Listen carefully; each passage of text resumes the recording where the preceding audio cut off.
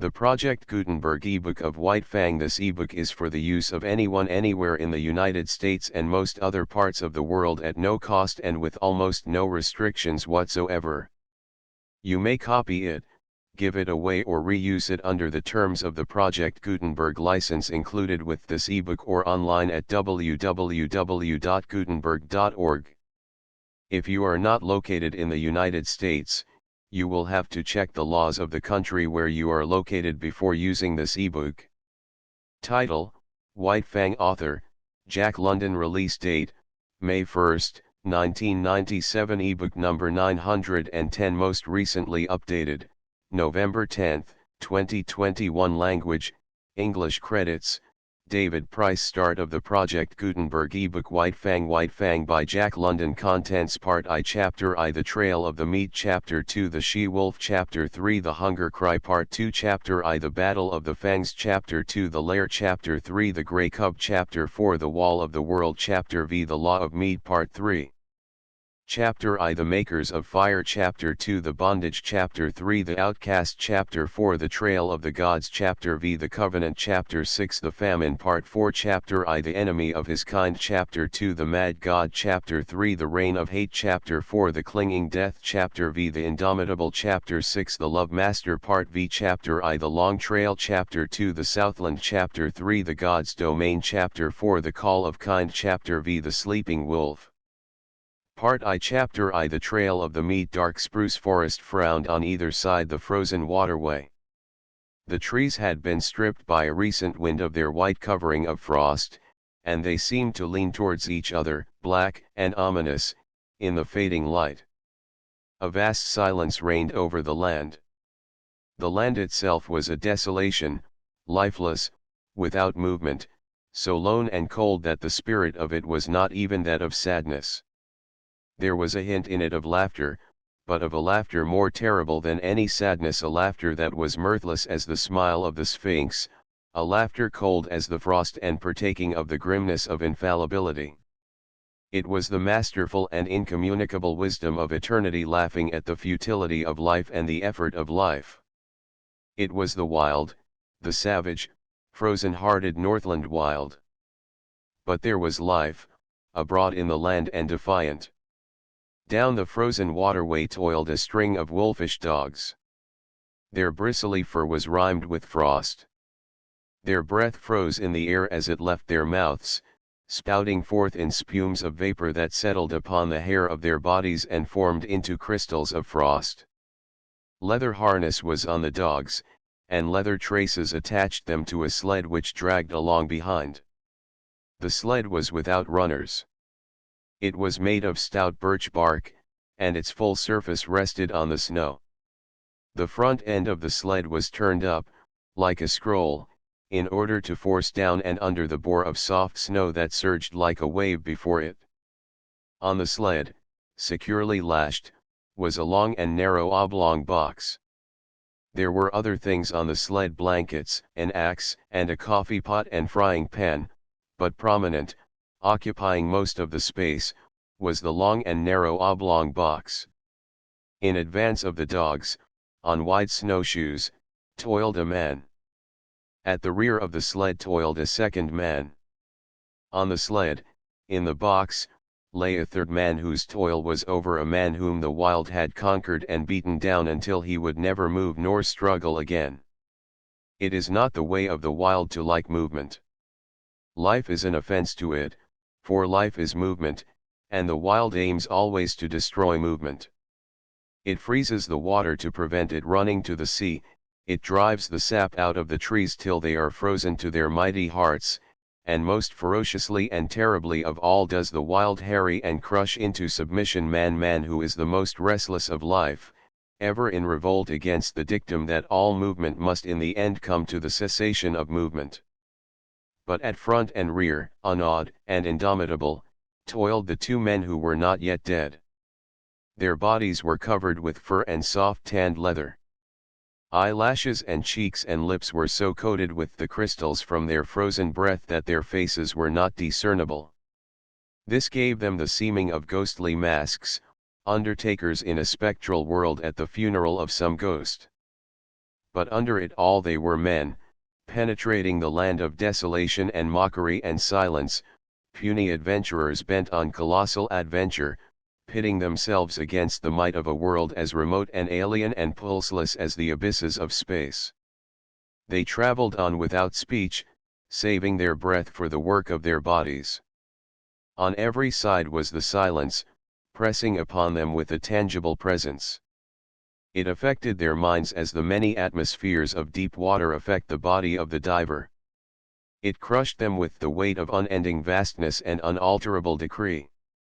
It crushed them into the remotest recesses of their own minds, pressing out of them, like juices from the grape, all the false ardors and exaltations and undue self-values of the human soul, until they perceived themselves finite and small, specks and motes, moving with weak cunning and little wisdom amidst the play and interplay of the great blind elements and forces.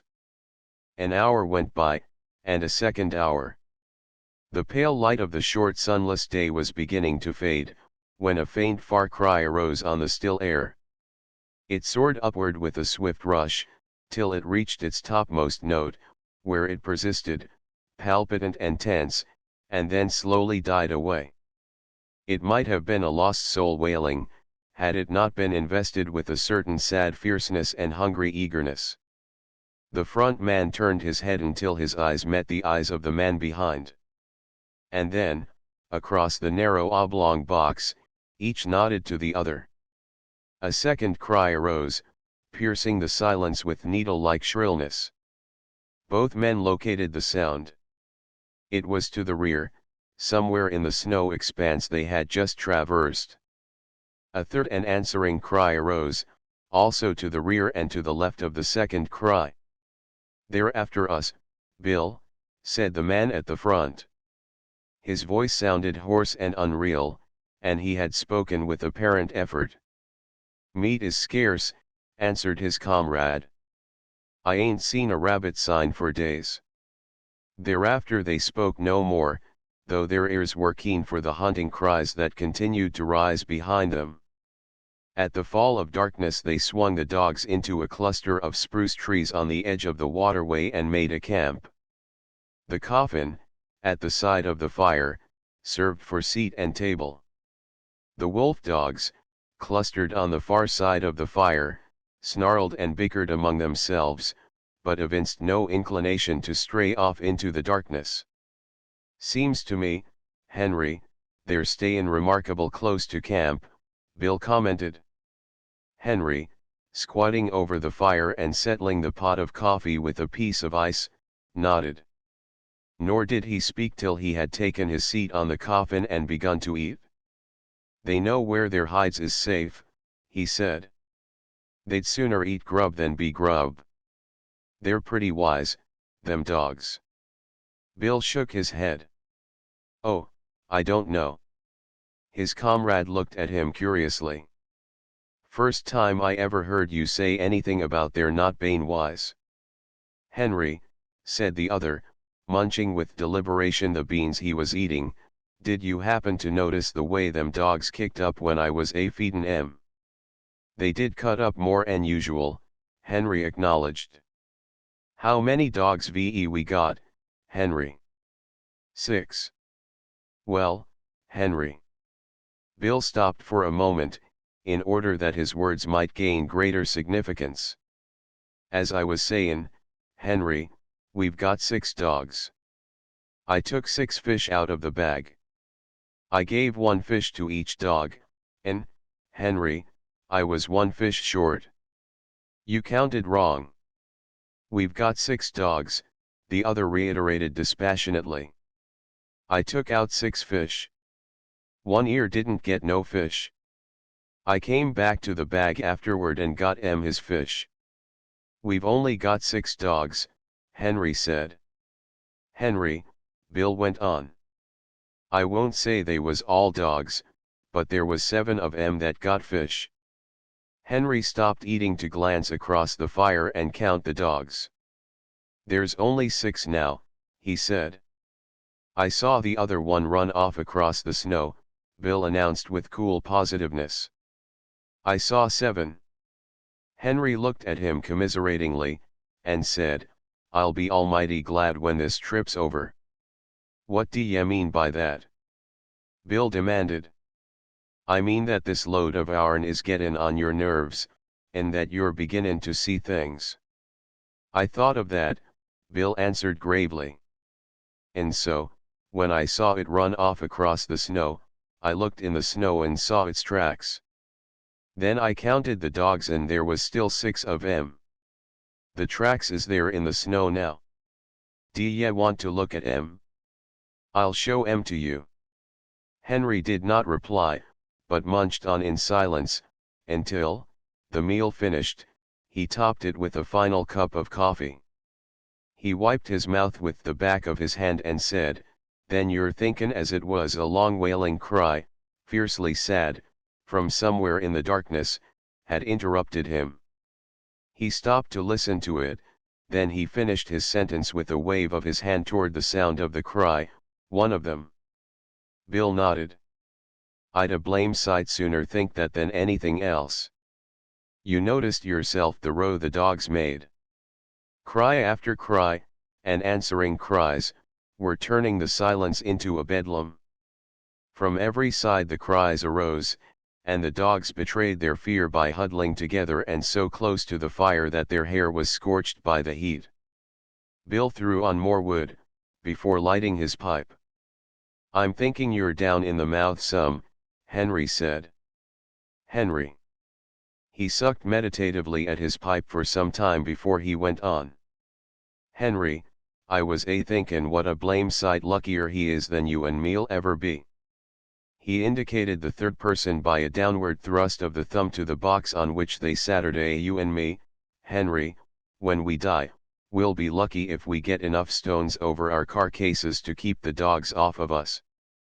But we ain't got people and money and all the rest, like him," Henry rejoined. "Long-distance funerals is somethin' you and me can't exactly afford. What gets me, Henry, is what a chap like this, that's a lord or something in his own country, and that's never had to bother about grub nor blankets, why he comes buttin' round the god-forsaken ends of the earth. That's what I can't exactly see." "He might have lived to a ripe old age if he'd stayed at home," Henry agreed. Bill opened his mouth to speak, but changed his mind. Instead, he pointed towards the wall of darkness that pressed about them from every side. There was no suggestion of form in the utter blackness, only could be seen a pair of eyes gleaming like live coals. Henry indicated with his head a second pair, and a third. A circle of the gleaming eyes had drawn about their camp. Now and again a pair of eyes moved, or disappeared to appear again a moment later. The unrest of the dogs had been increasing, and they stampeded, in a surge of sudden fear, to the near side of the fire, cringing and crawling about the legs of the men. In the scramble one of the dogs had been overturned on the edge of the fire, and it had yelped with pain and fright as the smell of its singed coat possessed the air. The commotion caused the circle of eyes to shift restlessly for a moment and even to withdraw a bit, but it settled down again as the dogs became quiet. "Henry, it's a blame misfortune to be out of ammunition." Bill had finished his pipe and was helping his companion to spread the bed of fur and blanket upon the spruce boughs which he had laid over the snow before supper. Henry grunted, and began unlacing his moccasins. "How many cartridges did you say you had left?" he asked. "3," came the answer. "And I wished 'twas 300. Then I'd show 'em what for, damn 'em." He shook his fist angrily at the gleaming eyes, and began securely to prop his moccasins before the fire. "And I wished this cold snap'd break," he went on. "It's been 50 below for 2 weeks now. And I wished I'd never started on this trip, Henry. I don't like the looks of it. I don't feel right, somehow.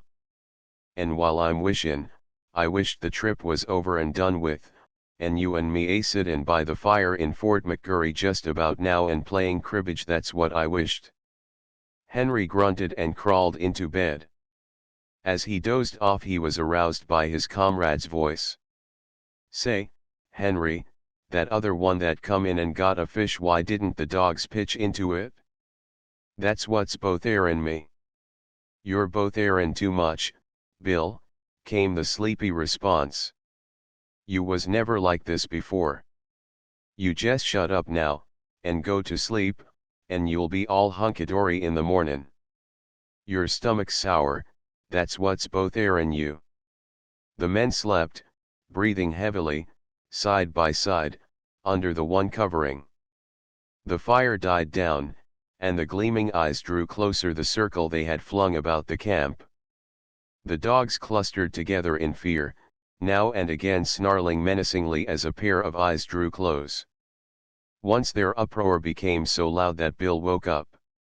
He got out of bed carefully, so as not to disturb the sleep of his comrade, and threw more wood on the fire. As it began to flame up, the circle of eyes drew farther back. He glanced casually at the huddling dogs. He rubbed his eyes and looked at them more sharply. Then he crawled back into the blankets. "Henry," he said. "Oh, Henry." Henry groaned as he passed from sleep to waking, and demanded, "What's wrong now?" "Nothin'," came the answer, "only there's 7 of 'em again. I just counted." Henry acknowledged receipt of the information with a grunt that slid into a snore as he drifted back into sleep. In the morning it was Henry who awoke first and rooted his companion out of bed. Daylight was yet 3 hours away, though it was already 6 o'clock, and in the darkness Henry went about preparing breakfast, while Bill rolled the blankets and made the sled ready for lashing. "Say, Henry," he asked suddenly, "how many dogs did you say we had?" "6. "Wrong," Bill proclaimed triumphantly. "7 again." Henry queried. "No, 5, one's gone." "The hell!" Henry cried in wrath, leaving the cooking to come and count the dogs. "You're right, Bill," he concluded. "Fatty's gone." And he went like greased lightnin' once he got started. Couldn't ve seen 'em for smoke. "No chance at all," Henry concluded. "They jest swallowed 'em alive. I bet he was yelpin' as he went down their throats, damn 'em." "He always was a fool dog," said Bill. "But no fool dog ought to be fool enough to go off and commit suicide that way." He looked over the remainder of the team with a speculative eye that summed up instantly the salient traits of each animal. "I bet none of the others would do it." "Couldn't drive 'em away from the fire with a club," Bill agreed. "I always did think there was somethin' wrong with Fatty anyway." And this was the epitaph of a dead dog on the Northland Trail, less scant than the epitaph of many another dog, of many a man. Chapter 2. The she-wolf. Breakfast eaten and the slim camp outfit lashed to the sled, the men turned their backs on the cheery fire and launched out into the darkness. At once began to rise the cries that were fiercely sad cries that called through the darkness and called to one another and answered back. Conversation ceased. Daylight came at 9 o'clock. At midday the sky to the south warmed to rose color, and marked where the bulge of the earth intervened between the meridian sun and the northern world. But the rose color swiftly faded. The gray light of day that remained lasted until 3 o'clock, when it, too, faded, and the pall of the Arctic night descended upon the lone and silent land. As darkness came on, the hunting cries to right and left and rear drew closer, so close that more than once they sent surges of fear through the toiling dogs, throwing them into short-lived panics. At the conclusion of one such panic, when he and Henry had got the dogs back in the traces, Bill said, "I wished they'd strike game somewheres, and go away and leave us alone. They do get on the nerves horrible," Henry sympathized. They spoke no more until camp was made. Henry was bending over and adding ice to the babbling pot of beans when he was startled by the sound of a blow, an exclamation from Bill, and a sharp snarling cry of pain from among the dogs. He straightened up in time to see a dim form disappearing across the snow into the shelter of the dark. Then he saw Bill, standing amid the dogs, half triumphant, half crestfallen, in one hand a stout club, in the other the tail and part of the body of a sun-cured salmon. "It got half of it," he announced, "but I got a whack at it just the same. D'ye hear it squeal?" "What'd it look like?" Henry asked. "Couldn't see. But it had 4 legs and a mouth and hair and looked like any dog. Must be a tame wolf, I reckon. It's damn tame, whatever it is, comin' in here at feedin' time and gettin' its whack of fish." That night, when supper was finished and they sat on the oblong box and pulled at their pipes, the circle of gleaming eyes drew in even closer than before. "I wished they'd spring up a bunch of moose or something, and go away and leave us alone," Bill said. Henry grunted with an intonation that was not all sympathy, and for a quarter of an hour they sat on in silence, Henry staring at the fire, and Bill at the circle of eyes that burned in the darkness just beyond the firelight. "I wished we was pullin' into McCurry right now," he began again. "Shut up your wishin' and your croakin'," Henry burst out angrily. "Your stomach's sour. That's what's ailin' you. Swallow a spoonful of soddy, and you'll sweeten up wonderful and be more pleasant company." In the morning Henry was aroused by fervid blasphemy that proceeded from the mouth of Bill. Henry propped himself up on an elbow and looked to see his comrade standing among the dogs beside the replenished fire, his arms raised in objurgation, his face distorted with passion. "Hello!" Henry called. "What's up now?" "Frog's gone," came the answer. "No, I tell you yes." Henry leaped out of the blankets and to the dogs. He counted them with care, and then joined his partner in cursing the power of the wild that had robbed them of another dog. Frog was the strongest dog of the bunch, Bill pronounced finally. "And he was no fool dog neither," Henry added. And so was recorded the second epitaph in 2 days. A gloomy breakfast was eaten, and the 4 remaining dogs were harnessed to the sled. The day was a repetition of the days that had gone before. The men toiled without speech across the face of the frozen world. The silence was unbroken save by the cries of their pursuers, that, unseen, hung upon their rear.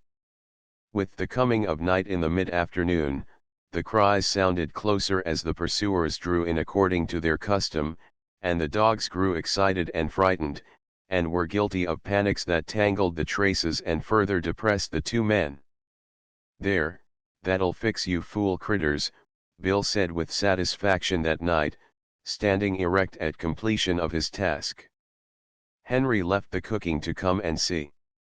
Not only had his partner tied the dogs up, but he had tied them, after the Indian fashion, with sticks. About the neck of each dog he had fastened a leather thong. To this, and so close to the neck that the dog could not get his teeth to it, he had tied a stout stick 4 or 5 feet in length. The other end of the stick, in turn, was made fast to a stake in the ground by means of a leather thong. The dog was unable to gnaw through the leather at his own end of the stick. The stick prevented him from getting at the leather that fastened the other end. Henry nodded his head approvingly. "It's the only contraption that'll ever hold one ear," he said. "He can gnaw through leather as clean as a knife and jest about half as quick. They all'll be here in the mornin' hunkadory." "You jest bet they will," Bill affirmed. "If one of 'em turns up missin', I'll go without my coffee." "They jest know we ain't loaded to kill," Henry remarked at bedtime, indicating the gleaming circle that hemmed them in. "If we could put a couple of shots into 'em, they'd be more respectful. They come closer every night. Get the firelight out of your eyes and look hard there. Did you see that one?" For some time the two men amused themselves with watching the movement of vague forms on the edge of the firelight. By looking closely and steadily at where a pair of eyes burned in the darkness, the form of the animal would slowly take shape. They could even see these forms move at times. A sound among the dogs attracted the men's attention. One ear was uttering quick, eager whines, lunging at the length of his stick toward the darkness, and desisting now and again in order to make frantic attacks on the stick with his teeth. "Look at that, Bill," Henry whispered. Full into the firelight, with a stealthy, sidelong movement, glided a dog-like animal. It moved with commingled mistrust and daring, cautiously observing the men, its attention fixed on the dogs. One ear strained the full length of the stick toward the intruder and whined with eagerness. "That fool One Ear don't seem scared much," Bill said in a low tone. "It's a she-wolf," Henry whispered back, "and that accounts for Fatty and Frog. She's the decoy for the pack. She draws out the dog and then all the rest pitches in and eats 'em up." The fire crackled. A log fell apart with a loud spluttering noise. At the sound of it the strange animal leaped back into the darkness. "Henry, I'm thinkin'," Bill announced. "Thinkin' what?" "I'm thinkin' that was the one I lambasted with the club." "Ain't the slightest doubt in the world," was Henry's response. "And right here I want to remark," Bill went on, that animal's familiarity with campfires is suspicious and immoral." "It knows for certain more and a self-respectin' wolf ought to know," Henry agreed. "A wolf that knows enough to come in with the dogs at feedin' time has had experiences. Ol' Villain had a dog once that run away with the wolves," Bill cogitates aloud. "I ought to know. I shot it out of the pack in a moose pasture over on Little Stick. And Ol' Villain cried like a baby. Hadn't seen it for 3 years, he said. Been with the wolves all that time. I reckon you've called the turn, Bill. That wolf's a dog, and it's eaten fish many's the time from the hand of man. And if I get a chance at it, that wolf that's a dog'll be just meat," Bill declared. "We can't afford to lose no more animals." "But you've only got 3 cartridges," Henry objected. "I'll wait for a dead sure shot," was the reply. In the morning Henry renewed the fire and cooked breakfast to the accompaniment of his partner's snoring. "You was sleepin' jest too comfortable for anything," Henry told him, as he rooted him out for breakfast. "I hadn't the heart to rouse you." Bill began to eat sleepily. He noticed that his cup was empty and started to reach for the pot. But the pot was beyond arm's length and beside Henry. "Say, Henry," he chided gently, "ain't you forgot somethin'?" Henry looked about with great carefulness and shook his head. Bill held up the empty cup. "You don't get no coffee," Henry announced. "Ain't run out?" Bill asked anxiously. "Nope." "Ain't thinkin' it'll hurt my digestion?" "Nope." A flush of angry blood pervaded Bill's face. "Then it's jest warm and anxious I am to be hearin' you explain yourself," he said. "Spanker's gone," Henry answered. Without haste, with the air of one resigned to misfortune, Bill turned his head, and from where he sat counted the dogs. "How'd it happen?" he asked apathetically. Henry shrugged his shoulders. "Don't know. Unless One Ear gnawed 'em loose. He couldn't done it himself, that's sure. The darned cuss." Bill spoke gravely and slowly, with no hint of the anger that was raging within. "Just because he couldn't chew himself loose, he chews Spanker loose. Well, Spanker's troubles is over anyway. I guess he's digested by this time and cavortin' over the landscape in the bellies of 20 different wolves," was Henry's epitaph on this, the latest lost dog. "Have some coffee, Bill." But Bill shook his head. "Go on," Henry pleaded, elevating the pot. Bill shoved his cup aside. "I'll be ding-dong danged if I do. I said I wouldn't if ary dog turned up missin', and I won't." "It's darn good coffee," Henry said enticingly. But Bill was stubborn, and he ate a dry breakfast washed down with mumbled curses at one ear for the trick he had played. "I'll tie 'em up out of reach of each other tonight," Bill said, as they took the trail. They had traveled little more than 100 yards, when Henry, who was in front, bent down and picked up something with which his snowshoe had collided. It was dark, and he could not see it, but he recognized it by the touch. He flung it back, so that it struck the sled and bounced along until it fetched up on Bill's snowshoes. "Mebbe you'll need that in your business," Henry said. Bill uttered an exclamation. It was all that was left of Spanker, the stick with which he had been tied. "They ate 'em hide and all," Bill announced. "The stick's as clean as a whistle. They've ate the leather off and both ends. They're damn hungry, Henry, and they'll have you and me guessin' before this trip's over." Henry laughed defiantly.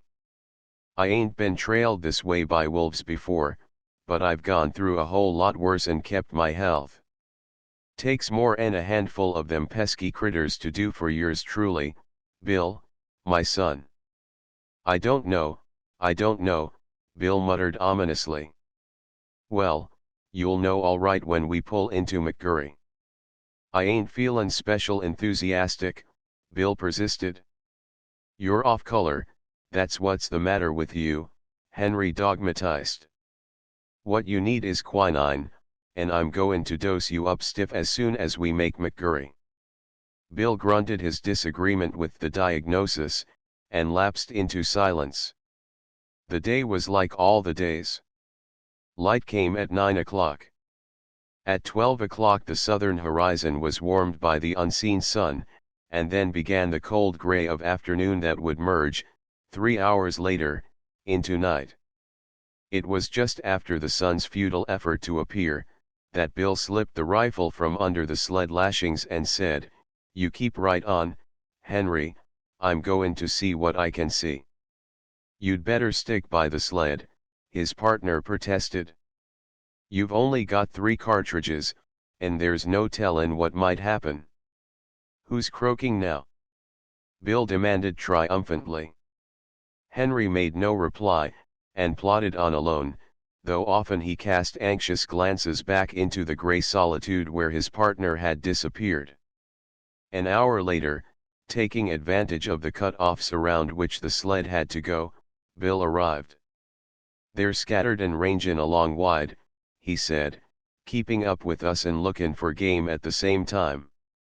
You see, they're sure of us, only they know they've got to wait to get us. In the meantime they're willin' to pick up anything eatable that comes handy." "You mean they think they're sure of us?" Henry objected pointedly. But Bill ignored him. "I seen some of them. They're pretty thin. They ain't had a bite in weeks I reckon, outside of Fatty and Frog and Spanker, and there's so many of 'em that didn't go far. They're remarkable thin. Their ribs is like washboards, and their stomachs is right up against their backbones. They're pretty desperate, I can tell you. They'll be goin' mad, yet, and then watch out." A few minutes later, Henry, who was now traveling behind the sled, emitted a low, warning whistle. Bill turned and looked, then quietly stopped the dogs. To the rear, from around the last bend and plainly into view, on the very trail they had just covered, trotted a furry, slinking form. Its nose was to the trail, and it trotted with a peculiar, sliding, effortless gait. When they halted, it halted, throwing up its head and regarding them steadily with nostrils that twitched as it caught and studied the scent of them. "It's the she-wolf," Bill answered. The dogs had lain down in the snow, and he walked past them to join his partner in the sled. Together they watched the strange animal that had pursued them for days and that had already accomplished the destruction of half their dog team. After a searching scrutiny, the animal trotted forward a few steps.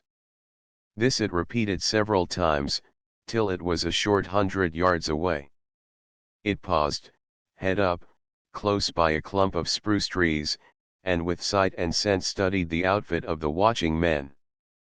It looked at them in a strangely wistful way, after the manner of a dog, but in its wistfulness there was none of the dog affection. It was a wistfulness bred of hunger, as cruel as its own fangs, as merciless as the frost itself. It was large for a wolf, its gaunt frame advertising the lines of an animal that was among the largest of its kind. "Stands pretty close to 2.5 feet at the shoulders," Henry commented. "And I'll bet it ain't far from 5 feet long." "Kind of strange color for a wolf," was Bill's criticism. "I never seen a red wolf before. Looks almost cinnamon to me." The animal was certainly not cinnamon-colored. Its coat was the true wolf coat.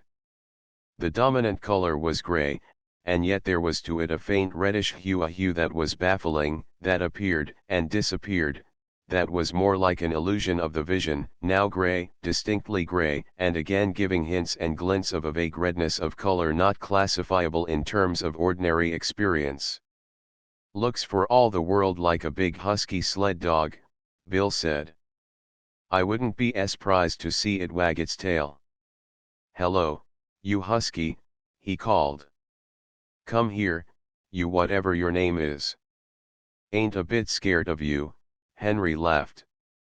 Bill waved his hand at it threateningly and shouted loudly, but the animal betrayed no fear. The only change in it that they could notice was an accession of alertness. It still regarded them with the merciless wistfulness of hunger. They were meat, and it was hungry, and it would like to go in and eat them if it dared. "Look here, Henry," Bill said, unconsciously lowering his voice to a whisper because of what he imitated. "We've got 3 cartridges. But it's a dead shot. Couldn't miss it. It's got away with 3 of our dogs, and we oughter put a stop to it. What do ye say?" Henry nodded his consent. Bill cautiously slipped the gun from under the sled lashing. The gun was on the way to his shoulder, but it never got there. For in that instant the she-wolf leaped sidewise from the trail into the clump of spruce trees and disappeared. The 2 men looked at each other. Henry whistled long and comprehendingly. "I might have knowed it," Bill chided himself aloud as he replaced the gun. "Of course a wolf that knows enough to come in with the dogs at feedin' time, know all about shooting irons. I tell you right now, Henry, that critter's the cause of all our trouble. We'd have 6 dogs at the present time, 'stead of 3, if it wasn't for her. And I tell you right now, Henry, I'm goin' to get her. She's too smart to be shot in the open. But I'm goin' to lay for her. I'll bushwhack her as sure as my name is Bill." "You needn't stray off too far in doin' it," his partner admonished. "If that pack ever starts to jump you, them 3 cartridges be worth no more 'n 3 whoops in hell. Them animals is damn hungry, and once they start in, they'll sure get you, Bill." They camped early that night. 3 dogs could not drag the sled so fast nor for so long hours as could 6, and they were showing unmistakable signs of playing out. And the men went early to bed, Bill first seeing to it that the dogs were tied out of gnawing reach of one another. But the wolves were growing bolder, and the men were aroused more than once from their sleep. So near did the wolves approach, that the dogs became frantic with terror, and it was necessary to replenish the fire from time to time in order to keep the adventurous marauders at safer distance. "I've hearn sailors talk of sharks followin' a ship," Bill remarked, as he crawled back into the blankets after one such replenishing of the fire. "Well, them wolves is land sharks. They know their business better 'n we do, and they ain't holdin' our trail this way for their health. They're goin' to get us. They're sure goin' to get us, Henry." They've half got you ready, talkin' like that, Henry retorted sharply. A man's half licked when he says he is. And you're half eaten from the way you're goin' on about it?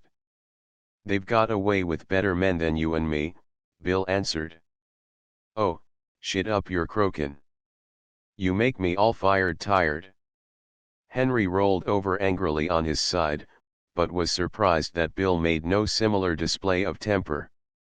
This was not Bill's way, for he was easily angered by sharp words. Henry thought long over it before he went to sleep, and as his eyelids fluttered down and he dozed off, the thought in his mind was, there's no mistaking it, Bill's almighty blue. I'll have to cheer him up tomorrow. Chapter 3 The Hunger Cry. The day began auspiciously. They had lost no dogs during the night, and they swung out upon the trail and into the silence, the darkness, and the cold with spirits that were fairly light. Bill seemed to have forgotten his forebodings of the previous night, and even waxed facetious with the dogs when, at midday, they overturned the sled on a bad piece of trail. It was an awkward mix-up. The sled was upside down and jammed between a tree trunk and a huge rock, and they were forced to unharness the dogs in order to straighten out the tangle. The two men were bent over the sled and trying to right it, when Henry observed One Ear sidling away. "Here, you, One Ear," he cried, straightening up and turning around on the dog. But One Ear broke into a run across the snow, his traces trailing behind him. And there, out in the snow of their back track, was the she-wolf waiting for him.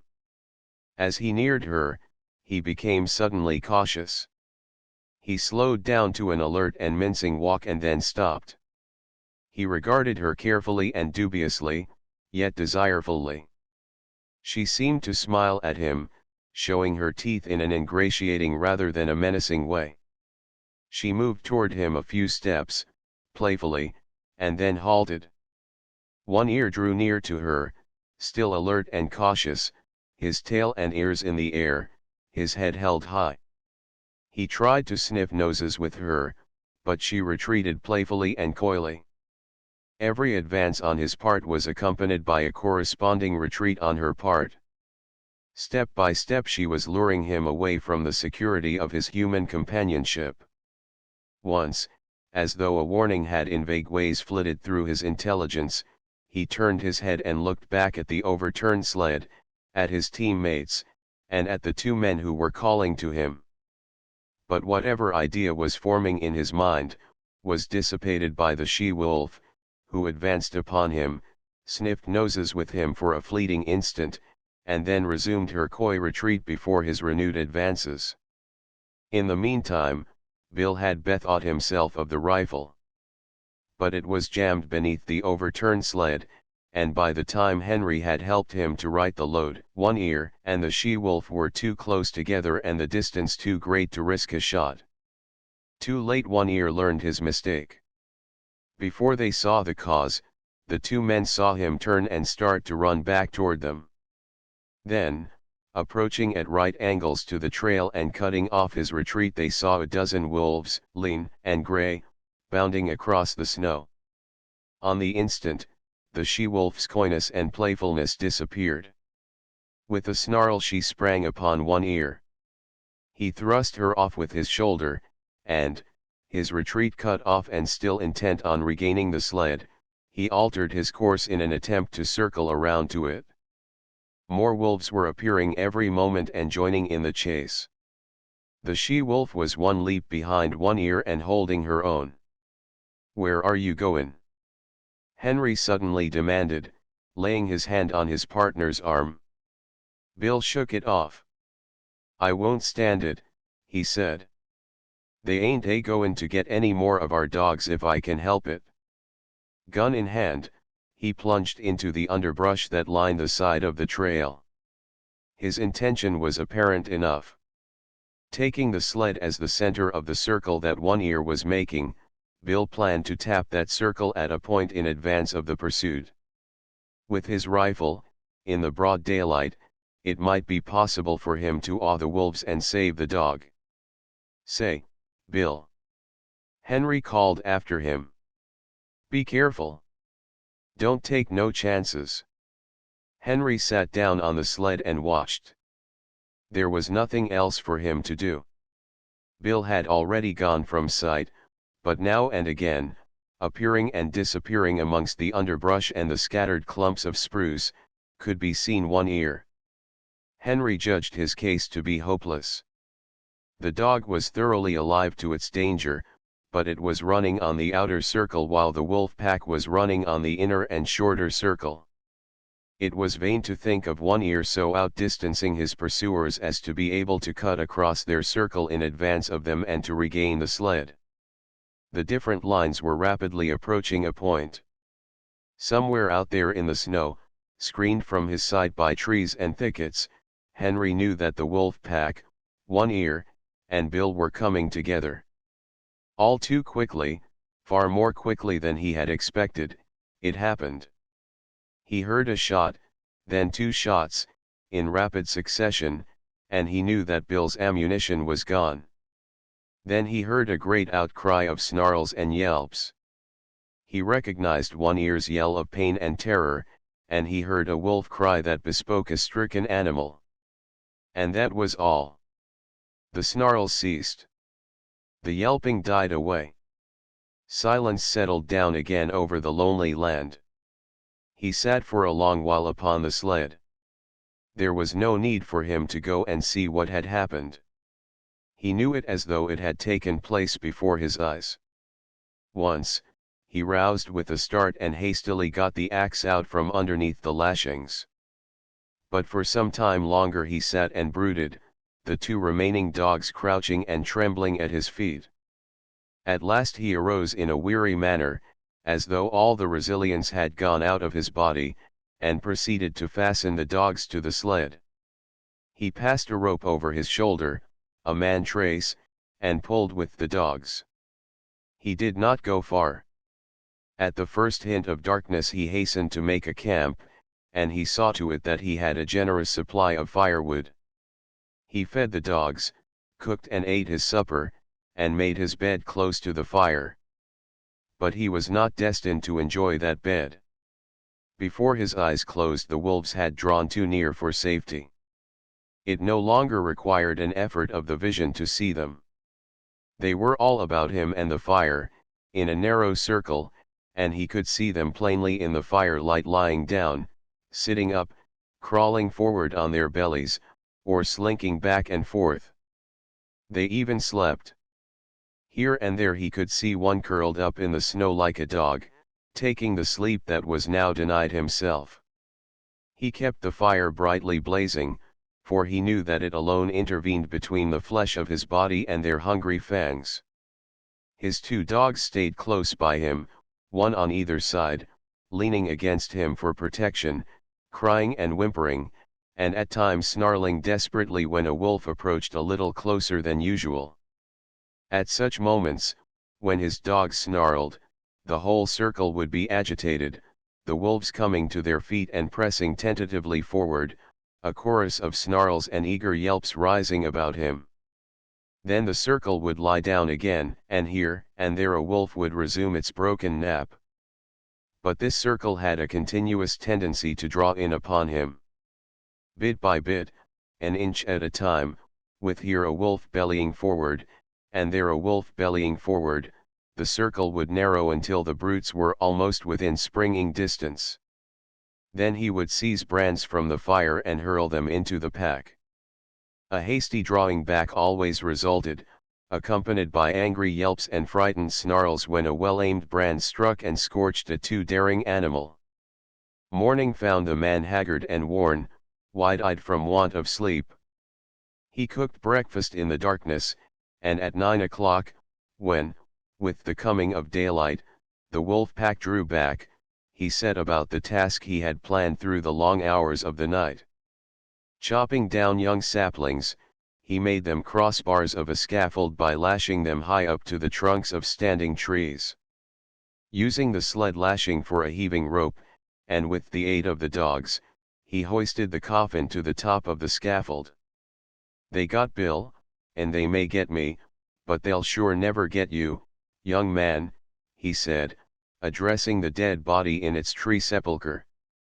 Then he took the trail, the lightened sled bounding along behind the willing dogs, for they, too, knew that safety lay open in the gaining of Fort McGurry. The wolves were now more open in their pursuit, trotting sedately behind and ranging along on either side, their red tongues lolling out, their lean sides showing the undulating ribs with every movement. They were very lean, mere skin bags stretched over bony frames, with strings for muscles so lean that Henry found it in his mind to marvel that they still kept their feet and did not collapse forthright in the snow. He did not dare travel until dark. At midday, not only did the sun warm the southern horizon, but it even thrust its upper rim, pale and golden, above the skyline. He received it as a sign. The days were growing longer.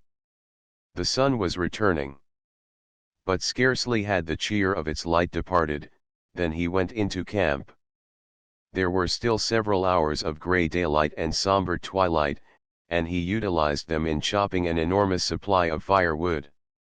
With night came horror. Not only were the starving wolves growing bolder, but lack of sleep was telling upon Henry. He dozed despite himself, crouching by the fire, the blankets about his shoulders, the axe between his knees, and on either side a dog pressing close against him. He awoke once and saw in front of him, not a dozen feet away, a big gray wolf, one of the largest of the pack. And even as he looked, the brute deliberately stretched himself after the manner of a lazy dog, yawning full in his face and looking upon him with a possessive eye, as if, in truth, he were merely a delayed meal that was soon to be eaten. This certitude was shown by the whole pack. Fully a score he could count, staring hungrily at him or calmly sleeping in the snow. They reminded him of children gathered about a spread table and awaiting permission to begin to eat. And he was the food they were to eat. He wondered how and when the meal would begin. As he piled wood on the fire, he discovered an appreciation of his own body which he had never felt before.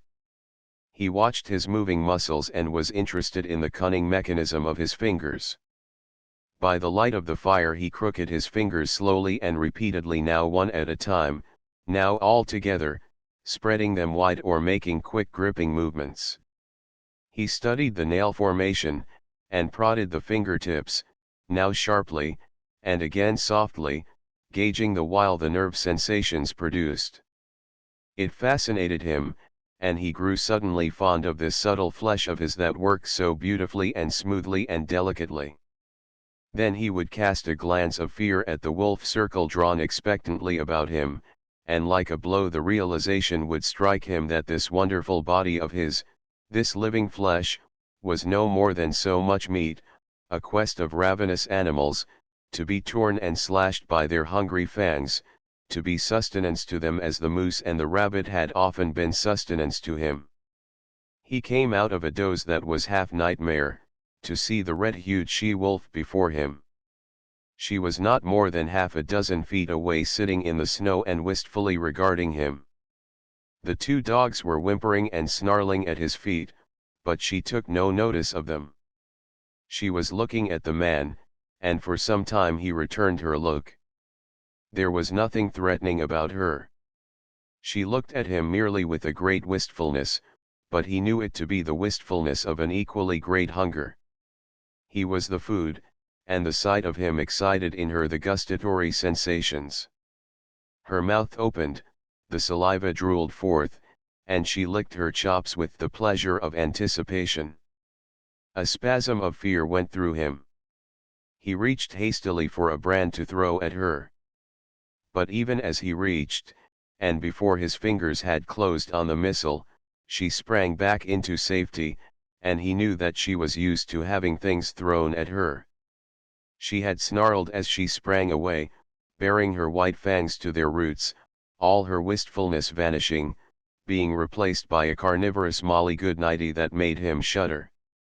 He glanced at the hand that held the brand, noticing the cunning delicacy of the fingers that gripped it, how they adjusted themselves to all the inequalities of the surface, curling over and under and about the rough wood, and one little finger, too close to the burning portion of the brand, sensitively and automatically writhing back from the hurtful heat to a cooler gripping place, and in the same instant he seemed to see a vision of those same sensitive and delicate fingers being crushed and torn by the white teeth of the she-wolf.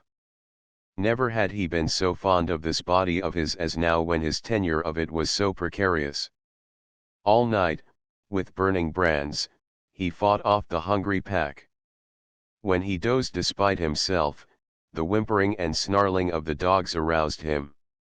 Morning came, but for the first time the light of day failed to scatter the wolves.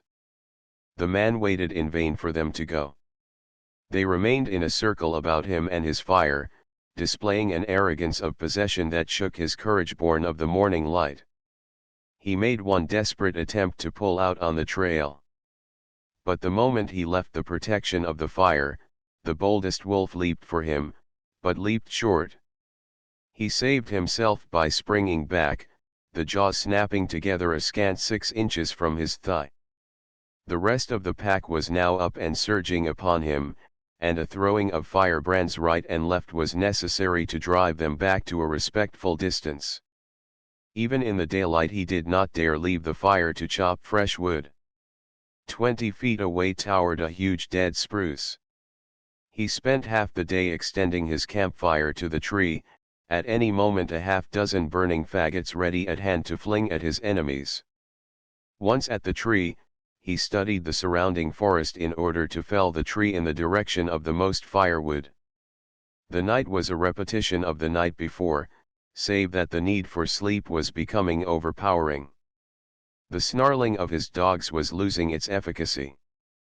Besides, they were snarling all the time, and his benumbed and drowsy senses no longer took note of changing pitch and intensity. He awoke with a start. The she-wolf was less than a yard from him. Mechanically, at short range, without letting go of it, he thrust a brand full into her open and snarling mouth. She sprang away, yelling with pain, and while he took delight in the smell of burning flesh and hair, he watched her shaking her head and growling wrathfully a score of feet away. But this time, before he dozed again, he tied a burning pine knot to his right hand. His eyes were closed but few minutes when the burn of the flame on his flesh awakened him. For several hours he adhered to this program. Every time he was thus awakened he drove back the wolves with flying brands, replenished the fire, and rearranged the pine knot on his hand. All worked well, but there came a time when he fastened the pine knot insecurely. As his eyes closed it fell away from his hand. He dreamed. It seemed to him that he was in Fort McGurry. It was warm and comfortable, and he was playing cribbage with the factor. Also, it seemed to him that the fort was besieged by wolves. They were howling at the very gates, and sometimes he and the factor paused from the game to listen and laugh at the futile efforts of the wolves to get in. And then, so strange was the dream, there was a crash. The door was burst open. He could see the wolves flooding into the big living room of the fort. They were leaping straight for him and the factor. With the bursting open of the door, the noise of their howling had increased tremendously. This howling now bothered him. His dream was merging into something else he knew not what, but through it all, following him, persisted the howling.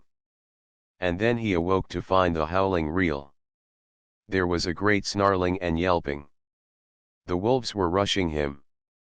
They were all about him and upon him. The teeth of one had closed upon his arm.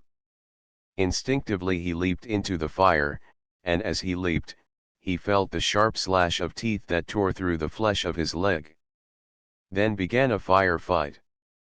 His stout mittens temporarily protected his hands, and he scooped live coals into the air in all directions, until the campfire took on the semblance of a volcano.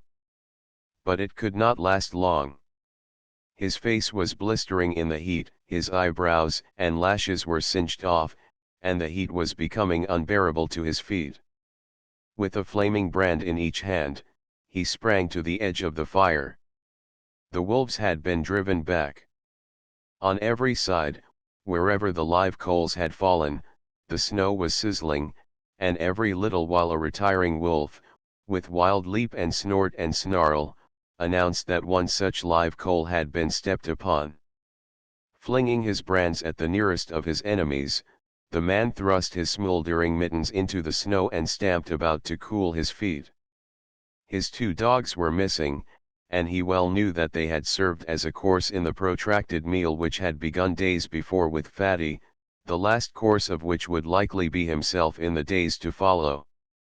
"You ain't got me yet," he cried, savagely shaking his fist at the hungry beasts, and at the sound of his voice the whole circle was agitated.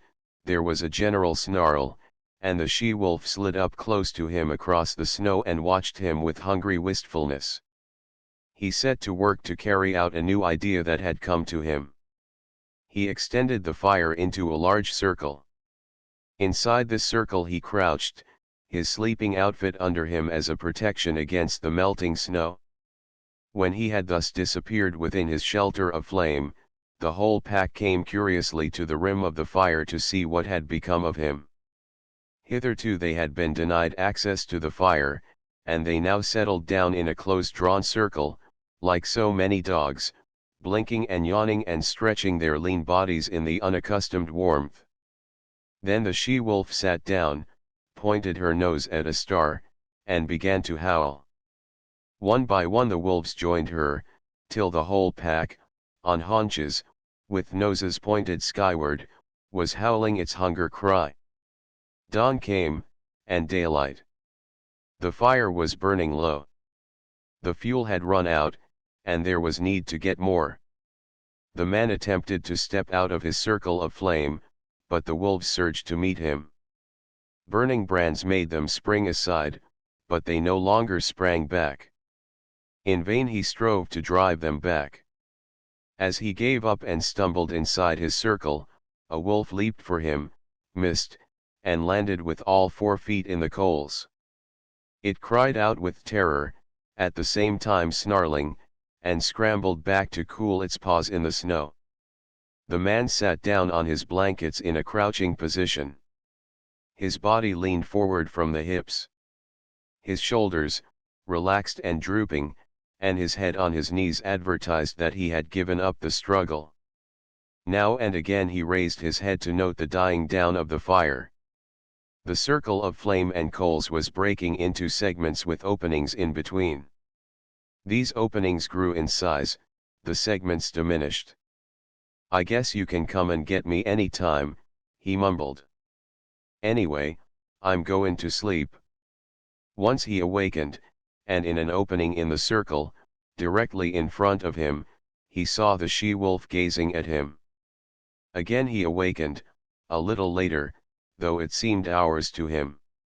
A mysterious change had taken place, so mysterious a change that he was shocked wider awake. Something had happened. He could not understand at first. Then he discovered it. The wolves were gone. Remained only the trampled snow to show how closely they had pressed him. Sleep was welling up and gripping him again, his head was sinking down upon his knees, when he roused with a sudden start. There were cries of men, and churn of sleds, the creaking of harnesses, and the eager whimpering of straining dogs. 4 sleds pulled in from the river bed to the camp among the trees. Half a dozen men were about the man who crouched in the center of the dying fire. They were shaking and prodding him into consciousness. He looked at them like a drunken man and maundered in strange, sleepy speech. "Red she-wolf. Come in with the dogs at feedin' time." First she ate the dog food. Then she ate the dogs. And after that she ate Bill. "Where's Lord Alfred?" one of the men bellowed in his ear, shaking him roughly. He shook his head slowly. "No, she didn't eat him. He's roostin' in a tree at the last camp." "Dead," the man shouted. and in a box," Henry answered. He jerked his shoulder petulantly away from the grip of his questioner. "Say, you lemme alone. I'm Jess plumb tuckered out. Goo night, everybody." His eyes fluttered and went shut. His chin fell forward on his chest.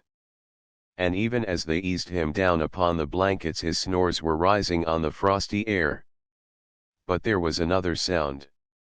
Far and faint it was, in the remote distance, the cry of the hungry wolf pack as it took the trail of other meat than the man it had just missed. Part 2 Chapter I The Battle of the Fangs. It was the she-wolf who had first caught the sound of men's voices and the whining of the sled dogs, and it was the she-wolf who was first to spring away from the cornered man in his circle of dying flame. The pack had been loath to forego the kill it had hunted down, and it lingered for several minutes, making sure of the sounds, and then it, too, sprang away on the trail made by the she-wolf. Running at the forefront of the pack was a large gray wolf, one of its several leaders. It was he who directed the pack's course on the heels of the she-wolf. It was he who snarled warningly at the younger members of the pack or slashed at them with his fangs when they ambitiously tried to pass him. And it was he who increased the pace when he sighted the she-wolf, now trotting slowly across the snow.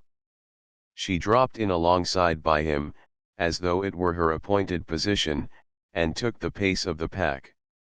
He did not snarl at her, nor show his teeth, when any leap of hers chanced to put her in advance of him. On the contrary, he seemed kindly disposed toward her, too kindly to suit her, for he was prone to run near to her, and when he ran too near it was she who snarled and showed her teeth. Nor was she above slashing his shoulder sharply on occasion. At such times he betrayed no anger. He merely sprang to the side and ran stiffly ahead for several awkward leaps, in carriage and conduct resembling an abashed country swain. This was his one trouble in the running of the pack, but she had other troubles. On her other side ran a gaunt old wolf, grizzled and marked with the scars of many battles. He ran always on her right side. The fact that he had but one eye, and that the left eye, might account for this. He, also, was addicted to crowding her, to veering toward her till his scarred muzzle touched her body, or shoulder, or neck. As with the running mate on the left, she repelled these attentions with her teeth, but when both bestowed their attentions at the same time she was roughly jostled, being compelled, with quick snaps to either side, to drive both lovers away and at the same time to maintain her forward leap with the pack and see the way of her feet before her. At such times her running mates flashed their teeth and growled threateningly across at each other. They might have fought, but even wooing and its rivalry waited upon the more pressing hunger need of the pack. After each repulse, when the old wolf sheered abruptly away from the sharp-toothed object of his desire, he shouldered against a young 3-year-old that ran on his blind right side. This young wolf had attained his full size, and, considering the weak and famished condition of the pack, he possessed more than the average vigor and spirit. Nevertheless, he ran with his head even with the shoulder of his one-eyed elder. When he ventured to run abreast of the older wolf, which was seldom, a snarl and a snap sent him back even with the shoulder again. Sometimes, however, he dropped cautiously and slowly behind and edged in between the old leader and the she-wolf. This was doubly resented, even triply resented. When she snarled her displeasure, the old leader would whirl on the 3-year-old. Sometimes she whirled with him. And sometimes the young leader on the left whirled, too. At such times, confronted by 3 sets of savage teeth, the young wolf stopped precipitately, throwing himself back on his haunches, with forelegs stiff, mouth menacing, and mane bristling. This confusion in the front of the moving pack always caused confusion in the rear. The wolves behind collided with the young wolf and expressed their displeasure by administering sharp nips on his hind legs and flanks. He was laying up trouble for himself, for lack of food and short tempers went together, but with the boundless faith of youth he persisted in repeating the maneuver every little while, though it never succeeded in gaining anything for him but discomfiture. Had there been food, love-making and fighting would have gone on apace, and the pack formation would have been broken up. But the situation of the pack was desperate. It was lean with long-standing hunger. It ran below its ordinary speed. At the rear limped the weak members, the very young and the very old. At the front were the strongest. Yet all were more like skeletons than full-bodied wolves. Nevertheless, with the exception of the ones that limped, the movements of the animals were effortless and tireless. Their stringy muscles seemed founts of inexhaustible energy. Behind every steel-like contraction of a muscle, lay another steel-like contraction, and another, apparently without end. They ran many miles that day. They ran through the night. And the next day found them still running. They were running over the surface of a world frozen and dead. No life stirred. They alone moved through the vast inertness. They alone were alive, and they sought for other things that were alive in order that they might devour them and continue to live. They crossed low divides and ranged a dozen small streams in a lower-lying country before their quest was rewarded. Then they came upon moose. It was a big bull they first found.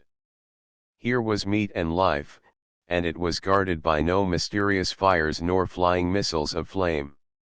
Splay hoofs and pomaded antlers they knew, and they flung their customary patience and caution to the wind. It was a brief fight and fierce. The big bull was beset on every side. He ripped them open or split their skulls with shrewdly driven blows of his great hoofs. He crushed them and broke them on his large horns. He stamped them into the snow under him in the wallowing struggle. But he was foredoomed, and he went down with the she-wolf tearing savagely at his throat, and with other teeth fixed everywhere upon him, devouring him alive, before ever his last struggle ceased or his last damage had been wrought. There was food in plenty.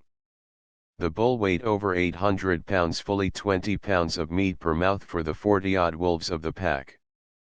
But if they could fast prodigiously, they could feed prodigiously, and soon a few scattered bones were all that remained of the splendid live brute that had faced the pack a few hours before. There was now much resting and sleeping. With full stomachs, bickering and quarreling began among the younger males, and this continued through the few days that followed before the breaking up of the pack. The famine was over. The wolves were now in the country of game, and though they still hunted in pack, they hunted more cautiously, cutting out heavy cows or crippled old bulls from the small moose herds they ran across. There came a day, in this land of plenty, when the wolf pack split in half and went in different directions. The she-wolf, the young leader on her left, and the one-eyed elder on her right, led their half of the pack down to the Mackenzie River and across into the lake country to the east. Each day this remnant of the pack dwindled. 2 by 2, male and female, the wolves were deserting. Occasionally a solitary male was driven out by the sharp teeth of his rivals. In the end there remained only 4, the she-wolf, the young leader, the one-eyed one, and the ambitious 3-year-old. The she-wolf had by now developed a ferocious temper. Her 3 suitors all bore the marks of her teeth. Yet they never replied in kind, never defended themselves against her. They turned their shoulders to her most savage slashes, and with wagging tails and mincing steps strove to placate her wrath. But if they were all mildness toward her, they were all fierceness toward one another. The 3-year-old grew too ambitious in his fierceness. He caught the one-eyed elder on his blind side and ripped his ear into ribbons.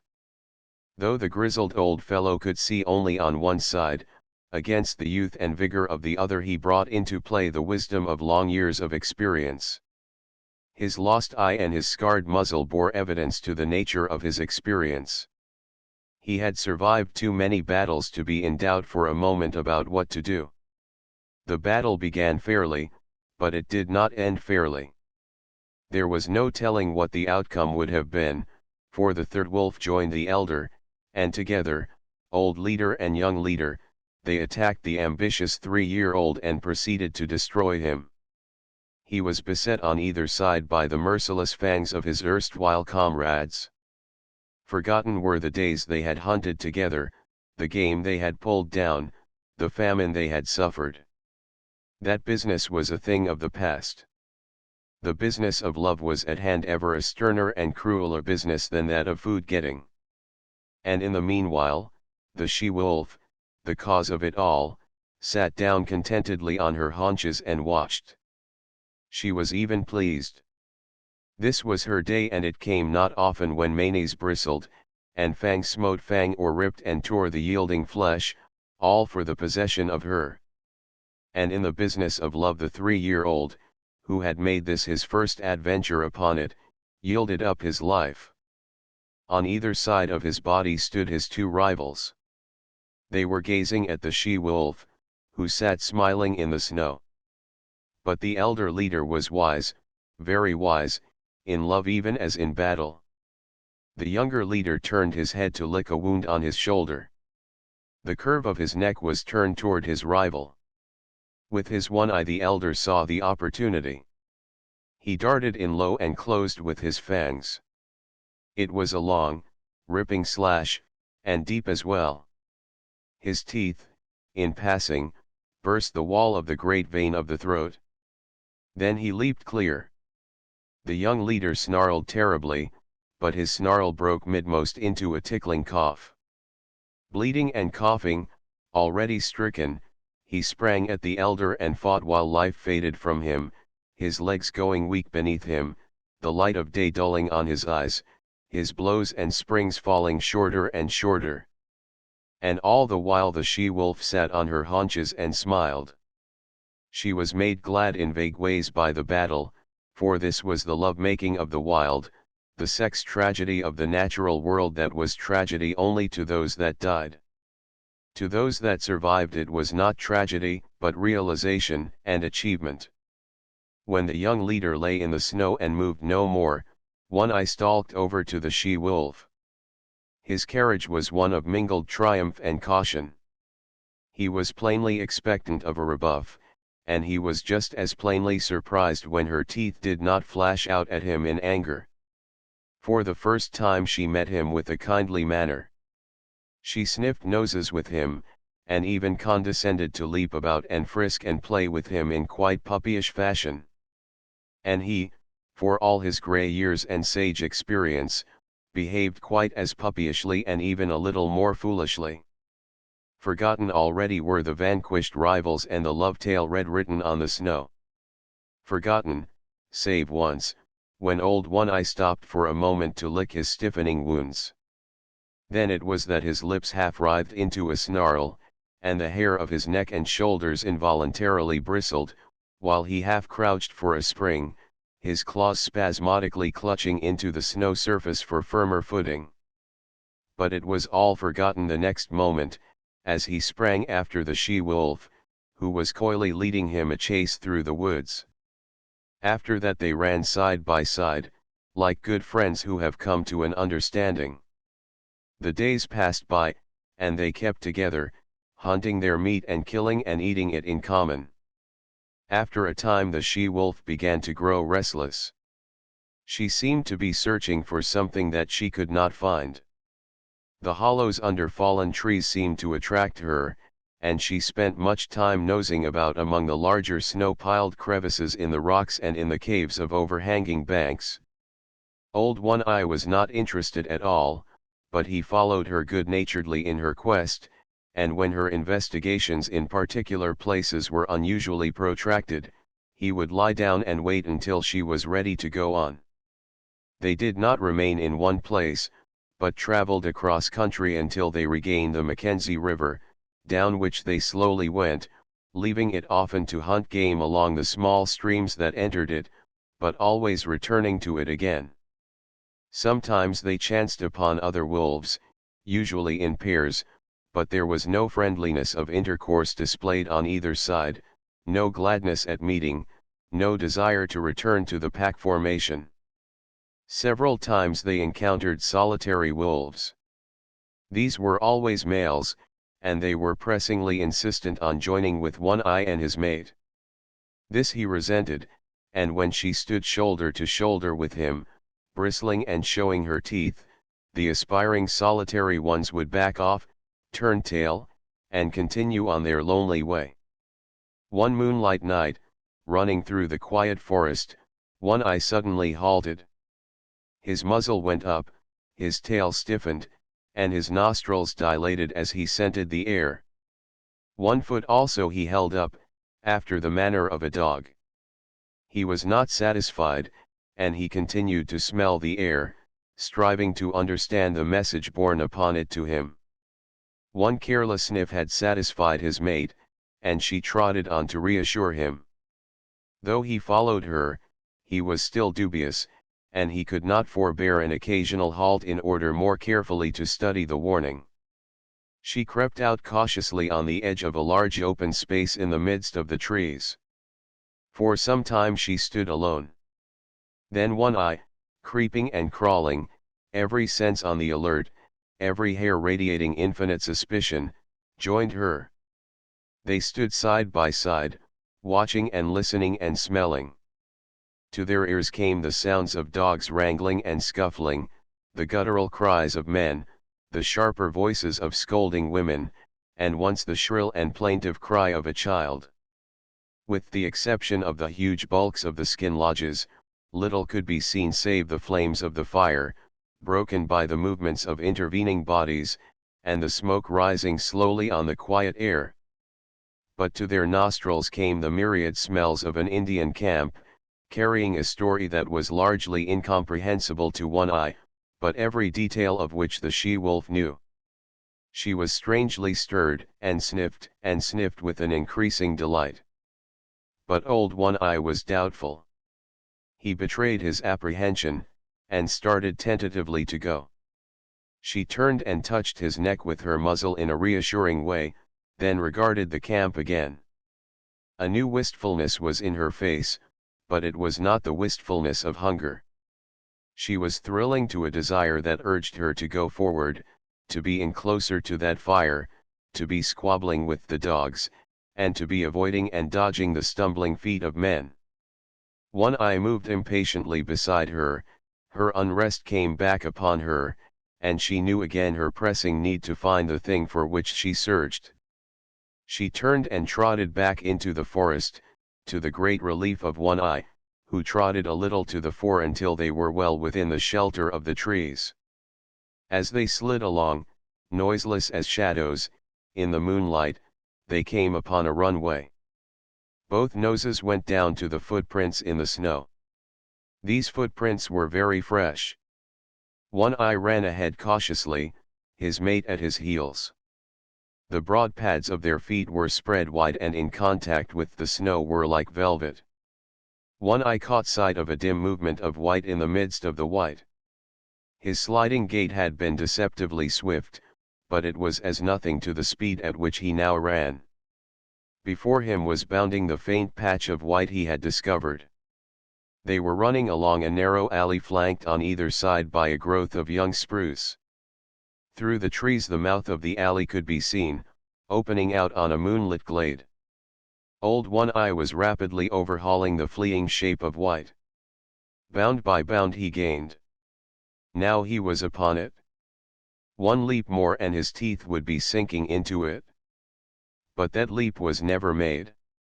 High in the air, and straight up, soared the shape of white, now a struggling snowshoe rabbit that leaped and bounded, executing a fantastic dance there above him in the air and never once returning to earth. One Eye sprang back with a snort of sudden fright, then shrank down to the snow and crouched, snarling threats at this thing of fear he did not understand. But the she-wolf coolly thrust past him. She poised for a moment, then sprang for the dancing rabbit. She, too, soared high, but not so high as the quarry, and her teeth clipped emptily together with a metallic snap. She made another leap, and another. Her mate had slowly relaxed from his crouch and was watching her. He now evinced displeasure at her repeated failures, and himself made a mighty spring upward. His teeth closed upon the rabbit, and he bore it back to earth with him. But at the same time there was a suspicious crackling movement beside him, and his astonished eye saw a young spruce sapling bending down above him to strike him. His jaws let go their grip, and he leaped backward to escape this strange danger, his lips drawn back from his fangs, his throat snarling, every hair bristling with rage and fright. And in that moment the sapling reared its slender length upright and the rabbit soared dancing in the air again. The she-wolf was angry. She sank her fangs into her mate's shoulder in reproof, and he, frightened, unaware of what constituted this new onslaught, struck back ferociously and in still greater fright, ripping down the side of the she-wolf's muzzle. For him to resent such reproof was equally unexpected to her, and she sprang upon him in snarling indignation. Then he discovered his mistake and tried to placate her. But she proceeded to punish him roundly, until he gave over all attempts at placation, and whirled in a circle, his head away from her, his shoulders receiving the punishment of her teeth. In the meantime the rabbit danced above them in the air. The she-wolf sat down in the snow, and Old One-Eye, now more in fear of his mate than of the mysterious sapling, again sprang for the rabbit. As he sank back with it between his teeth, he kept his eye on the sapling. As before, it followed him back to earth. He crouched down under the impending blow, his hair bristling, but his teeth still keeping tight hold of the rabbit. But the blow did not fall. The sapling remained bent above him. When he moved it moved, and he growled at it through his clenched jaws. When he remained still, it remained still, and he concluded it was safer to continue remaining still. Yet the warm blood of the rabbit tasted good in his mouth. It was his mate who relieved him from the quandary in which he found himself. She took the rabbit from him, and while the sapling swayed and teetered threateningly above her she calmly gnawed off the rabbit's head. At once the sapling shot up, and after that gave no more trouble, remaining in the decorous and perpendicular position in which nature had intended it to grow. Then, between them, the she-wolf and One-Eye devoured the game which the mysterious sapling had caught for them. There were other runways and alleys where rabbits were hanging in the air, and the wolf pair prospected them all, the she-wolf leading the way, Old One-Eye following and observant, learning the method of robbing snares, a knowledge destined to stand him in good stead in the days to come. Chapter 2 The lair. For 2 days the she-wolf and One-Eye hung about the Indian camp. He was worried and apprehensive, yet the camp lured his mate and she was loath to depart. But when, one morning, the air was rent with the report of a rifle close at hand, and a bullet smashed against a tree trunk several inches from One-Eye's head, they hesitated no more, but went off on a long, swinging lope that put quick miles between them and the danger. They did not go far, a couple of days' journey. The she-wolf's need to find the thing for which she searched had now become imperative. She was getting very heavy, and could run but slowly. Once, in the pursuit of a rabbit, which she ordinarily would have caught with ease, she gave over and lay down and rested. One-Eye came to her, but when he touched her neck gently with his muzzle she snapped at him with such quick fierceness that he tumbled over backward and cut a ridiculous figure in his effort to escape her teeth. Her temper was now shorter than ever, but he had become more patient than ever and more solicitous. And then she found the thing for which she sought. It was a few miles up a small stream that in the summer time flowed into the Mackenzie, but that then was frozen over and frozen down to its rocky bottom, a dead stream of solid white from source to mouth. The she-wolf was trotting wearily along, her mate well in advance, when she came upon the overhanging, high clay bank. She turned aside and trotted over to it. The wear and tear of spring storms and melting snows had underwashed the bank and in one place had made a small cave out of a narrow fissure. She paused at the mouth of the cave and looked the wall over carefully. Then, on one side and the other, she ran along the base of the wall to where its abrupt bulk merged from the softer lined landscape. Returning to the cave, she entered its narrow mouth. For a short 3 feet she was compelled to crouch, then the walls widened and rose higher in a little round chamber nearly 6 feet in diameter. The roof barely cleared her head. It was dry and cozy.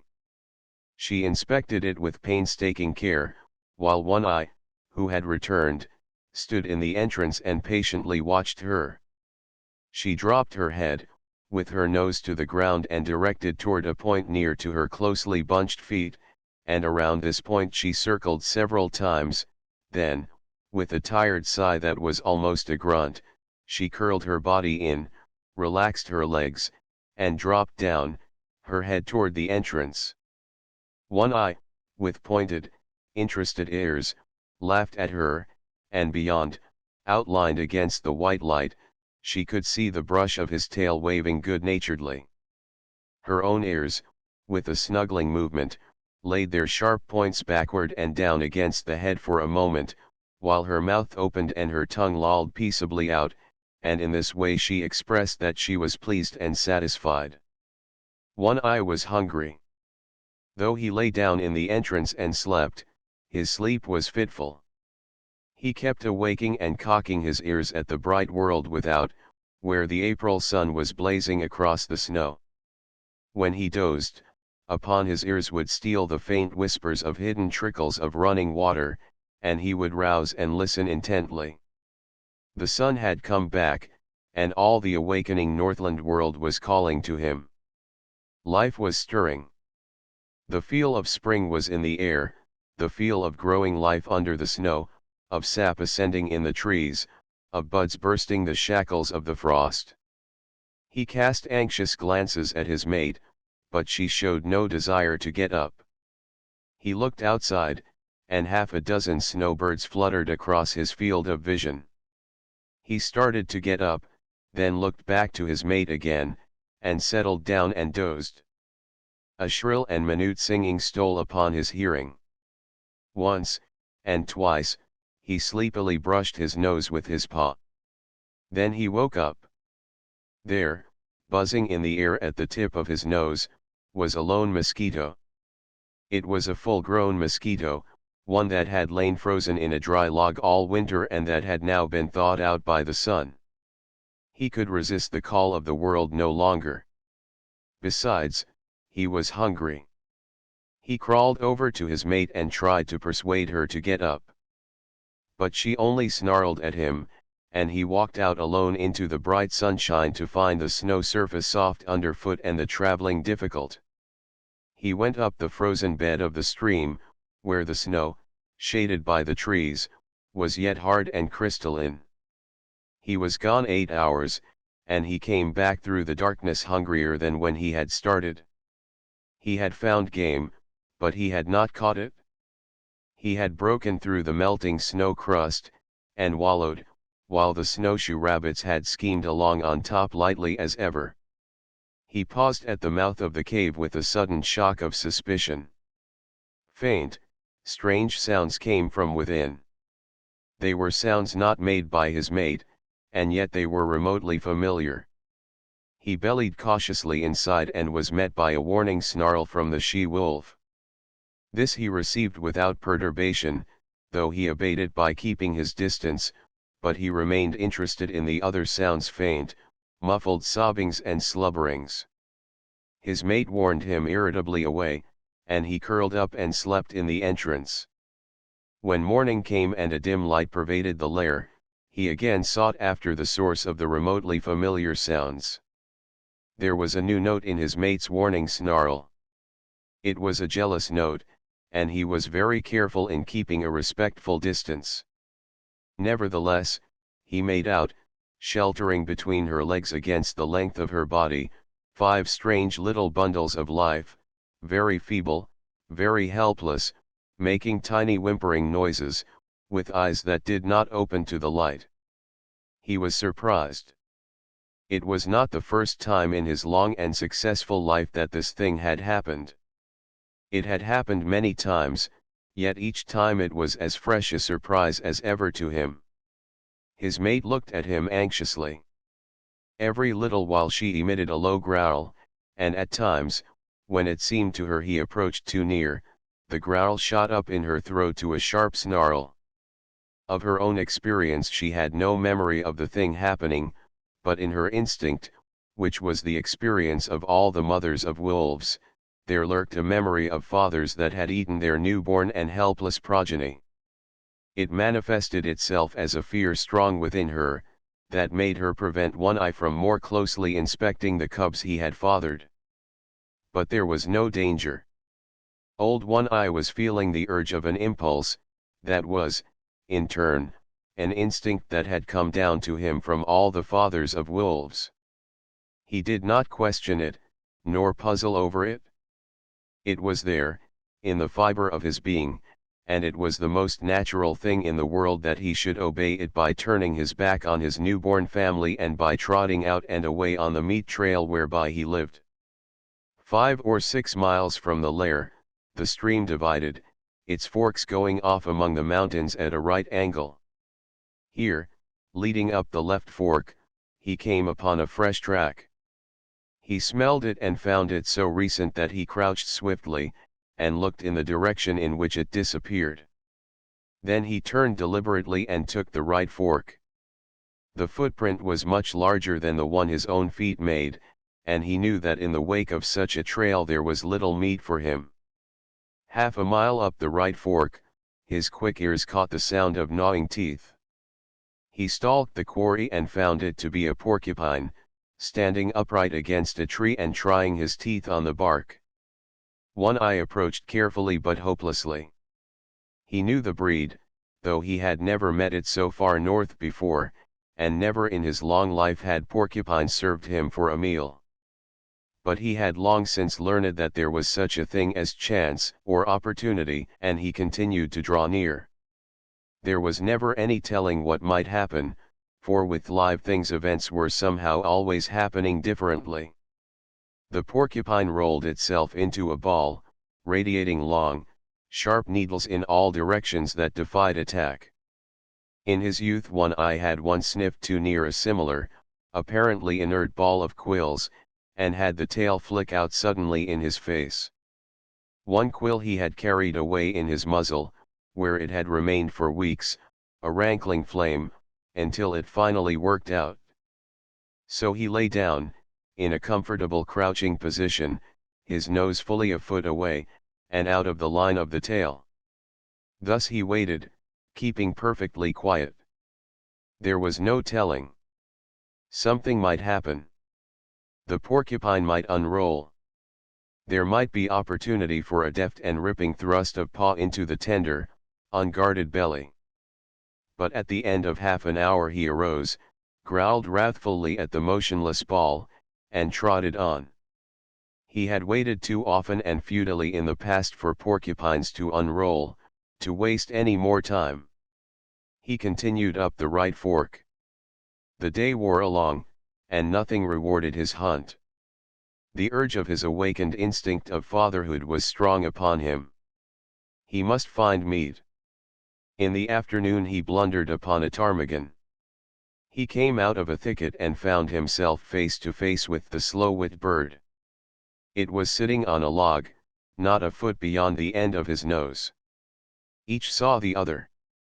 The bird made a startled rise, but he struck it with his paw, and smashed it down to earth, then pounced upon it, and caught it in his teeth as it scuttled across the snow trying to rise in the air again. As his teeth crunched through the tender flesh and fragile bones, he began naturally to eat. Then he remembered, and, turning on the back track, started for home, carrying the ptarmigan in his mouth. A mile above the forks, running velvet-footed as was his custom, a gliding shadow that cautiously prospected each new vista of the trail, he came upon later imprints of the large tracks he had discovered in the early morning. As the track led his way, he followed, prepared to meet the maker of it at every turn of the stream. He slid his head around a corner of rock, where began an unusually large bend in the stream, and his quick eyes made out something that sent him crouching swiftly down. It was the maker of the track, a large female lynx. She was crouching as he had crouched once that day, in front of her the tight-rolled ball of quills. If he had been a gliding shadow before, he now became the ghost of such a shadow, as he crept and circled around, and came up well to leeward of the silent, motionless pair. He lay down in the snow, depositing the ptarmigan beside him, and with eyes peering through the needles of a low-growing spruce he watched the play of life before him, the waiting lynx and the waiting porcupine, each intent on life, and, such was the curiousness of the game, the way of life for one lay in the eating of the other, and the way of life for the other lay in being not eaten. While Old One-Eye, the wolf crouching in the covert, played his part, too, in the game, waiting for some strange freak of chance, that might help him on the meat trail which was his way of life. Half an hour passed, an hour, and nothing happened. The ball of quills might have been a stone for all it moved, the lynx might have been frozen to marble, and Old One-Eye might have been dead. Yet all three animals were keyed to a tenseness of living that was almost painful, and scarcely ever would it come to them to be more alive than they were then in their seeming petrifaction. One-Eye moved slightly and peered forth with increased eagerness. Something was happening. The porcupine had at last decided that its enemy had gone away. Slowly, cautiously, it was unrolling its ball of impregnable armor. It was agitated by no tremor of anticipation.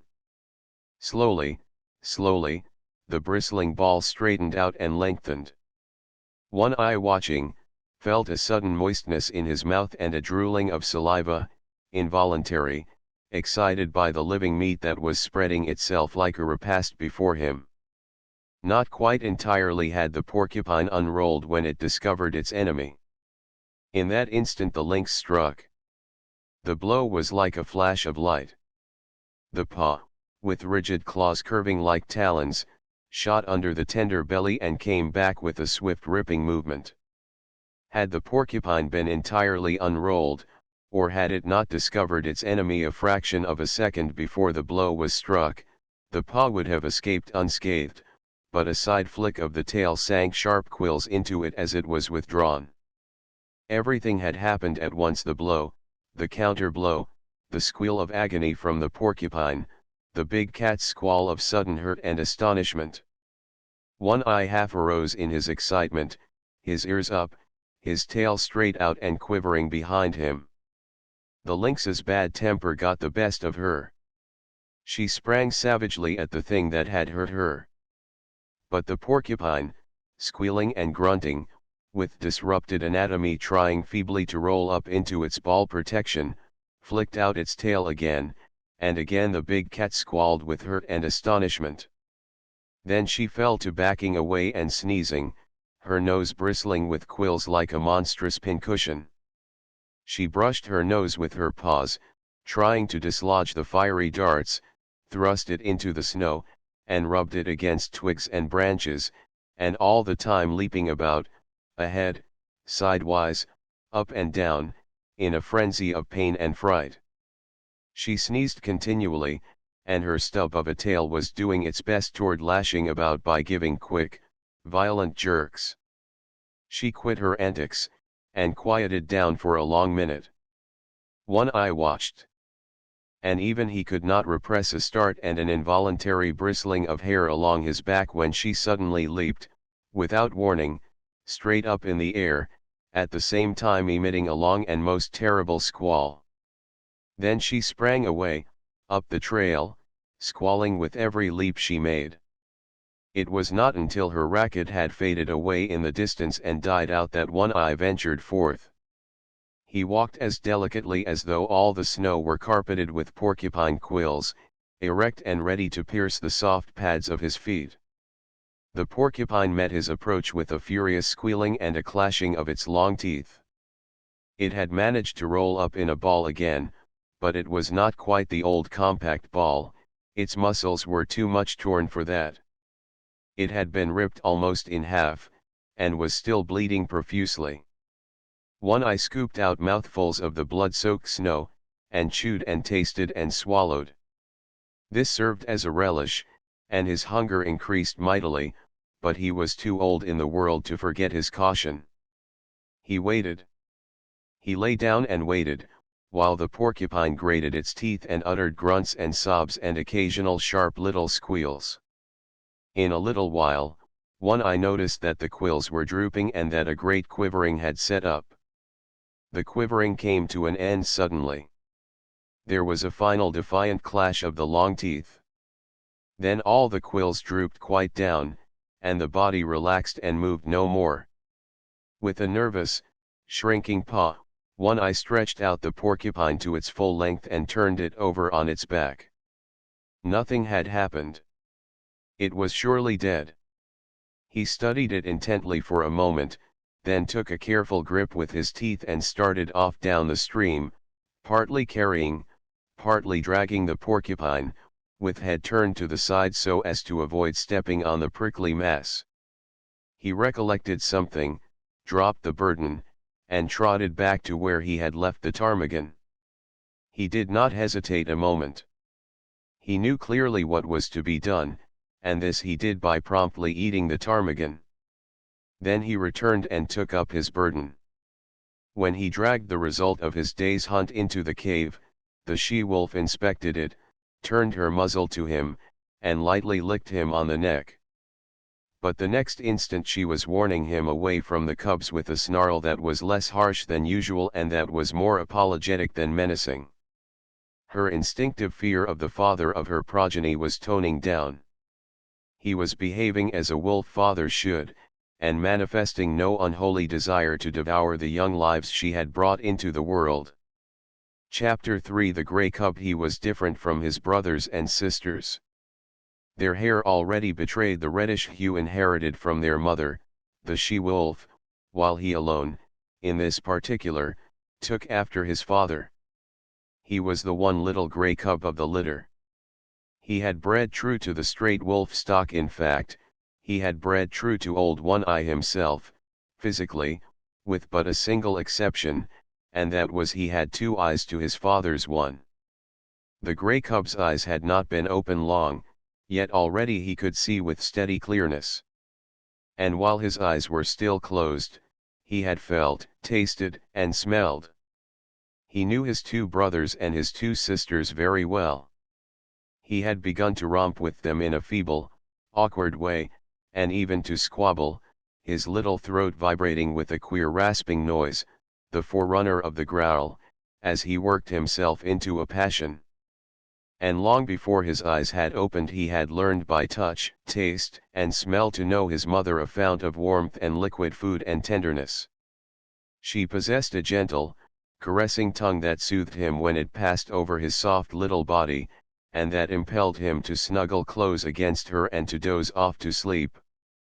Most of the first month of his life had been passed thus in sleeping, but now he could see quite well, and he stayed awake for longer periods of time, and he was coming to learn his world quite well.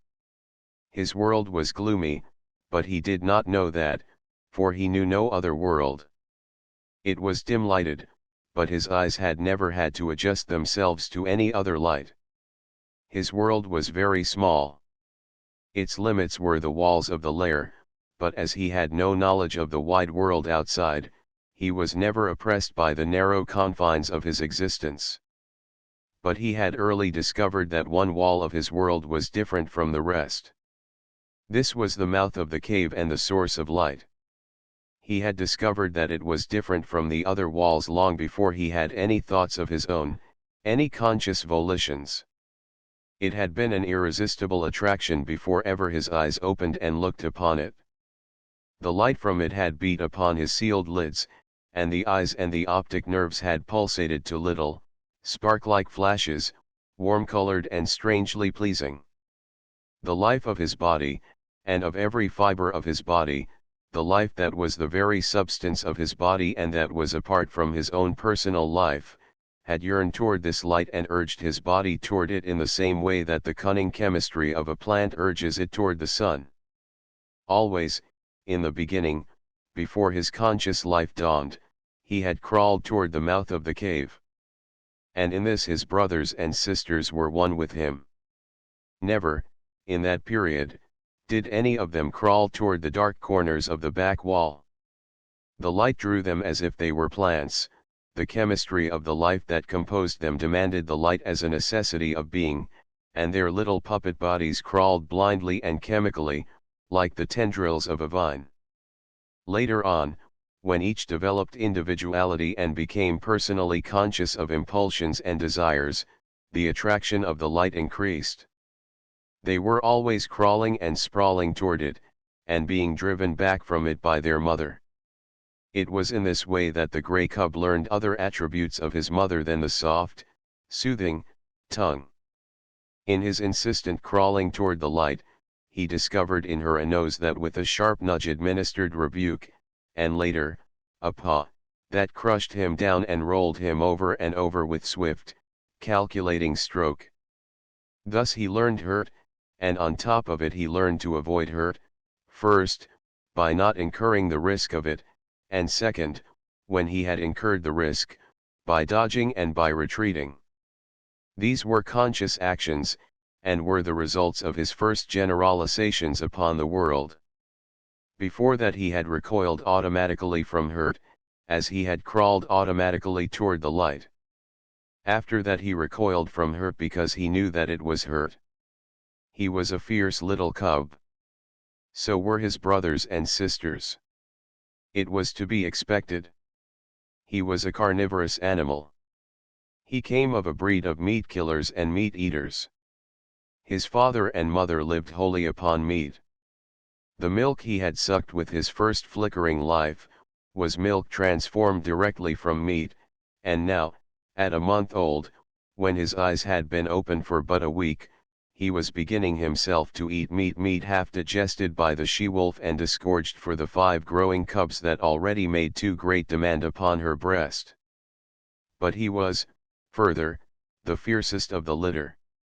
He could make a louder rasping growl than any of them.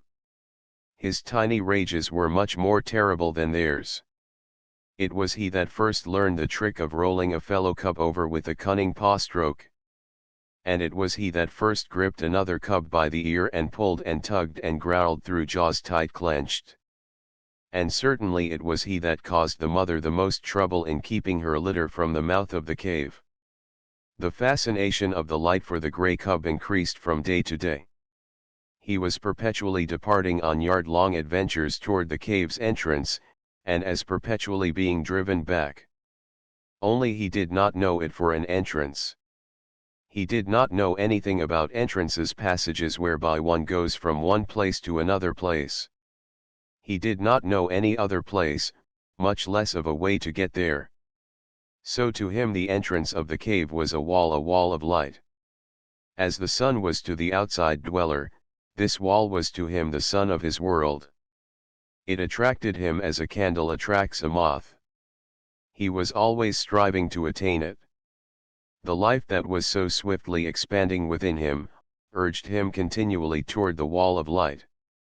The life that was within him knew that it was the one way out, the way he was predestined to tread. But he himself did not know anything about it. He did not know there was any outside at all. There was one strange thing about this wall of light. His father, he had already come to recognize his father as the one other dweller in the world, a creature like his mother, who slept near the light and was a bringer of meat. His father had a way of walking right into the white far wall and disappearing. The gray cub could not understand this. Though never permitted by his mother to approach that wall, he had approached the other walls, and encountered hard obstruction on the end of his tender nose. This hurt. And after several such adventures, he left the walls alone. Without thinking about it, he accepted this disappearing into the wall as a peculiarity of his father, as milk and half-digested meat were peculiarities of his mother. In fact, the grey cub was not given to thinking, at least, to the kind of thinking customary of men. His brain worked in dim ways. Yet his conclusions were as sharp and distinct as those achieved by men. He had a method of accepting things, without questioning the why and wherefore. In reality, this was the act of classification. He was never disturbed over why a thing happened. How it happened was sufficient for him. Thus, when he had bumped his nose on the back wall a few times, he accepted that he would not disappear into walls. In the same way he accepted that his father could disappear into walls. But he was not in the least disturbed by desire to find out the reason for the difference between his father and himself. Logic and physics were no part of his mental makeup. Like most creatures of the wild, he early experienced famine. There came a time when not only did the meat supply cease, but the milk no longer came from his mother's breast. At first, the cubs whimpered and cried, but for the most part they slept. It was not long before they were reduced to a coma of hunger. There were no more spats and squabbles, no more tiny rages nor attempts at growling, while the adventures toward the far white wall ceased altogether. The cubs slept, while the life that was in them flickered and died down. One Eye was desperate. He ranged far and wide, and slept but little in the lair that had now become cheerless and miserable. The she-wolf, too, left her litter and went out in search of meat. In the first days after the birth of the cubs, One Eye had journeyed several times back to the Indian camp and robbed the rabbit snares, but, with the melting of the snow and the opening of the streams, the Indian camp had moved away, and that source of supply was closed to him. When the grey cub came back to life and again took interest in the far white wall, he found that the population of his world had been reduced. Only one sister remained to him. The rest were gone. As he grew stronger, he found himself compelled to play alone, for the sister no longer lifted her head nor moved about. His little body rounded out with the meat he now ate, but the food had come too late for her. She slept continuously, a tiny skeleton flung round with skin in which the flame flickered lower and lower and at last went out. Then there came a time when the grey cub no longer saw his father appearing and disappearing in the wall nor lying down asleep in the entrance. This had happened at the end of a second and less severe famine. The she-wolf knew why One Eye never came back, but there was no way by which she could tell what she had seen to the grey cub. Hunting herself for meat, up the left fork of the stream where lived the lynx, she had followed a day-old trail of One Eye. And she had found him, or what remained of him, at the end of the trail. There were many signs of the battle that had been fought, and of the lynx's withdrawal to her lair after having won the victory. Before she went away, the she-wolf had found this lair, but the signs told her that the lynx was inside, and she had not dared to venture in. After that, the she-wolf in her hunting avoided the left fork. For she knew that in the lynx's lair was a litter of kittens, and she knew the lynx for a fierce, bad-tempered creature and a terrible fighter. It was all very well for half a dozen wolves to drive a lynx, spitting and bristling, up a tree, but it was quite a different matter for a lone wolf to encounter a lynx, especially when the lynx was known to have a litter of hungry kittens at her back. But the wild is the wild, and motherhood is motherhood, at all times fiercely protective whether in the wild or out of it, and the time was to come when the she-wolf, for her grey cub's sake, would venture the left fork, and the lair in the rocks, and the lynx's wrath. Chapter 4 The Wall of the World. By the time his mother began leaving the cave on hunting expeditions, the cub had learned well the law that forbade his approaching the entrance. Not only had this law been forcibly and many times impressed on him by his mother's nose and paw, but in him the instinct of fear was developing. Never, in his brief cave life, had he encountered anything of which to be afraid.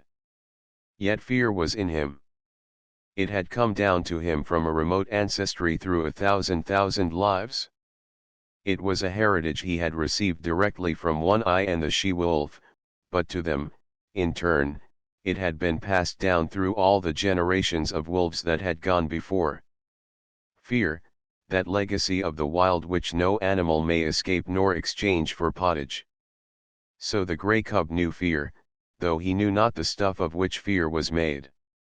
Possibly he accepted it as one of the restrictions of life. For he had already learned that there were such restrictions. Hunger he had known, and when he could not appease his hunger he had felt restriction. The hard obstruction of the cave wall, the sharp nudge of his mother's nose, the smashing stroke of her paw, the hunger unappeased of several famines, had borne in upon him that all was not freedom in the world, that to life there was limitations and restraints. These limitations and restraints were laws. To be obedient to them was to escape hurt and make for happiness. He did not reason the question out in this man fashion. He merely classified the things that hurt and the things that did not hurt. And after such classification he avoided the things that hurt, the restrictions and restraints, in order to enjoy the satisfactions and the remunerations of life. Thus it was that in obedience to the law laid down by his mother, and in obedience to the law of that unknown and nameless thing, fear, he kept away from the mouth of the cave. It remained to him a white wall of light. When his mother was absent, he slept most of the time, while during the intervals that he was awake he kept very quiet, suppressing the whimpering cries that tickled in his throat and strove for noise. Once, lying awake, he heard a strange sound in the white wall. He did not know that it was a wolverine, standing outside, all a-trembling with its own daring, and cautiously scenting out the contents of the cave. The cub knew only that the sniff was strange, a something unclassified, therefore unknown, and terrible, for the unknown was one of the chief elements that went into the making of fear. The hair bristled upon the grey cub's back, but it bristled silently. How was he to know that this thing that sniffed was a thing at which to bristle? It was not born of any knowledge of his, yet it was the visible expression of the fear that was in him, and for which, in his own life, there was no accounting. But fear was accompanied by another instinct, that of concealment. The cub was in a frenzy of terror, yet he lay without movement or sound, frozen, petrified into immobility, to all appearances dead. His mother, coming home, growled as she smelt the wolverine's track, and bounded into the cave and licked and nozzled him with undue vehemence of affection. And the cub felt that somehow he had escaped a great hurt. But there were other forces at work in the cub, the greatest of which was growth. Instinct and law demanded of him obedience. But growth demanded disobedience. His mother and fear impelled him to keep away from the white wall. Growth is life, and life is forever destined to make for light. So there was no damming up the tide of life that was rising within him, rising with every mouthful of meat he swallowed, with every breath he drew. In the end, one day, fear and obedience were swept away by the rush of life, and the cub straddled and sprawled toward the entrance. Unlike any other wall with which he had had experience, this wall seemed to recede from him as he approached. No hard surface collided with the tender little nose he thrust out tentatively before him. The substance of the wall seemed as permeable and yielding as light. And as condition, in his eyes, had the seeming of form, so he entered into what had been wall to him and bathed in the substance that composed it. It was bewildering. He was sprawling through solidity. And ever the light grew brighter. Fear urged him to go back, but growth drove him on. Suddenly he found himself at the mouth of the cave. The wall, inside which he had thought himself, as suddenly leaped back before him to an immeasurable distance. The light had become painfully bright. He was dazzled by it. Likewise he was made dizzy by this abrupt and tremendous extension of space. Automatically, his eyes were adjusting themselves to the brightness, focusing themselves to meet the increased distance of objects. At first, the wall had leaped beyond his vision. He now saw it again, but it had taken upon itself a remarkable remoteness. Also, its appearance had changed. It was now a variegated wall, composed of the trees that fringed the stream, the opposing mountain that towered above the trees, and the sky that outtowered the mountain. A great fear came upon him. This was more of the terrible unknown. He crouched down on the lip of the cave and gazed out on the world. He was very much afraid. Because it was unknown, it was hostile to him. Therefore the hair stood up on end along his back and his lips wrinkled weakly in an attempt at a ferocious and intimidating snarl. Out of his puniness and fright he challenged and menaced the whole wide world. Nothing happened. He continued to gaze, and in his interest he forgot to snarl. Also, he forgot to be afraid. For the time, fear had been rooted by growth, while growth had assumed the guise of curiosity. He began to notice near objects an open portion of the stream that flashed in the sun, the blasted pine tree that stood at the base of the slope, and the slope itself, that ran right up to him and ceased 2 feet beneath the lip of the cave on which he crouched. Now the gray cub had lived all his days on a level floor. He had never experienced the hurt of a fall. He did not know what a fall was. So he stepped boldly out upon the air. His hind legs still rested on the cave lip, so he fell forward head downward. The earth struck him a harsh blow on the nose that made him yelp. Then he began rolling down the slope, over and over. He was in a panic of terror. The unknown had caught him at last. It had gripped savagely hold of him and was about to wreak upon him some terrific hurt. Growth was now rooted by fear, and he keyed like any frightened puppy. The unknown bore him on he knew not to what frightful hurt, and he yelped and keyed unceasingly. This was a different proposition from crouching in frozen fear while the unknown lurked just alongside. Now the unknown had caught tight hold of him. Silence would do no good. Besides, it was not fear, but terror, that convulsed him. But the slope grew more gradual, and its base was grass-covered. Here the cub lost momentum. When at last he came to a stop, he gave one last agonized yell and then a long, whimpering wail. Also, and quite as a matter of course, as though in his life he had already made 1,000 toilets, he proceeded to lick away the dry clay that soiled him. After that he sat up and gazed about him, as might the first man of the earth who landed upon Mars. The cub had broken through the wall of the world, the unknown had let go its hold of him, and here he was without hurt. But the first man on Mars would have experienced less unfamiliarity than did he. Without any antecedent knowledge, without any warning whatever that such existed, he found himself an explorer in a totally new world. Now that the terrible unknown had let go of him, he forgot that the unknown had any terrors. He was aware only of curiosity in all the things about him.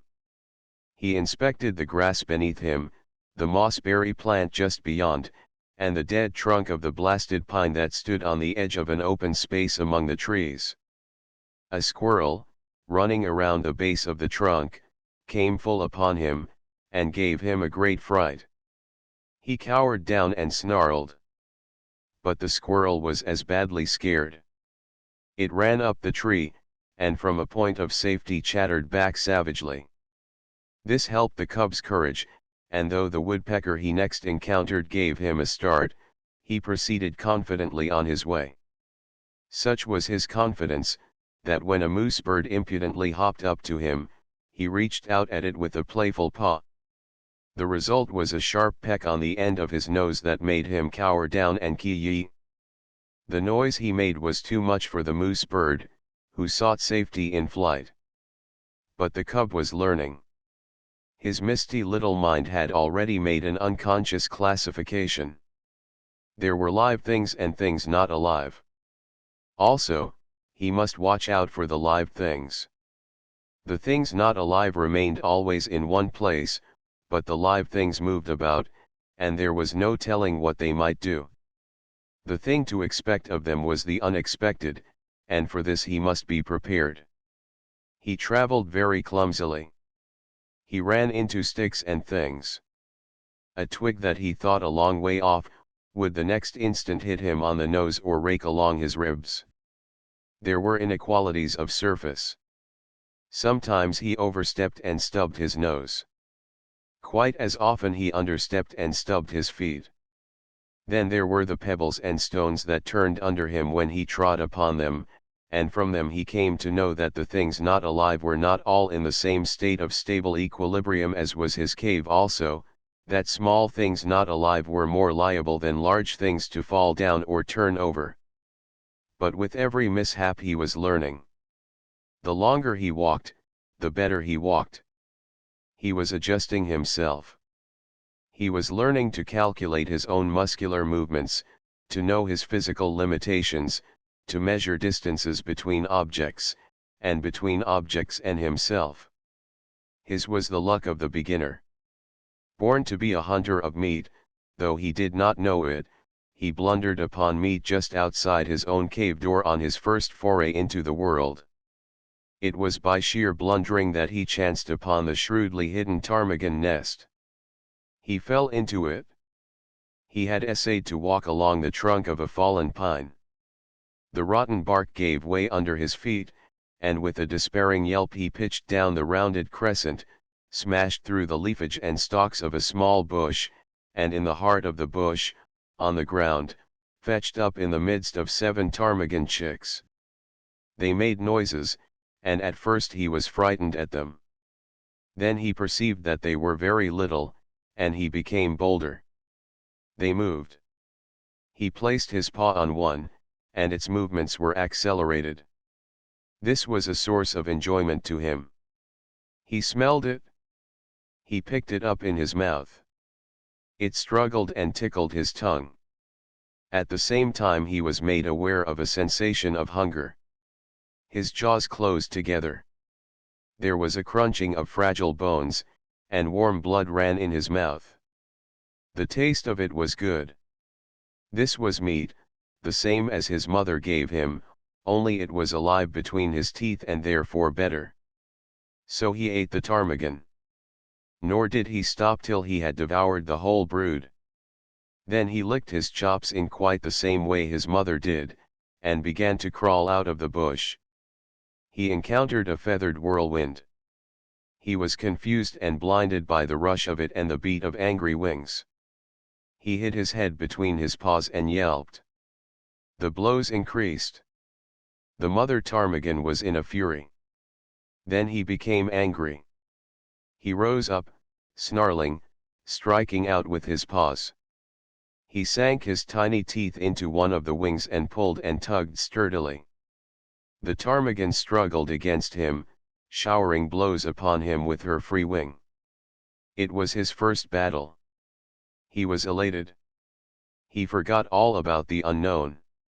He no longer was afraid of anything. He was fighting, tearing at a live thing that was striking at him. Also, this live thing was meat. The lust to kill was on him. He had just destroyed little live things. He would now destroy a big live thing. He was too busy and happy to know that he was happy. He was thrilling and exulting in ways new to him and greater to him than any he had known before.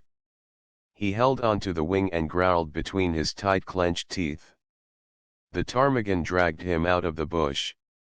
When she turned and tried to drag him back into the bush's shelter, he pulled her away from it and on into the open. And all the time she was making outcry and striking with her free wing, while feathers were flying like a snowfall. The pitch to which he was aroused was tremendous. All the fighting blood of his breed was up in him and surging through him. This was living, though he did not know it. He was realizing his own meaning in the world, he was doing that for which he was made, killing meat and battling to kill it. He was justifying his existence, than which life can do no greater, for life achieves its summit when it does to the uttermost that which it was equipped to do. After a time, the ptarmigan ceased her struggling. He still held her by the wing, and they lay on the ground and looked at each other. He tried to growl threateningly, ferociously. She pecked on his nose, which by now, what of previous adventures, was sore. He winced but held on. She pecked him again and again. From wincing he went to whimpering. He tried to back away from her, oblivious to the fact that by his hold on her he dragged her after him. A rain of pecks fell on his ill-used nose. The flood of fight ebbed down in him, and, releasing his prey, he turned tail and scampered on across the open in inglorious retreat. He lay down to rest on the other side of the open, near the edge of the bushes, his tongue lolling out, his chest heaving and panting, his nose still hurting him and causing him to continue his whimper. But as he lay there, suddenly there came to him a feeling as of something terrible impending. The unknown with all its terrors rushed upon him, and he shrank back instinctively into the shelter of the bush. As he did so, a draught of air fanned him, and a large, winged body swept ominously and silently past. A hawk, driving down out of the blue, had barely missed him. While he lay in the bush, recovering from his fright and peering fearfully out, the mother ptarmigan on the other side of the open space fluttered out of the ravaged nest. It was because of her loss that she paid no attention to the winged bolt of the sky. But the cub saw, and it was a warning and a lesson to him, the swift downward swoop of the hawk, the short skim of its body just above the ground, the strike of its talons in the body of the ptarmigan's squawk of agony and fright, and the hawk's rush upward into the blue, carrying the ptarmigan away with it. It was a long time before the cub left its shelter. He had learned much. Live things were meat. They were good to eat. Also, live things, when they were large enough, could give hurt.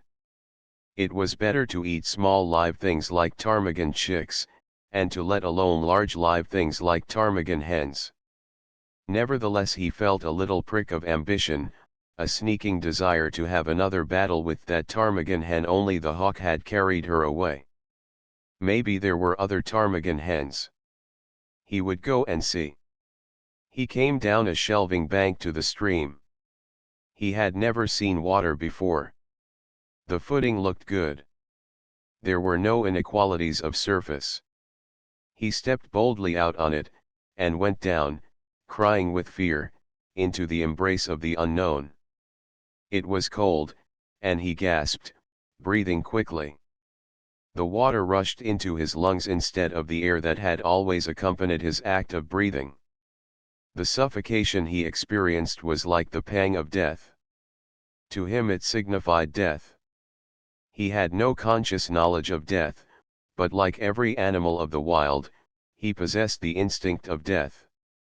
To him it stood as the greatest of hurts.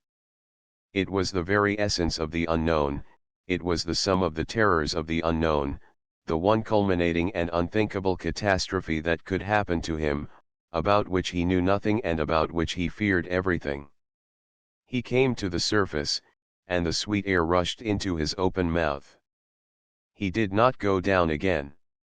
Quite as though it had been a long-established custom of his, he struck out with all his legs and began to swim. The near bank was a yard away, but he had come up with his back to it, and the first thing his eyes rested upon was the opposite bank, toward which he immediately began to swim. The stream was a small one, but in the pool it widened out to a score of feet. Midway in the passage, the current picked up the cub and swept him downstream. He was caught in the miniature rapid at the bottom of the pool. Here was little chance for swimming. The quiet water had become suddenly angry. Sometimes he was under, sometimes on top. At all times he was in violent motion, now being turned over or around, and again, being smashed against a rock. And with every rock he struck, he yelped. His progress was a series of yelps, from which might have been adduced the number of rocks he encountered. Below the rapid was a second pool, and here, captured by the eddy, he was gently borne to the bank, and as gently deposited on a bed of gravel. He crawled frantically clear of the water and lay down. He had learned some more about the world. Water was not alive. Yet it moved. Also, it looked as solid as the earth, but was without any solidity at all. His conclusion was that things were not always what they appeared to be. The cub's fear of the unknown was an inherited distrust, and it had now been strengthened by experience. Thenceforth, in the nature of things, he would possess an abiding distrust of appearances. He would have to learn the reality of a thing before he could put his faith into it. One other adventure was destined for him that day. He had recollected that there was such a thing in the world as his mother. And then there came to him a feeling that he wanted her more than all the rest of the things in the world. Not only was his body tired with the adventures it had undergone, but his little brain was equally tired. In all the days he had lived it had not worked so hard as on this one day. Furthermore, he was sleepy. So he started out to look for the cave and his mother, feeling at the same time an overwhelming rush of loneliness and helplessness. He was sprawling along between some bushes, when he heard a sharp intimidating cry. There was a flash of yellow before his eyes. He saw a weasel leaping swiftly away from him. It was a small live thing, and he had no fear. Then, before him, at his feet, he saw an extremely small live thing, only several inches long, a young weasel, that, like himself, had disobediently gone out adventuring. It tried to retreat before him. He turned it over with his paw. It made a queer, grating noise. The next moment the flash of yellow reappeared before his eyes. He heard again the intimidating cry, and at the same instant received a sharp blow on the side of the neck and felt the sharp teeth of the mother weasel cut into his flesh. While he yelped and keyed and scrambled backward, he saw the mother weasel leap upon her young one and disappear with it into the neighboring thicket. The cut of her teeth in his neck still hurt, but his feelings were hurt more grievously, and he sat down and weakly whimpered. This mother weasel was so small and so savage. He was yet to learn that for size and weight the weasel was the most ferocious, vindictive, and terrible of all the killers of the wild. But a portion of this knowledge was quickly to be his. He was still whimpering when the mother weasel reappeared. She did not rush him, now that her young one was safe. She approached more cautiously, and the cub had full opportunity to observe her lean, snake-like body, and her head, erect, eager, and snake-like itself. Her sharp, menacing cry sent the hair bristling along his back, and he snarled warningly at her. She came closer and closer. There was a leap, swifter than his unpracticed sight, and the lean, yellow body disappeared for a moment out of the field of his vision. The next moment she was at his throat, her teeth buried in his hair and flesh. At first he snarled and tried to fight, but he was very young, and this was only his first day in the world, and his snarl became a whimper, his fight a struggle to escape. The weasel never relaxed her hold. She hung on, striving to press down with her teeth to the great vein where his lifeblood bubbled. The weasel was a drinker of blood, and it was ever her preference to drink from the throat of life itself. The grey cub would have died, and there would have been no story to write about him, had not the she-wolf come bounding through the bushes. The weasel let go the cub and flashed at the she-wolf's throat, missing, but getting a hold on the jaw instead. The she-wolf flirted her head like the snap of a whip, breaking the weasel's hold and flinging it high in the air. And, still in the air, the she-wolf's jaws closed on the lean, yellow body, and the weasel knew death between the crunching teeth. The cub experienced another access of affection on the part of his mother. Her joy at finding him seemed even greater than his joy at being found. She nozzled him and caressed him and licked the cuts made in him by the weasel's teeth. Then, between them, mother and cub, they ate the blood drinker, and after that went back to the cave and slept. Chapter V. The law of meat. The cub's development was rapid. He rested for 2 days, and then ventured forth from the cave again. It was on this adventure that he found a young weasel whose mother he had helped eat, and he saw to it that the young weasel went the way of its mother. But on this trip he did not get lost. When he grew tired, he found his way back to the cave and slept. And every day thereafter found him out and ranging a wider area. He began to get accurate measurement of his strength and his weakness, and to know when to be bold and when to be cautious. He found it expedient to be cautious all the time, except for the rare moments, when, assured of his own intrepidity, he abandoned himself to petty rages and lusts. He was always a little demon of fury when he chanced upon a stray ptarmigan. Never did he fail to respond savagely to the chatter of the squirrel he had first met on the blasted pine. While the sight of a moose bird almost invariably put him into the wildest of rages, for he never forgot the peck on the nose he had received from the first of that ilk he encountered.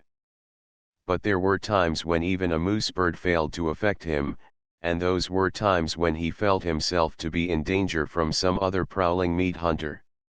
He never forgot the hawk, and its moving shadow always sent him crouching into the nearest thicket. He no longer sprawled and straddled, and already he was developing the gait of his mother, slinking and furtive, apparently without exertion, yet sliding along with a swiftness that was as deceptive as it was imperceptible. In the matter of meat, his luck had been all in the beginning. The 7 ptarmigan chicks and the baby weasel represented the sum of his killings.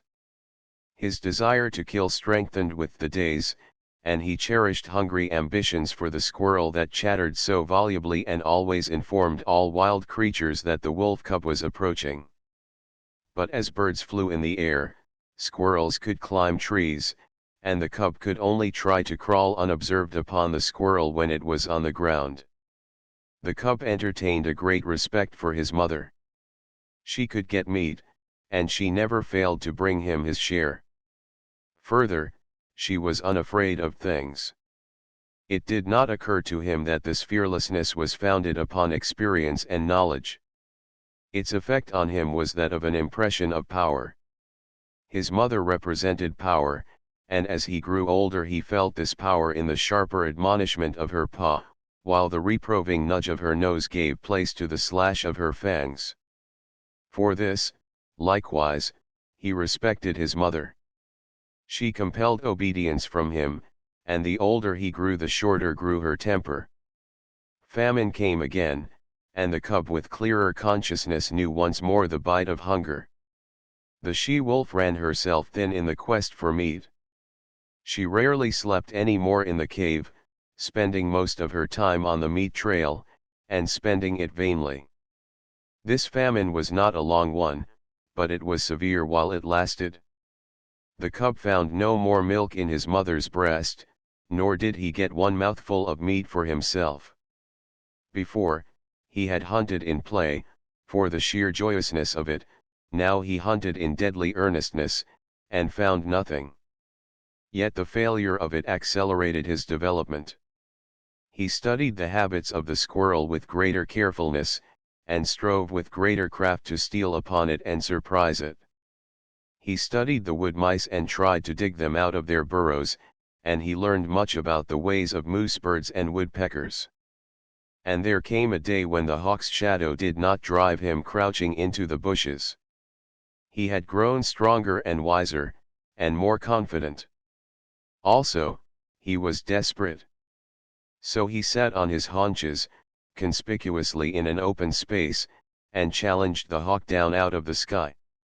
For he knew that there, floating in the blue above him, was meat, the meat his stomach yearned after so insistently. But the hawk refused to come down and give battle, and the cub crawled away into a thicket and whimpered his disappointment and hunger. The famine broke. The she-wolf brought home meat. It was strange meat, different from any she had ever brought before. It was a lynx kitten, partly grown, like the cub, but not so large. And it was all for him. His mother had satisfied her hunger elsewhere, though he did not know that it was the rest of the lynx litter that had gone to satisfy her. Nor did he know the desperateness of her deed. He knew only that the velvet-furred kitten was meat, and he ate and waxed happier with every mouthful.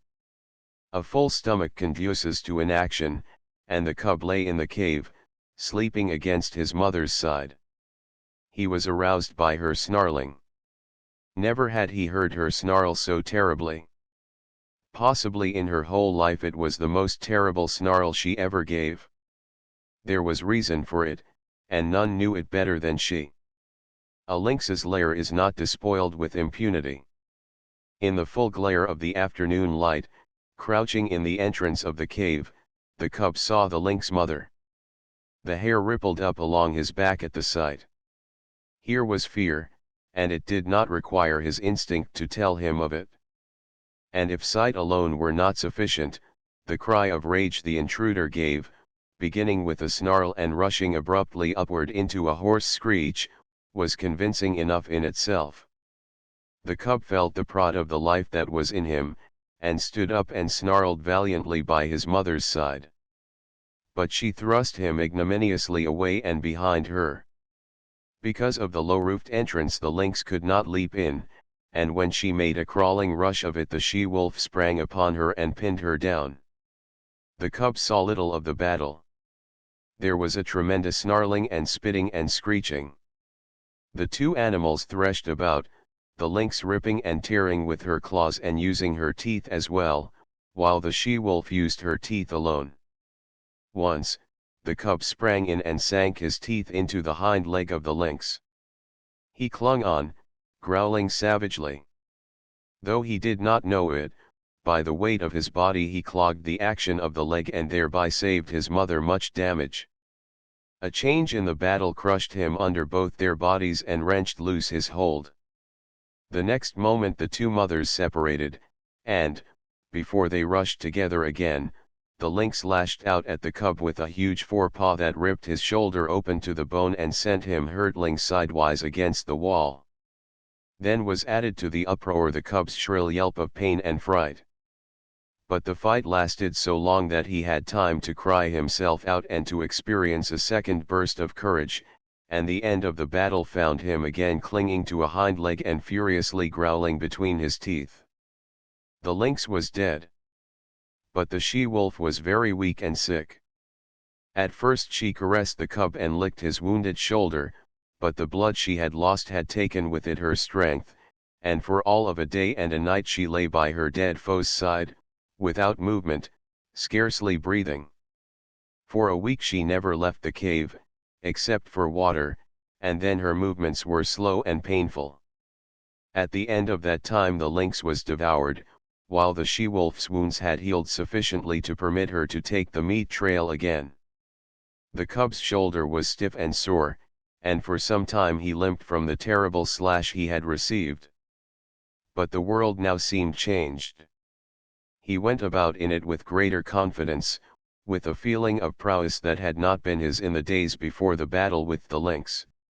He had looked upon life in a more ferocious aspect, he had fought, he had buried his teeth in the flesh of a foe, and he had survived. And because of all this, he carried himself more boldly, with a touch of defiance that was new in him. He was no longer afraid of minor things, and much of his timidity had vanished, though the unknown never ceased to press upon him with its mysteries and terrors, intangible and ever menacing. He began to accompany his mother on the meat trail, and he saw much of the killing of meat and began to play his part in it. And in his own dim way he learned the law of meat. There were two kinds of life, his own kind and the other kind. His own kind included his mother and himself. The other kind included all live things that moved. But the other kind was divided. One portion was what his own kind killed and ate. This portion was composed of the non-killers and the small killers. The other portion killed and ate his own kind, or was killed and eaten by his own kind. And out of this classification arose the law. The aim of life was meat. Life itself was meat. Life lived on life. There were the eaters and the eaten. The law was, eat or be eaten. He did not formulate the law in clear, set terms and moraliza about it. He did not even think the law, he merely lived the law without thinking about it at all. He saw the law operating around him on every side. He had eaten the ptarmigan chicks. The hawk had eaten the ptarmigan mother. The hawk would also have eaten him. Later, when he had grown more formidable, he wanted to eat the hawk. He had eaten the lynx kitten.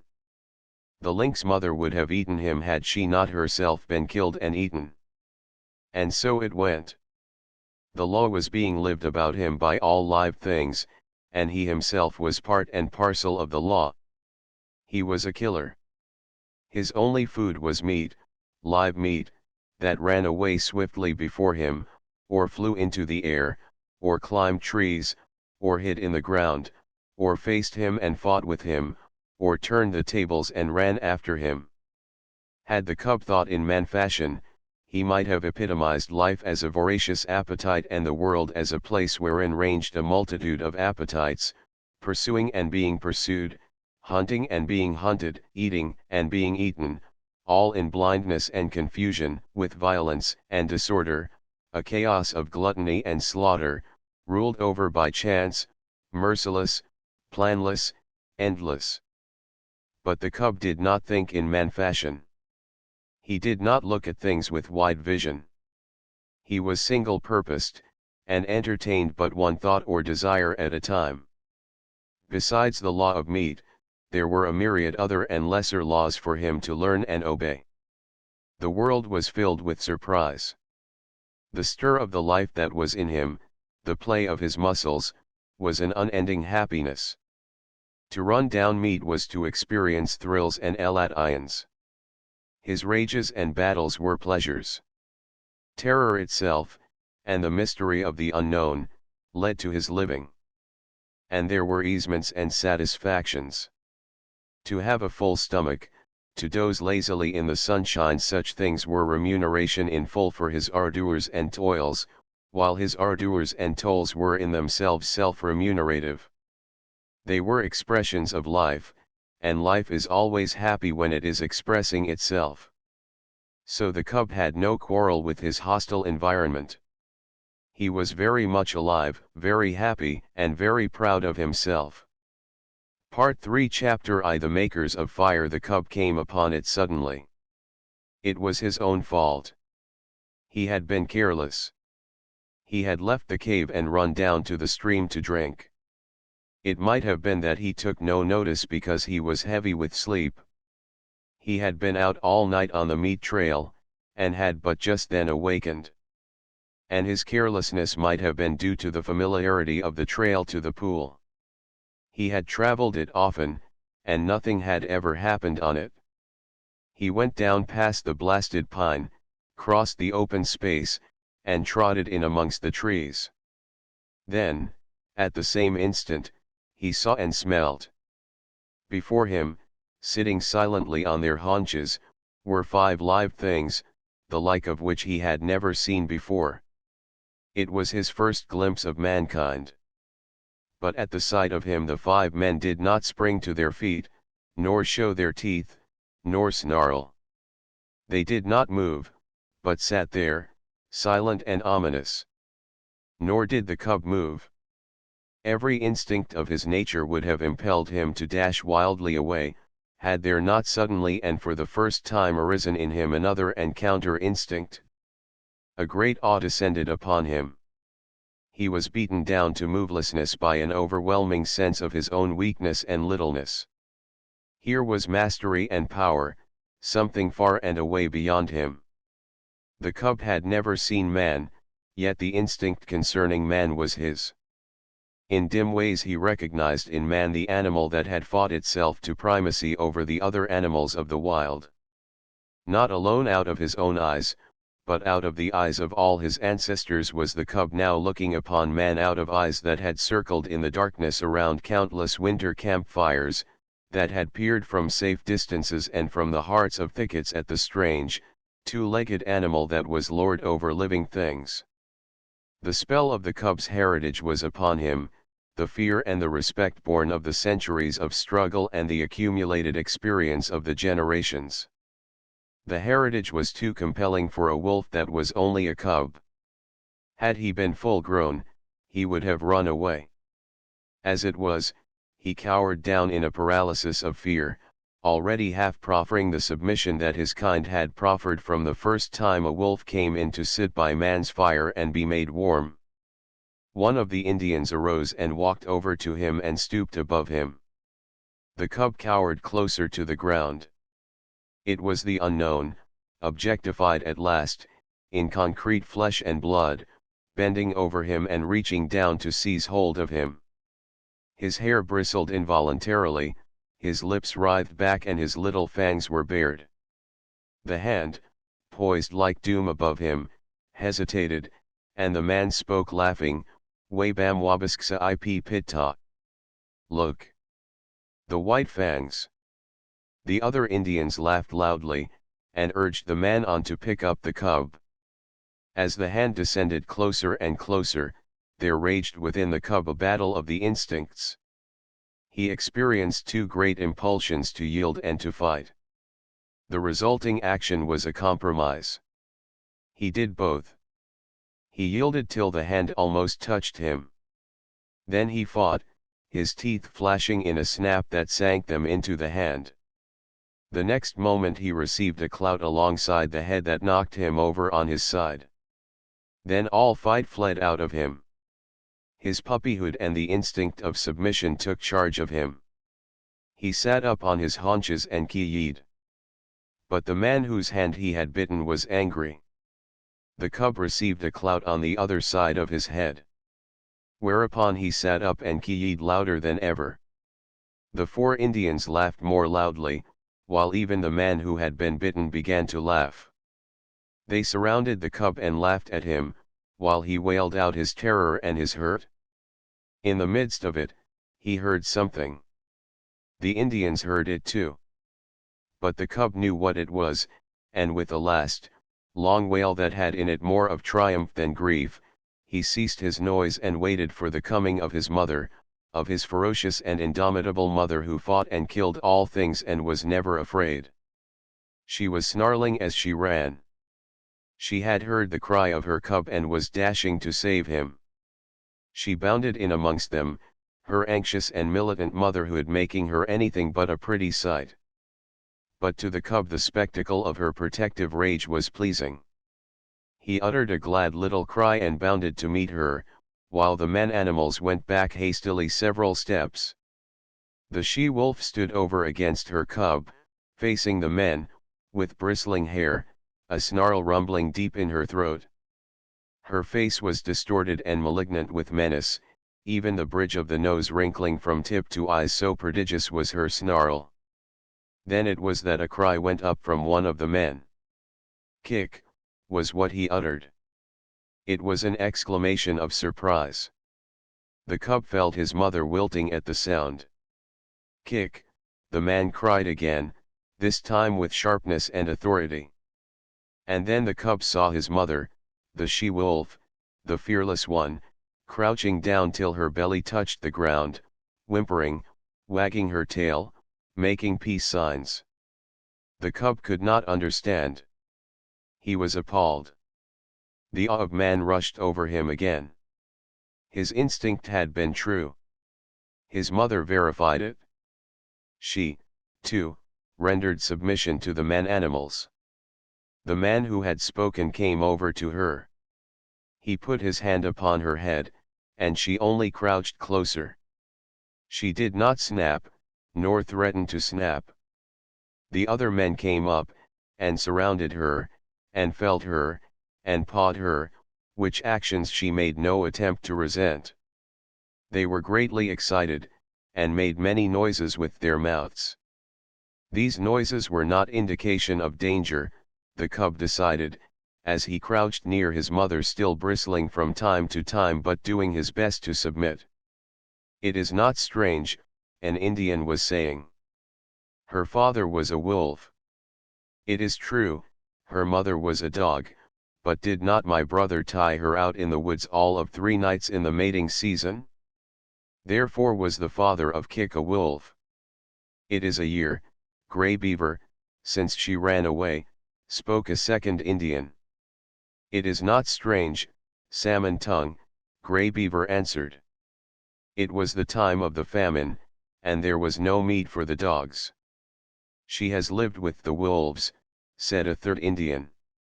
"So it would seem, Three Eagles," Grey Beaver answered, laying his hand on the cub, "and this be the sign of it." The cub snarled a little at the touch of the hand, and the hand flew back to administer a clout. Whereupon the cub covered its fangs, and sank down submissively, while the hand, returning, rubbed behind his ears, and up and down his back. "This be the sign of it," Grey Beaver went on. "It is plain that his mother is Kik. But his father was a wolf. Wherefore is there in him little dog and much wolf. His fangs be white, and White Fang shall be his name. I have spoken. He is my dog. For was not Kik my brother's dog? And is not my brother dead?" The cub, who had thus received a name in the world, lay and watched. For a time the man-animals continued to make their mouth noises. Then Grey Beaver took a knife from a sheath that hung around his neck, and went into the thicket and cut a stick. White Fang watched him. He notched the stick at each end, and in the notches fastened strings of rawhide. One string he tied around the throat of Kik. Then he led her to a small pine, around which he tied the other string. White Fang followed and lay down beside her. Salmon Tongue's hand reached out to him and rolled him over on his back. Kik looked on anxiously. White Fang felt fear mounting in him again. He could not quite suppress a snarl, but he made no offer to snap. The hand, with fingers crooked and spread apart, rubbed his stomach in a playful way and rolled him from side to side. It was ridiculous and ungainly, lying there on his back with legs sprawling in the air.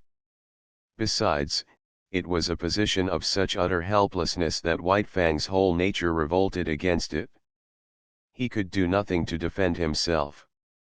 If this man-animal intended harm, White Fang knew that he could not escape it. How could he spring away with his 4 legs in the air above him? Yet submission made him master his fear, and he only growled softly. This growl he could not suppress, nor did the man-animal resent it by giving him a blow on the head. And furthermore, such was the strangeness of it, White Fang experienced an unaccountable sensation of pleasure as the hand rubbed back and forth. When he was rolled on his side he ceased to growl. When the fingers pressed and prodded at the base of his ears the pleasurable sensation increased, and when, with a final rub and scratch, the man left him alone and went away, all fear had died out of White Fang. He was to know fear many times in his dealing with man, yet it was a token of the fearless companionship with man that was ultimately to be his. After a time, White Fang heard strange noises approaching. He was quick in his classification, for he knew them at once for man-animal noises. A few minutes later the remainder of the tribe, strung out as it was on the march, trailed in. There were more men and many women and children, 40 souls of them, and all heavily burdened with camp equipage and outfit. Also there were many dogs, and these, with the exception of the part-grown puppies, were likewise burdened with camp outfit. On their backs, in bags that fastened tightly around underneath. The dogs carried from 20 to 30 pounds of weight. White Fang had never seen dogs before, but at sight of them he felt that they were his own kind, only somehow different. But they displayed little difference from the wolf when they discovered the cub and his mother. There was a rush. White Fang bristled and snarled and snapped in the face of the open-mouthed oncoming wave of dogs, and went down and under them, feeling the sharp slash of teeth in his body, himself biting and tearing at the legs and bellies above him. There was a great uproar. He could hear the snarl of Kick as she fought for him, and he could hear the cries of the man-animals, the sound of clubs striking upon bodies, and the yelps of pain from the dogs so struck. Only a few seconds elapsed before he was on his feet again. He could now see the man-animals driving back the dogs with clubs and stones, defending him, saving him from the savage teeth of his kind that somehow was not his kind. And though there was no reason in his brain for a clear conception of so abstract a thing as justice, nevertheless, in his own way, he felt the justice of the man-animals, and he knew them for what they were, makers of law and executors of law. Also, he appreciated the power with which they administered the law. Unlike any animals he had ever encountered, they did not bite nor claw. They enforced their live strength with the power of dead things. Dead things did their bidding. Thus, sticks and stones, directed by these strange creatures, leaped through the air like living things, inflicting grievous hurts upon the dogs. To his mind this was power unusual, power inconceivable and beyond the natural, power that was godlike. White Fang, in the very nature of him, could never know anything about gods. At the best he could know only things that were beyond knowing, but the wonder and awe that he had of these man-animals in ways resembled what would be the wonder and awe of man at sight of some celestial creature, on a mountain top, hurling thunderbolts from either hand at an astonished world. The last dog had been driven back. The hubbub died down. And White Fang licked his hurts and meditated upon this, his first taste of pack cruelty and his introduction to the pack. He had never dreamed that his own kind consisted of more than one eye, his mother and himself. They had constituted a kind apart, and here, abruptly, he had discovered many more creatures apparently of his own kind. And there was a subconscious resentment that these, his kind, at first sight had pitched upon him and tried to destroy him. In the same way he resented his mother being tied with a stick, even though it was done by the superior man-animals. It savored of the trap, of bondage. Yet of the trap and of bondage he knew nothing. Freedom to roam and run and lie down at will, had been his heritage, and here it was being infringed upon. His mother's movements were restricted to the length of a stick, and by the length of that same stick was he restricted, for he had not yet got beyond the need of his mother's side. He did not like it. Nor did he like it when the man-animals arose and went on with their march, for a tiny man-animal took the other end of the stick and led Kick captive behind him, and behind Kick followed White Fang, greatly perturbed and worried by this new adventure he had entered upon. They went down the valley of the stream, far beyond White Fang's widest ranging, until they came to the end of the valley, where the stream ran into the Mackenzie River. Here, where canoes were cached on poles high in the air and where stood fish racks for the drying of fish, camp was made, and White Fang looked on with wondering eyes. The superiority of these man-animals increased with every moment. There was their mastery over all these sharp-fanged dogs. It breathed of power. But greater than that, to the wolf cub, was their mastery over things not alive, their capacity to communicate motion to unmoving things, their capacity to change the very face of the world. It was this last that especially affected him. The elevation of frames of poles caught his eye, yet this in itself was not so remarkable, being done by the same creatures that flung sticks and stones to great distances. But when the frames of poles were made into teepees by being covered with cloth and skins, White Fang was astounded. It was the colossal bulk of them that impressed him. They arose around him, on every side, like some monstrous quick-growing form of life. They occupied nearly the whole circumference of his field of vision. He was afraid of them. They loomed ominously above him, and when the breeze stirred them into huge movements, he cowered down in fear, keeping his eyes warily upon them, and prepared to spring away if they attempted to precipitate themselves upon him. But in a short while his fear of the teepees passed away. He saw the women and children passing in and out of them without harm, and he saw the dogs trying often to get into them, and being driven away with sharp words and flying stones. After a time, he left Kik's side and crawled cautiously toward the wall of the nearest teepee. It was the curiosity of growth that urged him on the necessity of learning and living and doing that brings experience. The last few inches to the wall of the teepee were crawled with painful slowness and precaution. The day's events had prepared him for the unknown to manifest itself in most stupendous and unthinkable ways. At last his nose touched the canvas. He waited. Nothing happened. Then he smelled the strange fabric, saturated with the man smell. He closed on the canvas with his teeth and gave a gentle tug. Nothing happened, though the adjacent portions of the teepee moved. He tugged harder. There was a greater movement. It was delightful. He tugged still harder, and repeatedly, until the whole teepee was in motion. Then the sharp cry of a squaw inside sent him scampering back to Kik. But after that he was afraid no more of the looming bulks of the teepees. A moment later he was straying away again from his mother. Her stick was tied to a peg in the ground and she could not follow him.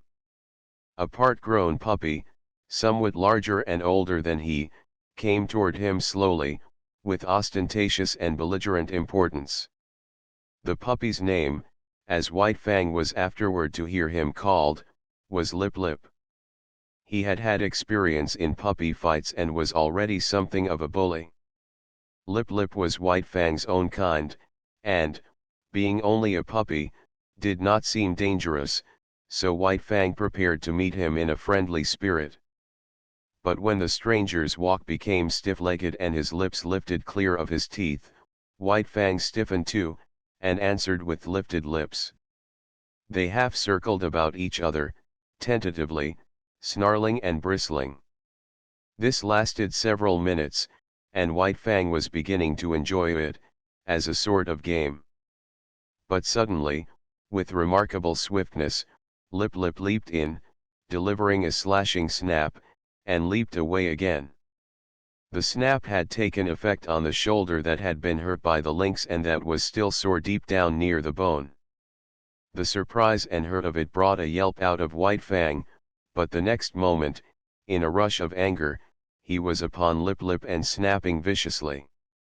But Lip Lip had lived his life in camp and had fought many puppy fights. 3 times, 4 times, and half a dozen times, his sharp little teeth scored on the newcomer, until White Fang, yelping shamelessly, fled to the protection of his mother. It was the first of the many fights he was to have with Lip Lip, for they were enemies from the start, born so, with natures destined perpetually to clash. Kik licked White Fang soothingly with her tongue, and tried to prevail upon him to remain with her. But his curiosity was rampant, and several minutes later he was venturing forth on a new quest. He came upon one of the man-animals, Gray Beaver, who was squatting on his hams and doing something with sticks and dry moss spread before him on the ground. White Fang came near to him and watched.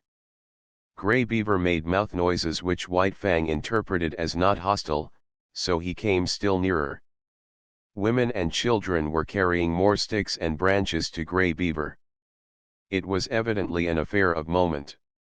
White Fang came in until he touched Gray Beaver's knee, so curious was he, and already forgetful that this was a terrible man-animal.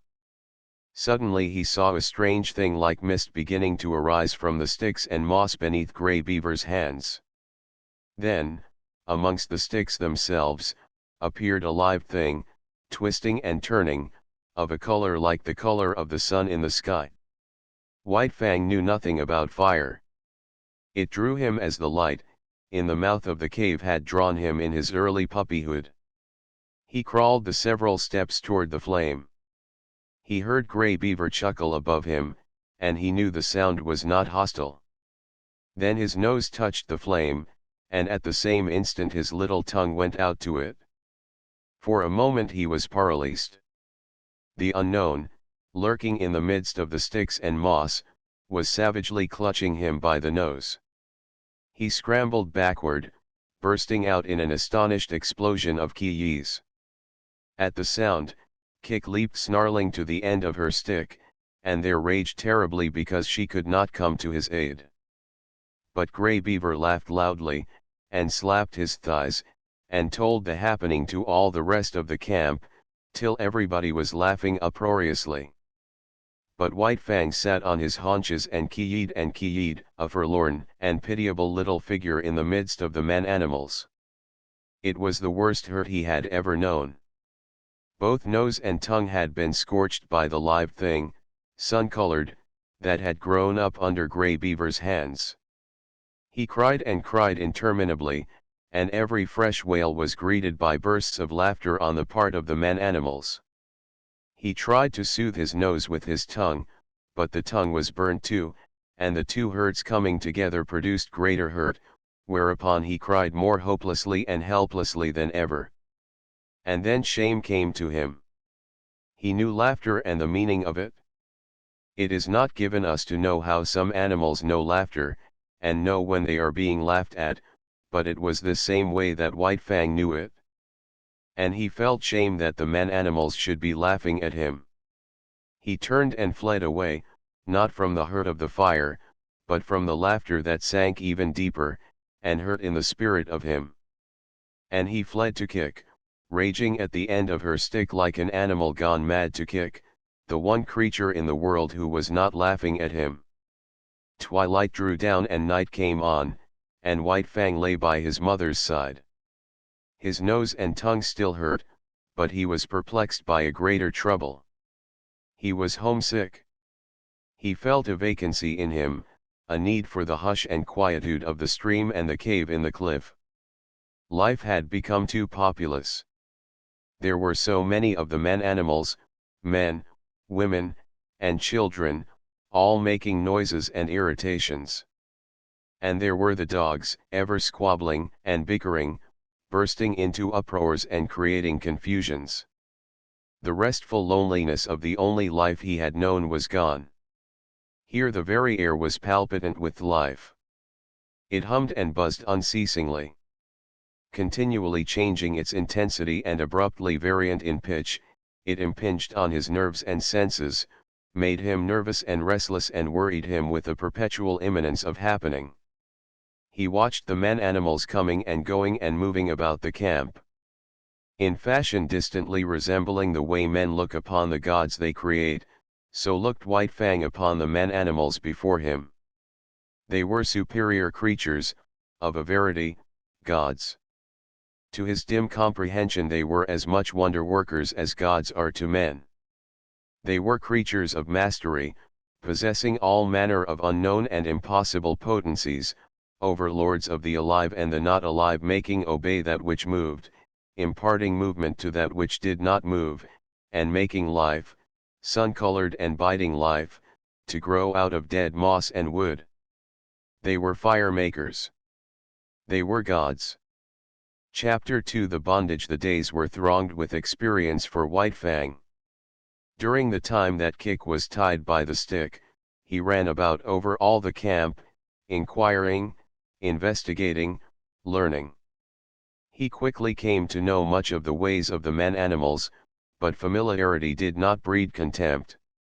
The more he came to know them, the more they vindicated their superiority, the more they displayed their mysterious powers, the greater loomed their godlikeness. To man has been given the grief, often, of seeing his gods overthrown and his altars crumbling, but to the wolf and the wild dog that have come in to crouch at man's feet, this grief has never come. Unlike man, whose gods are of the unseen and the overguessed, vapors and mists of fancy eluding the garmenture of reality, wandering wraiths of desired goodness and power, intangible outcroppings of self into the realm of spirit, unlike man, the wolf, and the wild dog that have come into the fire find their gods in the living flesh, solid to the touch, occupying earth space and requiring time for the accomplishment of their ends and their existence. No effort of faith is necessary to believe in such a God, no effort of will can possibly induce disbelief in such a God. There is no getting away from it. There it stands, on its two hind legs, club in hand, immensely potential, passionate and wrathful and loving, God and mystery and power all wrapped up and around by flesh that bleeds when it is torn and that is good to eat like any flesh. And so it was with White Fang. The man-animals were gods unmistakable and unscapable.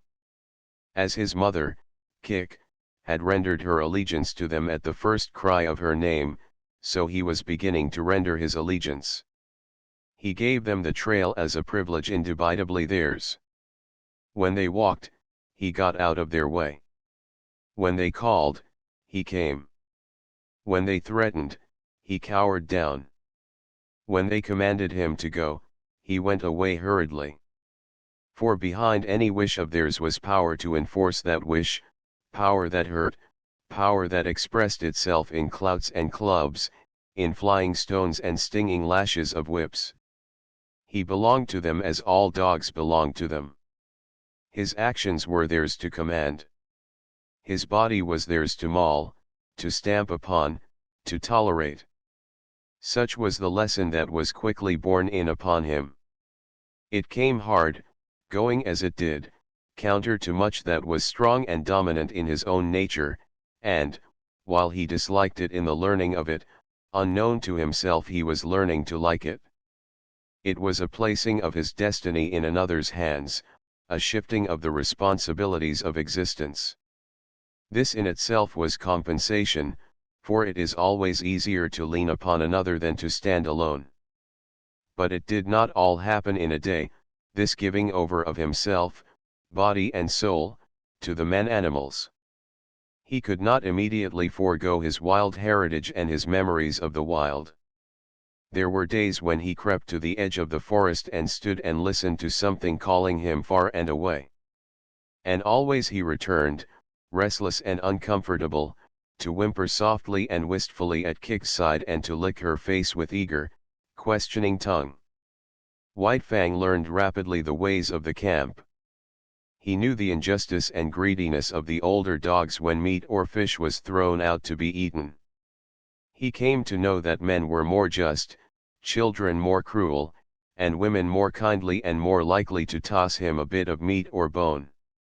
And after 2 or 3 painful adventures with the mothers of part-grown puppies, he came into the knowledge that it was always good policy to let such mothers alone, to keep away from them as far as possible, and to avoid them when he saw them coming.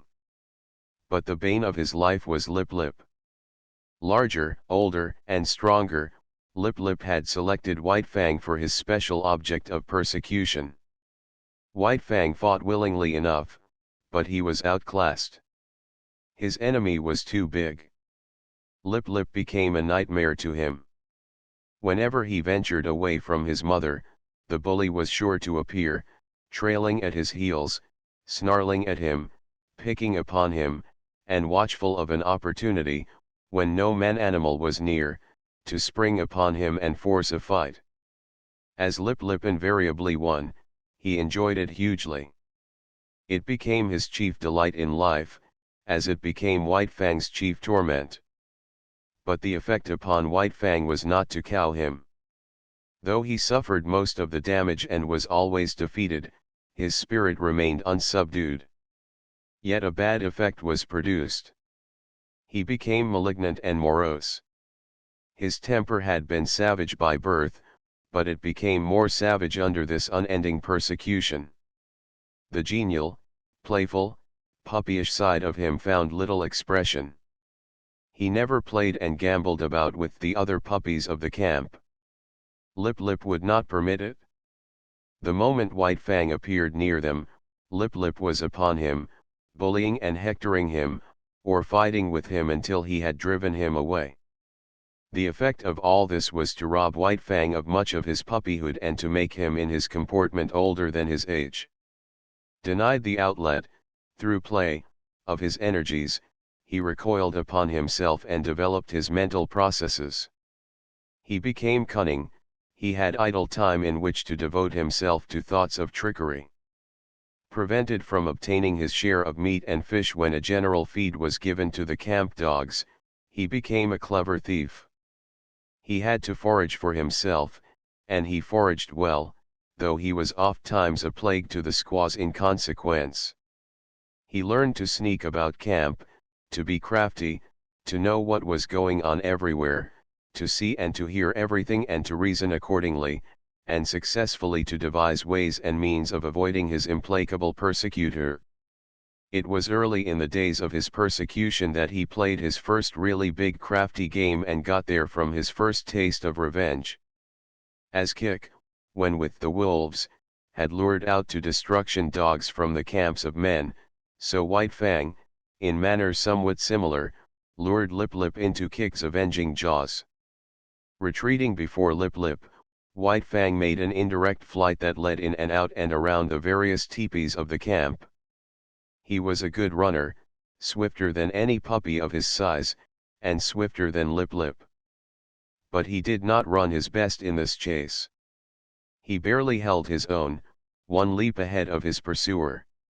Lip Lip, excited by the chase and by the persistent nearness of his victim, forgot caution and locality.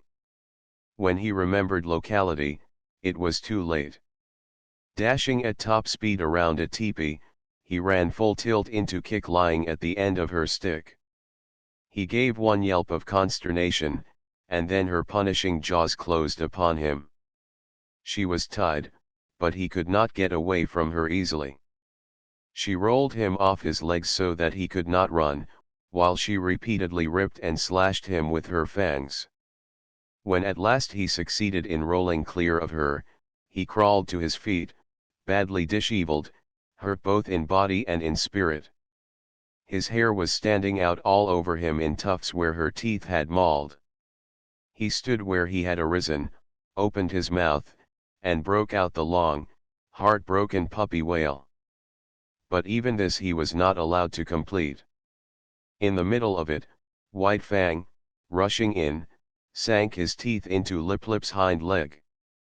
There was no fight left in Lip Lip, and he ran away shamelessly, his victim hot on his heels and worrying him all the way back to his own teepee. Here the squaws came to his aid, and White Fang, transformed into a raging demon, was finally driven off only by a fusillade of stones. Came the day when Grey Beaver, deciding that the liability of her running away was past, released Kik. White Fang was delighted with his mother's freedom. He accompanied her joyfully about the camp, and, so long as he remained close by her side, Lip Lip kept a respectful distance. White Fang even bristled up to him and walked stiff-legged, but Lip Lip ignored the challenge. He was no fool himself, and whatever vengeance he desired to wreak, he could wait until he caught White Fang alone. Later on that day, Kik and White Fang strayed into the edge of the woods next to the camp. He had led his mother there, step by step, and now when she stopped, he tried to inveigle her farther. The stream, the lair, and the quiet woods were calling to him, and he wanted her to come. He ran on a few steps, stopped, and looked back. She had not moved.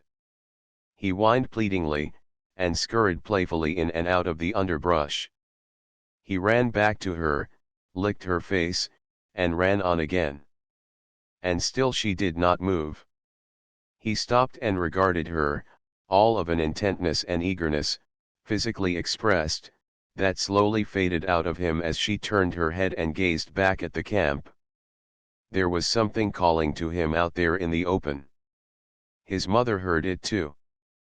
But she heard also that other and louder call, the call of the fire and of man, the call which has been given alone of all animals to the wolf to answer, to the wolf and the wild dog, who are brothers. Kik turned and slowly trotted back toward camp. Stronger than the physical restraint of the stick was the clutch of the camp upon her. Unseen and occultly, the gods still gripped with their power and would not let her go. White Fang sat down in the shadow of a birch and whimpered softly. There was a strong smell of pine, and subtle wood fragrances filled the air, reminding him of his old life of freedom before the days of his bondage. But he was still only a part-grown puppy, and stronger than the call either of man or of the wild was the call of his mother. All the hours of his short life he had depended upon her. The time was yet to come for independence.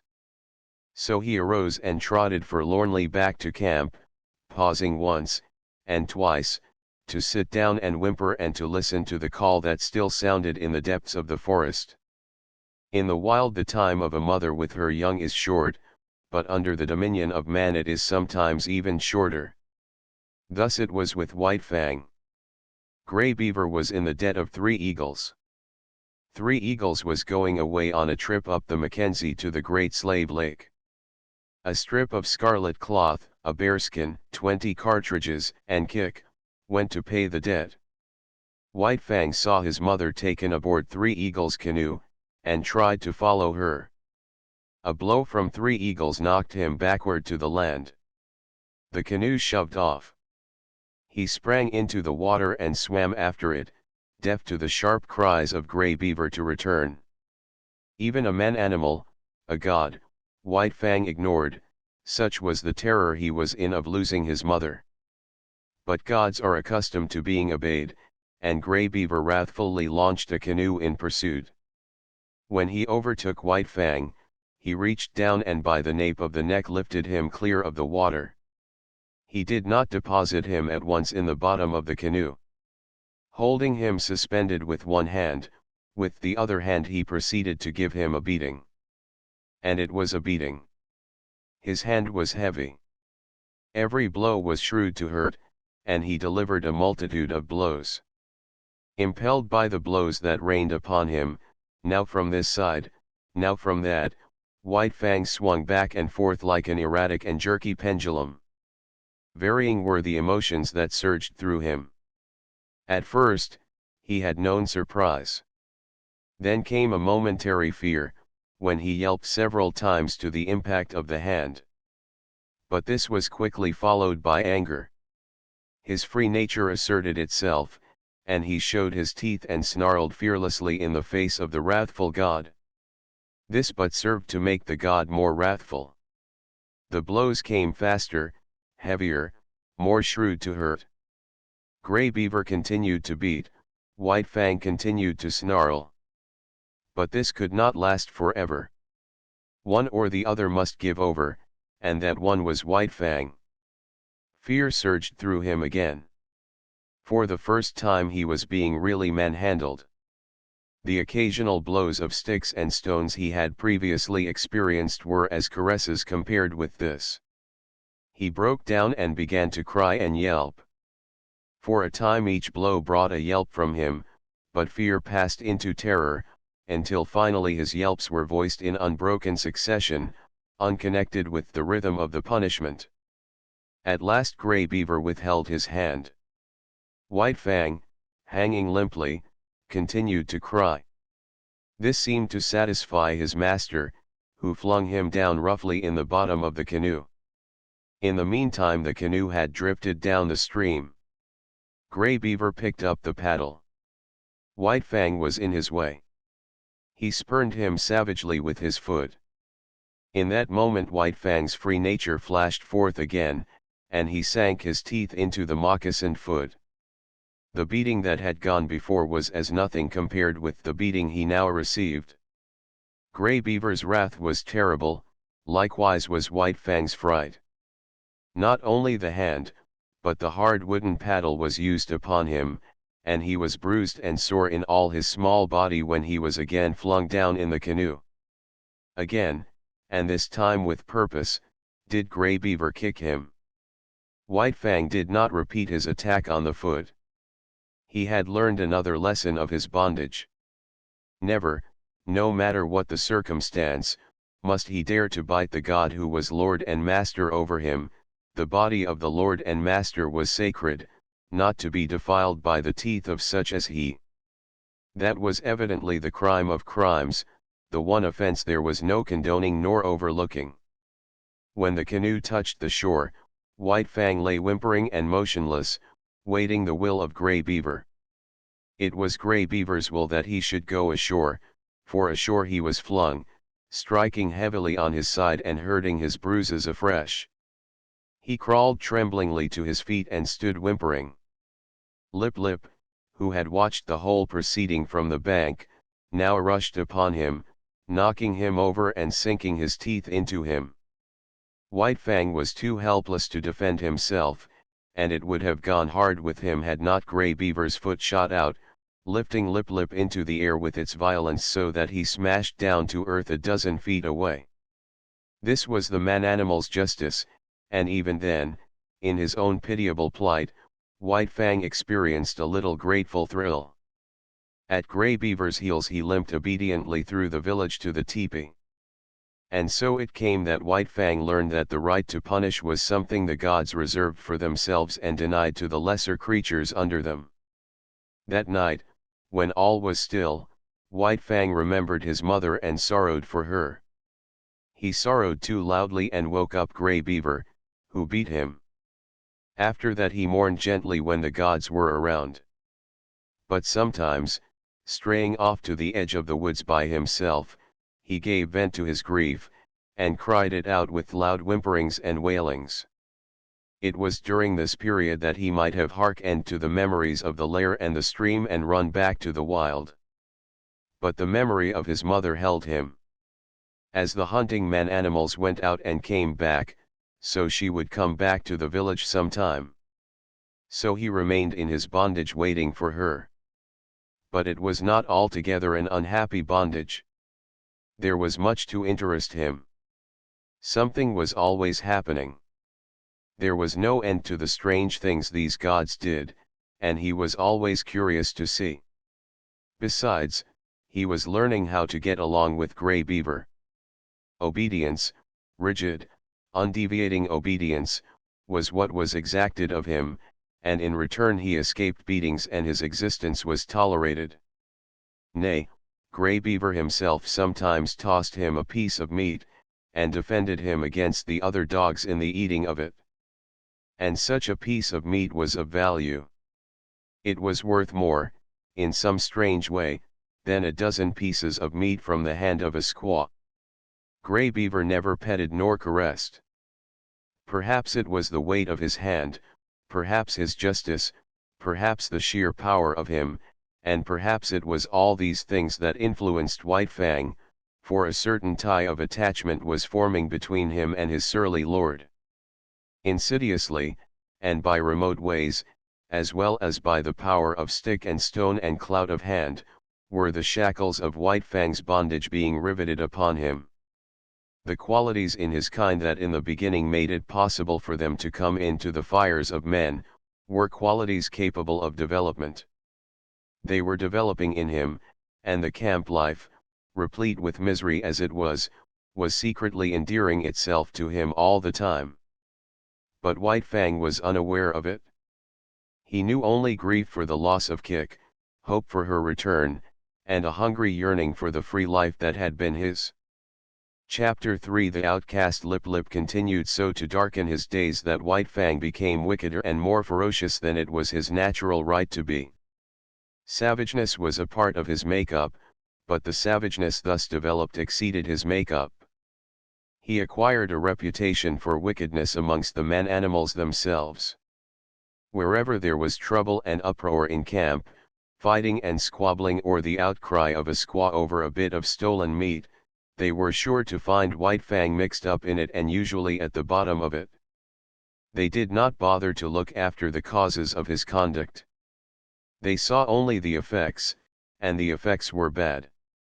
He was a sneak and a thief, a mischief maker, a fomenter of trouble, and irate squaws told him to his face, the while he eyed them alert and ready to dodge any quick-flung missile, that he was a wolf and worthless and bound to come to an evil end. He found himself an outcast in the midst of the populous camp. All the young dogs followed Lip Lip's lead. There was a difference between White Fang and them.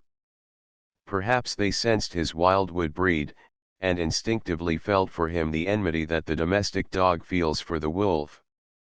But be that as it may, they joined with Lip Lip in the persecution.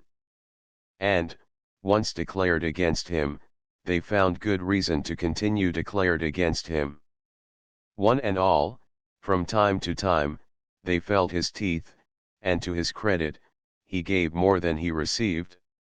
Many of them he could whip in single fight, but single fight was denied him. The beginning of such a fight was a signal for all the young dogs in camp to come running and pitch upon him. Out of this pack persecution he learned two important things: how to take care of himself in a mass fight against him, and how, on a single dog, to inflict the greatest amount of damage in the briefest space of time.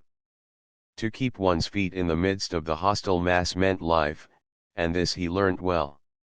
He became cat-like in his ability to stay on his feet. Even grown dogs might hurtle him backward or sideways with the impact of their heavy bodies, and backward or sideways he would go, in the air or sliding on the ground, but always with his legs under him and his feet downward to the Mother Earth. When dogs fight, there are usually preliminaries to the actual combat: snarlings and bristlings and stiff-legged struttings. But White Fang learned to omit these preliminaries. Delay meant the coming against him of all the young dogs. He must do his work quickly and get away. So he learned to give no warning of his intention. He rushed in and snapped and slashed on the instant, without notice, before his foe could prepare to meet him. Thus he learned how to inflict quick and severe damage. Also he learned the value of surprise. A dog, taken off its guard, its shoulder slashed open or its ear ripped in ribbons before it knew what was happening, was a dog half-whipped. Furthermore, it was remarkably easy to overthrow a dog taken by surprise, while a dog, thus overthrown, invariably exposed for a moment the soft underside of its neck, the vulnerable point at which to strike for its life. White Fang knew this point. It was a knowledge bequeathed to him directly from the hunting generation of wolves. So it was that White Fang's method when he took the offensive, was, first to find a young dog alone, second, to surprise it and knock it off its feet, and third, to drive in with his teeth at the soft throat. Being but partly grown, his jaws had not yet become large enough nor strong enough to make his throat attack deadly, but many a young dog went around camp with a lacerated throat in token of White Fang's intention. And one day, catching one of his enemies alone on the edge of the woods, he managed, by repeatedly overthrowing him and attacking the throat, to cut the great vein and let out the life. There was a great row that night. He had been observed, the news had been carried to the dead dog's master, the squaws remembered all the instances of stolen meat, and Grey Beaver was beset by many angry voices. But he resolutely held the door of his tepee, inside which he had placed the culprit, and refused to permit the vengeance for which his tribe's people clamored. White Fang became hated by man and dog. During this period of his development he never knew a moment's security. The tooth of every dog was against him, the hand of every man. He was greeted with snarls by his kind, with curses and stones by his gods. He lived tensely. He was always keyed up, alert for attack, wary of being attacked, with an eye for sudden and unexpected missiles, prepared to act precipitately and coolly, to leap in with a flash of teeth, or to leap away with a menacing snarl. As for snarling, he could snarl more terribly than any dog, young or old, in camp. The intent of the snarl is to warn or frighten, and judgment is required to know when it should be used. White Fang knew how to make it and when to make it. Into his snarl he incorporated all that was vicious, malignant, and horrible. With nose cerulated by continuous spasms, hair bristling in recurrent waves, tongue whipping out like a red snake and whipping back again, ears flattened down, eyes gleaming hatred, lips wrinkled back, and fangs exposed and dripping, he could compel a pause on the part of almost any assailant. A temporary pause, when taken off his guard, gave him the vital moment in which to think and determine his action. But often a pause so gained lengthened out until it evolved into a complete cessation from the attack. And before more than one of the grown dog's White Fang's snarl enabled him to beat an honorable retreat. An outcast himself from the pack of the part-grown dogs, his sanguinary methods and remarkable efficiency made the pack pay for its persecution of him. Not permitted himself to run with the pack, the curious state of affairs obtained that no member of the pack could run outside the pack. White Fang would not permit it. What of his bushwhacking and waylaying tactics, the young dogs were afraid to run by themselves. With the exception of Lip Lip, they were compelled to hunch together for mutual protection against the terrible enemy they had made. A puppy alone by the river bank meant a puppy dead or a puppy that aroused the camp with its shrill pain and terror as it fled back from the wolf cub that had waylaid it. But White Fang's reprisals did not cease, even when the young dogs had learned thoroughly that they must stay together. He attacked them when he caught them alone, and they attacked him when they were bunched. The sight of him was sufficient to start them rushing after him, at which times his swiftness usually carried him into safety. But woe the dog that outran his fellows in such pursuit. White Fang had learned to turn suddenly upon the pursuer that was ahead of the pack and thoroughly to rip him up before the pack could arrive. This occurred with great frequency, for, once in full cry, the dogs were prone to forget themselves in the excitement of the chase, while White Fang never forgot himself. Stealing backward glances as he ran, he was always ready to whirl around and down the overzealous pursuer that outran his fellows. Young dogs are bound to play, and out of the exigencies of the situation they realized their play in this mimic warfare. Thus it was that the hunt of White Fang became their chief game, a deadly game, withal, and at all times a serious game. He, on the other hand, being the fastest-footed, was unafraid to venture anywhere. During the period that he waited vainly for his mother to come back, he led the pack many a wild chase through the adjacent woods. But the pack invariably lost him. Its noise and outcry warned him of its presence, while he ran alone, velvet-footed, silently, a moving shadow among the trees after the manner of his father and mother before him. Further, he was more directly connected with the wild than they, and he knew more of its secrets and stratagems. A favorite trick of his was to lose his trail in running water and then lie quietly in a nearby thicket while their baffled cries arose around him. Hated by his kind and by mankind, indomitable, perpetually warred upon and himself waging perpetual war, his development was rapid and one-sided. This was no soil for kindliness and affection to blossom in. Of such things he had not the faintest glimmering. The code he learned was to obey the strong and to oppress the weak. Grey Beaver was a god, and strong. Therefore White Fang obeyed him. But the dog younger or smaller than himself was weak, a thing to be destroyed. His development was in the direction of power. In order to face the constant danger of hurt and even of destruction, his predatory and protective faculties were unduly developed. He became quicker of movement than the other dogs, swifter of foot, craftier, deadlier, more lithe, more lean with iron-like muscle and sinew, more enduring, more cruel, more ferocious, and more intelligent. He had to become all these things, else he would not have held his own nor survived the hostile environment in which he found himself. Chapter 4 The Trail of the Gods. In the fall of the year, when the days were shortening and the bite of the frost was coming into the air, White Fang got his chance for liberty. For several days there had been a great hubbub in the village. The summer camp was being dismantled, and the tribe, bag and baggage, was preparing to go off to the fall hunting. White Fang watched it all with eager eyes, and when the teepees began to come down and the canoes were loading at the bank, he understood. Already the canoes were departing, and some had disappeared down the river. Quite deliberately he determined to stay behind. He waited his opportunity to slink out of camp to the woods. Here, in the running stream where ice was beginning to form, he hid his trail. Then he crawled into the heart of a dense thicket and waited. The time passed by, and he slept intermittently for hours. Then he was aroused by Gray Beaver's voice calling him by name. There were other voices. White Fang could hear Gray Beaver's squaw taking part in the search, and Mit saw, who was Gray Beaver's son. White Fang trembled with fear, and though the impulse came to crawl out of his hiding place, he resisted it.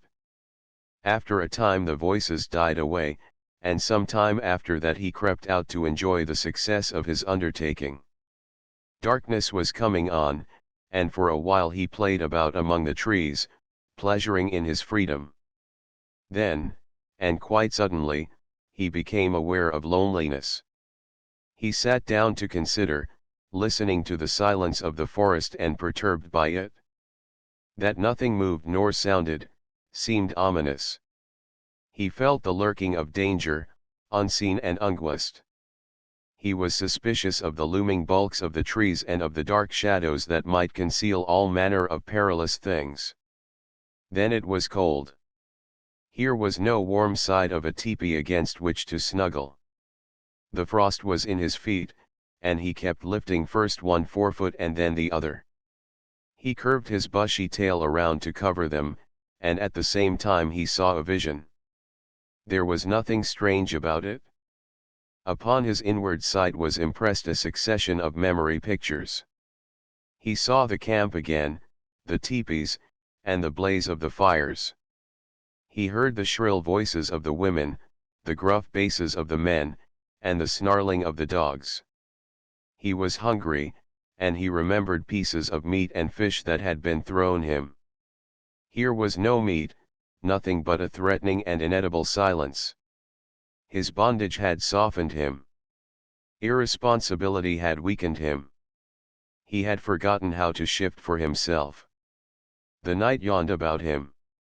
His senses, accustomed to the hum and bustle of the camp, used to the continuous impact of sights and sounds, were now left idle. There was nothing to do, nothing to see nor hear. They strained to catch some interruption of the silence and immobility of nature. They were appalled by inaction and by the feel of something terrible impending. He gave a great start of fright. A colossal and formless something was rushing across the field of his vision. It was a tree shadow flung by the moon, from whose face the clouds had been brushed away. Reassured, he whimpered softly, then he suppressed the whimper for fear that it might attract the attention of the lurking dangers. A tree, contracting in the cool of the night, made a loud noise. It was directly above him. He yelped in his fright. A panic seized him, and he ran madly toward the village. He knew an overpowering desire for the protection and companionship of man. In his nostrils was the smell of the camp smoke. In his ears the camp sounds and cries were ringing loud. He passed out of the forest and into the moonlit open where were no shadows nor darknesses. But no village greeted his eyes. He had forgotten. The village had gone away. His wild flight ceased abruptly. There was no place to which to flee. He slunk forlornly through the deserted camp, smelling the rubbish heaps and the discarded rags and tags of the gods. He would have been glad for the rattle of stones about him, flung by an angry squaw, glad for the hand of Gray Beaver descending upon him in wrath, while he would have welcomed with delight Lip Lip and the whole snarling, Cowardly pack. He came to where Gray Beaver's teepee had stood. In the center of the space it had occupied, he sat down. He pointed his nose at the moon. His throat was afflicted by rigid spasms, his mouth opened, and in a heartbroken cry bubbled up his loneliness and fear, his grief for Kik, all his past sorrows and miseries as well as his apprehension of sufferings and dangers to come. It was the long wolf howl, full throat and mournful, the first howl he had ever uttered. The coming of daylight dispelled his fears but increased his loneliness. The naked earth, which so shortly before had been so populous, thrust his loneliness more forcibly upon him. It did not take him long to make up his mind. He plunged into the forest and followed the river bank down the stream. All day he ran. He did not rest. He seemed made to run on forever. His iron-like body ignored fatigue. And even after fatigue came, his heritage of endurance braced him to endless endeavor and enabled him to drive his complaining body onward. Where the river swung in against precipitous bluffs, he climbed the high mountains behind. Rivers and streams that entered the main river he forded or swam. Often he took to the rim ice that was beginning to form, and more than once he crashed through and struggled for life in the icy current. Always he was on the lookout for the trail of the gods where it might leave the river and proceed inland.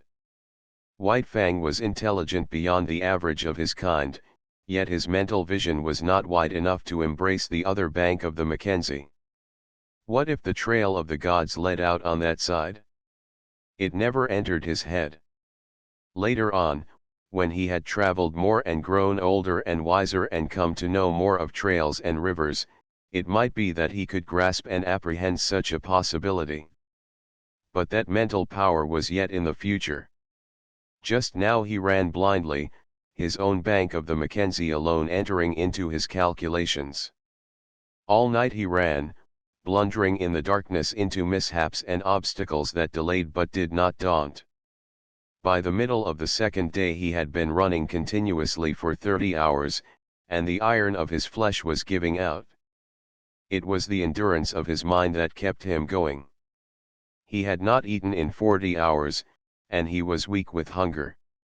The repeated drenchings in the icy water had likewise had their effect on him. His handsome coat was draggled. The broad pads of his feet were bruised and bleeding. He had begun to limp, and this limp increased with the hours. To make it worse, the light of the sky was obscured and snow began to fall, a raw, moist, melting, clinging snow, slippery underfoot, that hid from him the landscape he traversed, and that covered over the inequalities of the ground so that the way of his feet was more difficult and painful. Gray Beaver had intended camping that night on the far bank of the Mackenzie, for it was in that direction that the hunting lay. But on the near bank, shortly before dark, a moose coming down to drink, had been espied by Cluckuch, who was Gray Beaver's squaw. Now, had not the moose come down to drink, had not Mitsaw been steering out of the course because of the snow, had not Cluckuch sighted the moose, and had not Gray Beaver killed it with a lucky shot from his rifle, all subsequent things would have happened differently. Gray Beaver would not have camped on the near side of the Mackenzie, and White Fang would have passed by and gone on, either to die or to find his way to his wild brothers and become one of them, a wolf to the end of his days. Night had fallen. The snow was flying more thickly, and White Fang, whimpering softly to himself as he stumbled and limped along, came upon a fresh trail in the snow. So fresh was it that he knew it immediately for what it was. Whining with eagerness, he followed back from the river bank and in among the trees. The camp sounds came to his ears. He saw the blaze of the fire, Cluckuch cooking, and Gray Beaver squatting on his hams and mumbling a chunk of raw tallow. There was fresh meat in camp. White Fang expected a beating. He crouched and bristled a little at the thought of it. Then he went forward again. He feared and disliked the beating he knew to be waiting for him.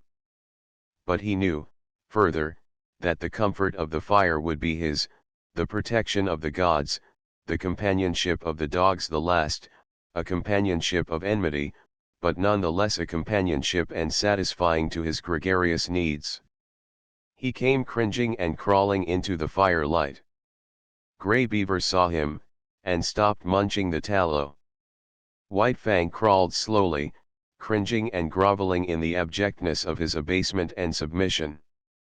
He crawled straight toward Grey Beaver, every inch of his progress becoming slower and more painful. At last he lay at the master's feet, into whose possession he now surrendered himself, voluntarily, body and soul.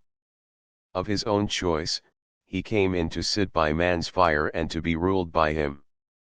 White Fang trembled, waiting for the punishment to fall upon him. There was a movement of the hand above him.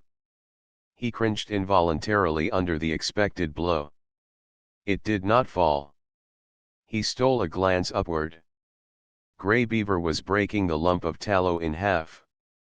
Grey Beaver was offering him one piece of the tallow. Very gently and somewhat suspiciously, he first smelled the tallow and then proceeded to eat it. Grey Beaver ordered meat to be brought to him, and guarded him from the other dogs while he ate. After that, grateful and content, White Fang lay at Grey Beaver's feet, gazing at the fire that warmed him, blinking and dozing, secure in the knowledge that the morrow would find him, not wandering forlorn through bleak forest stretches, but in the camp of the man-animals, with the gods to whom he had given himself and upon whom he was now dependent. Chapter V. The Covenant. When December was well along, Grey Beaver went on a journey up the Mackenzie. Mit-sa and Klukuch went with him. One sled he drove himself, drawn by dogs he had traded for or borrowed. A second and smaller sled was driven by Mit-sa, and to this was harnessed a team of puppies. It was more of a toy affair than anything else, yet it was the delight of Mit-sa, who felt that he was beginning to do a man's work in the world. Also, he was learning to drive dogs and to train dogs, while the puppies themselves were being broken into the harness. Furthermore, the sled was of some service, for it carried nearly 200 pounds of outfit and food. White Fang had seen the camp dogs toiling in the harness, so that he did not resent overmuch the first placing of the harness upon himself. About his neck was put a moss-stuffed collar, which was connected by two pulling traces to a strap that passed around his chest and over his back. It was to this that was fastened a long rope by which he pulled at the sled. There were 7 puppies in the team. The others had been born earlier in the year and were 9 and 10 months old, while White Fang was only 8 months old. Each dog was fastened to the sled by a single rope. No 2 ropes were of the same length, while the difference in length between any 2 ropes was at least that of a dog's body. Every rope was brought to a ring at the front end of the sled. The sled itself was without runners, being a birch bark toboggan, with upturned forward end to keep it from plowing under the snow. This construction enabled the weight of the sled and load to be distributed over the largest snow surface, for the snow was crystal powder and very soft. Observing the same principle of widest distribution of weight, the dogs at the ends of their ropes radiated fan fashion from the nose of the sled, so that no dog trod in another's footsteps. There was, furthermore, another virtue in the fan formation. The ropes of varying length prevented the dogs attacking from the rear those that ran in front of them. For a dog to attack another, it would have to turn upon one at a shorter rope. In which case it would find itself face to face with the dog attacked, and also it would find itself facing the whip of the driver. But the most peculiar virtue of all lay in the fact that the dog that strove to attack one in front of him must pull the sled faster, and that the faster the sled traveled, the faster could the dog attacked run away. Thus, the dog behind could never catch up with the one in front. The faster he ran, the faster ran the one he was after, and the faster ran all the dogs. Incidentally, the sled went faster, and thus, by cunning indirection, did man increase his mastery over the beasts. Mit Saw resembled his father, much of whose grey wisdom he possessed. In the past he had observed Lip Lip's persecution of White Fang, but at that time Lip Lip was another man's dog, and Mit Saw had never dared more than to shy an occasional stone at him. But now Lip Lip was his dog, and he proceeded to wreak his vengeance on him by putting him at the end of the longest rope. This made Lip Lip the leader, and was apparently an honor. But in reality it took away from him all honor, and instead of being bully and master of the pack, he now found himself hated and persecuted by the pack. Because he ran at the end of the longest rope, the dogs had always the view of him running away before them. All that they saw of him was his bushy tail and fleeing hind legs, a view far less ferocious and intimidating than his bristling mane and gleaming fangs. Also, dogs being so constituted in their mental ways, the sight of him running away gave desire to run after him and a feeling that he ran away from them. The moment the sled started, the team took after Lip Lip in a chase that extended throughout the day. At first he had been prone to turn upon his pursuers, jealous of his dignity and wrathful, but at such times Mit Saw would throw the stinging lash of the 30-foot caribou gut whip into his face and compel him to turn tail and run on. Lip Lip might face the pack, but he could not face that whip, and all that was left him to do was to keep his long rope taut and his flanks ahead of the teeth of his mates. But a still greater cunning lurked in the recesses of the Indian mind.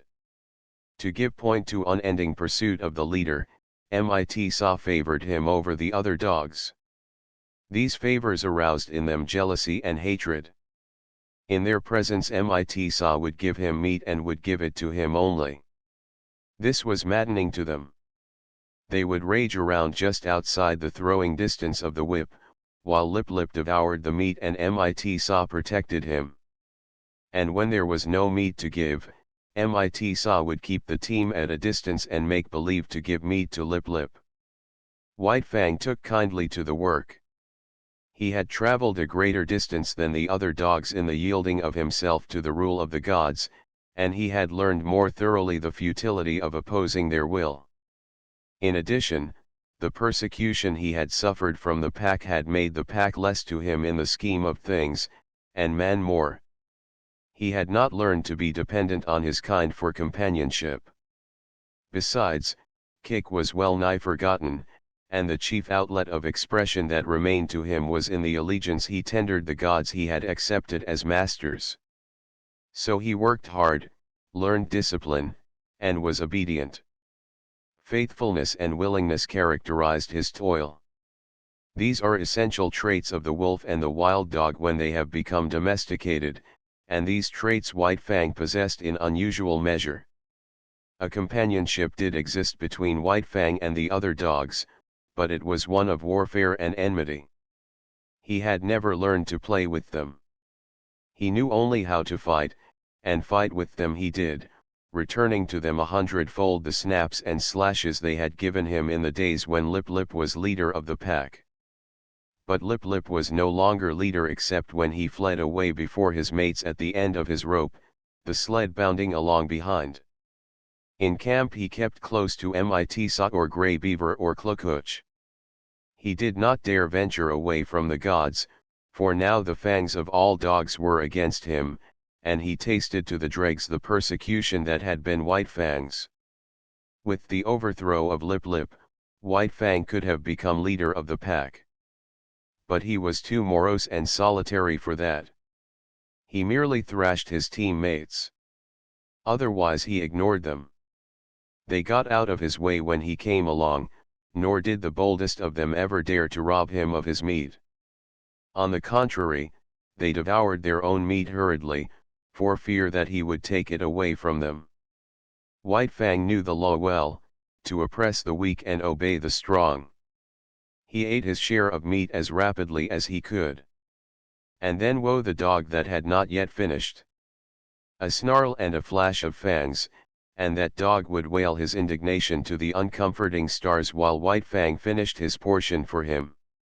Every little while, however, one dog or another would flame up in revolt and be promptly subdued.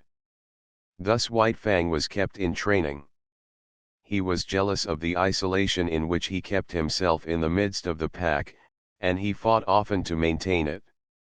But such fights were of brief duration. He was too quick for the others. They were slashed open and bleeding before they knew what had happened, were whipped almost before they had begun to fight. As rigid as the sled discipline of the gods, was the discipline maintained by White Fang amongst his fellows. He never allowed them any latitude. He compelled them to an unremitting respect for him. They might do as they pleased amongst themselves. That was no concern of his. But it was his concern that they leave him alone in his isolation, get out of his way when he elected to walk among them, and at all times acknowledge his mastery over them. A hint of stiff-leggedness on their part, a lifted lip or a bristle of hair, and he would be upon them, merciless and cruel, swiftly convincing them of the error of their way. He was a monstrous tyrant. His mastery was rigid as steel. He oppressed the weak with a vengeance. Not for nothing had he been exposed to the pitiless struggles for life in the day of his cubhood, when his mother and he, alone and unaided, held their own and survived in the ferocious environment of the wild. And not for nothing had he learned to walk softly when superior strength went by. He oppressed the weak, but he respected the strong. And in the course of the long journey with Grey Beaver he walked softly indeed amongst the full-grown dogs in the camps of the strange man-animals they encountered. The months passed by. Still continued the journey of Grey Beaver. White Fang's strength was developed by the long hours on trail and the steady toil at the sled, and it would have seemed that his mental development was well nigh complete. He had come to know quite thoroughly the world in which he lived. His outlook was bleak and materialistic. The world as he saw it was a fierce and brutal world, a world without warmth, a world in which caresses and affection and the bright sweetnesses of the spirit did not exist. He had no affection for Grey Beaver. True, he was a god, but a most savage god. White Fang was glad to acknowledge his lordship, but it was a lordship based upon superior intelligence and brute strength. There was something in the fiber of White Fang's being that made his lordship a thing to be desired, else he would not have come back from the wild when he did to tender his allegiance. There were deeps in his nature which had never been sounded. A kind word, a caressing touch of the hand, on the part of Grey Beaver, might have sounded these deeps, but Grey Beaver did not caress, nor speak kind words. It was not his way. His primacy was savage, and savagely he ruled, administering justice with a club, punishing transgression with the pain of a blow, and rewarding merit, not by kindness, but by withholding a blow. So White Fang knew nothing of the heaven a man's hand might contain for him. Besides, he did not like the hands of the man-animals. He was suspicious of them. It was true that they sometimes gave meat, but more often they gave hurt. Hands were things to keep away from. They hurled stones, wielded sticks and clubs and whips, administered slaps and clouts, and, when they touched him, were cunning to hurt with pinch and twist and wrench. In strange villages he had encountered the hands of the children and learned that they were cruel to hurt. Also, he had once nearly had an eye poked out by a toddling papoose. From these experiences he became suspicious of all children. He could not tolerate them. When they came near with their ominous hands, he got up. It was in a village at the Great Slave Lake, that, in the course of resenting the evil of the hands of the man-animals, he came to modify the law that he had learned from Grey Beaver, namely, that the unpardonable crime was to bite one of the gods. In this village, after the custom of all dogs in all villages, White Fang went foraging, for food.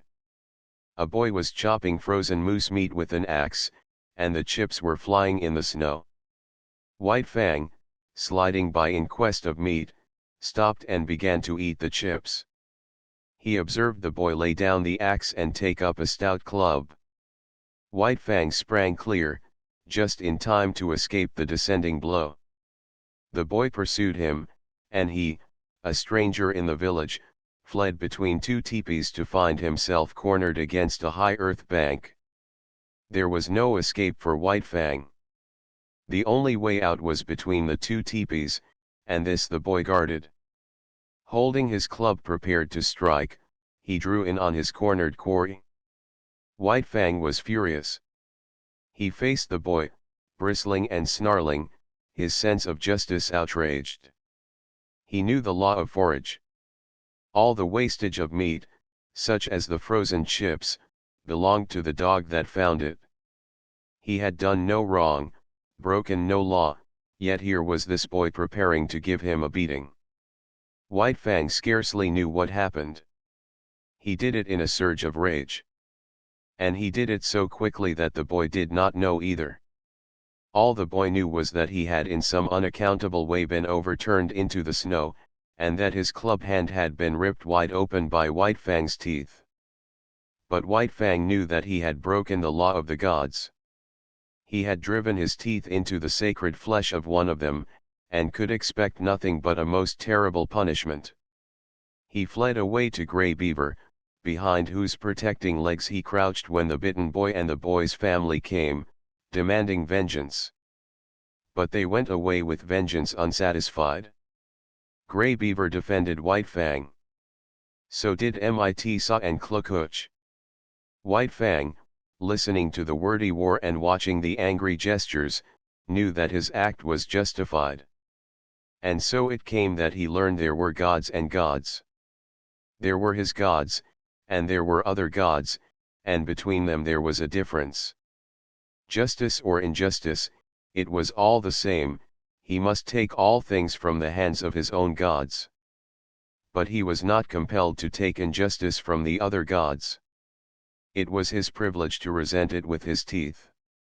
And this also was a law of the gods. Before the day was out, White Fang was to learn more about this law. Mit Sa, alone, gathering firewood in the forest, encountered the boy that had been bitten. With him were other boys. Hot words passed. Then all the boys attacked Mit Sa. It was going hard with him. Blows were raining upon him from all sides. White Fang looked on at first. This was an affair of the gods, and no concern of his. Then he realized that this was Mit Sa, one of his own particular gods, who was being maltreated. It was no reasoned impulse that made White Fang do what he then did. A mad rush of anger sent him leaping in amongst the combatants.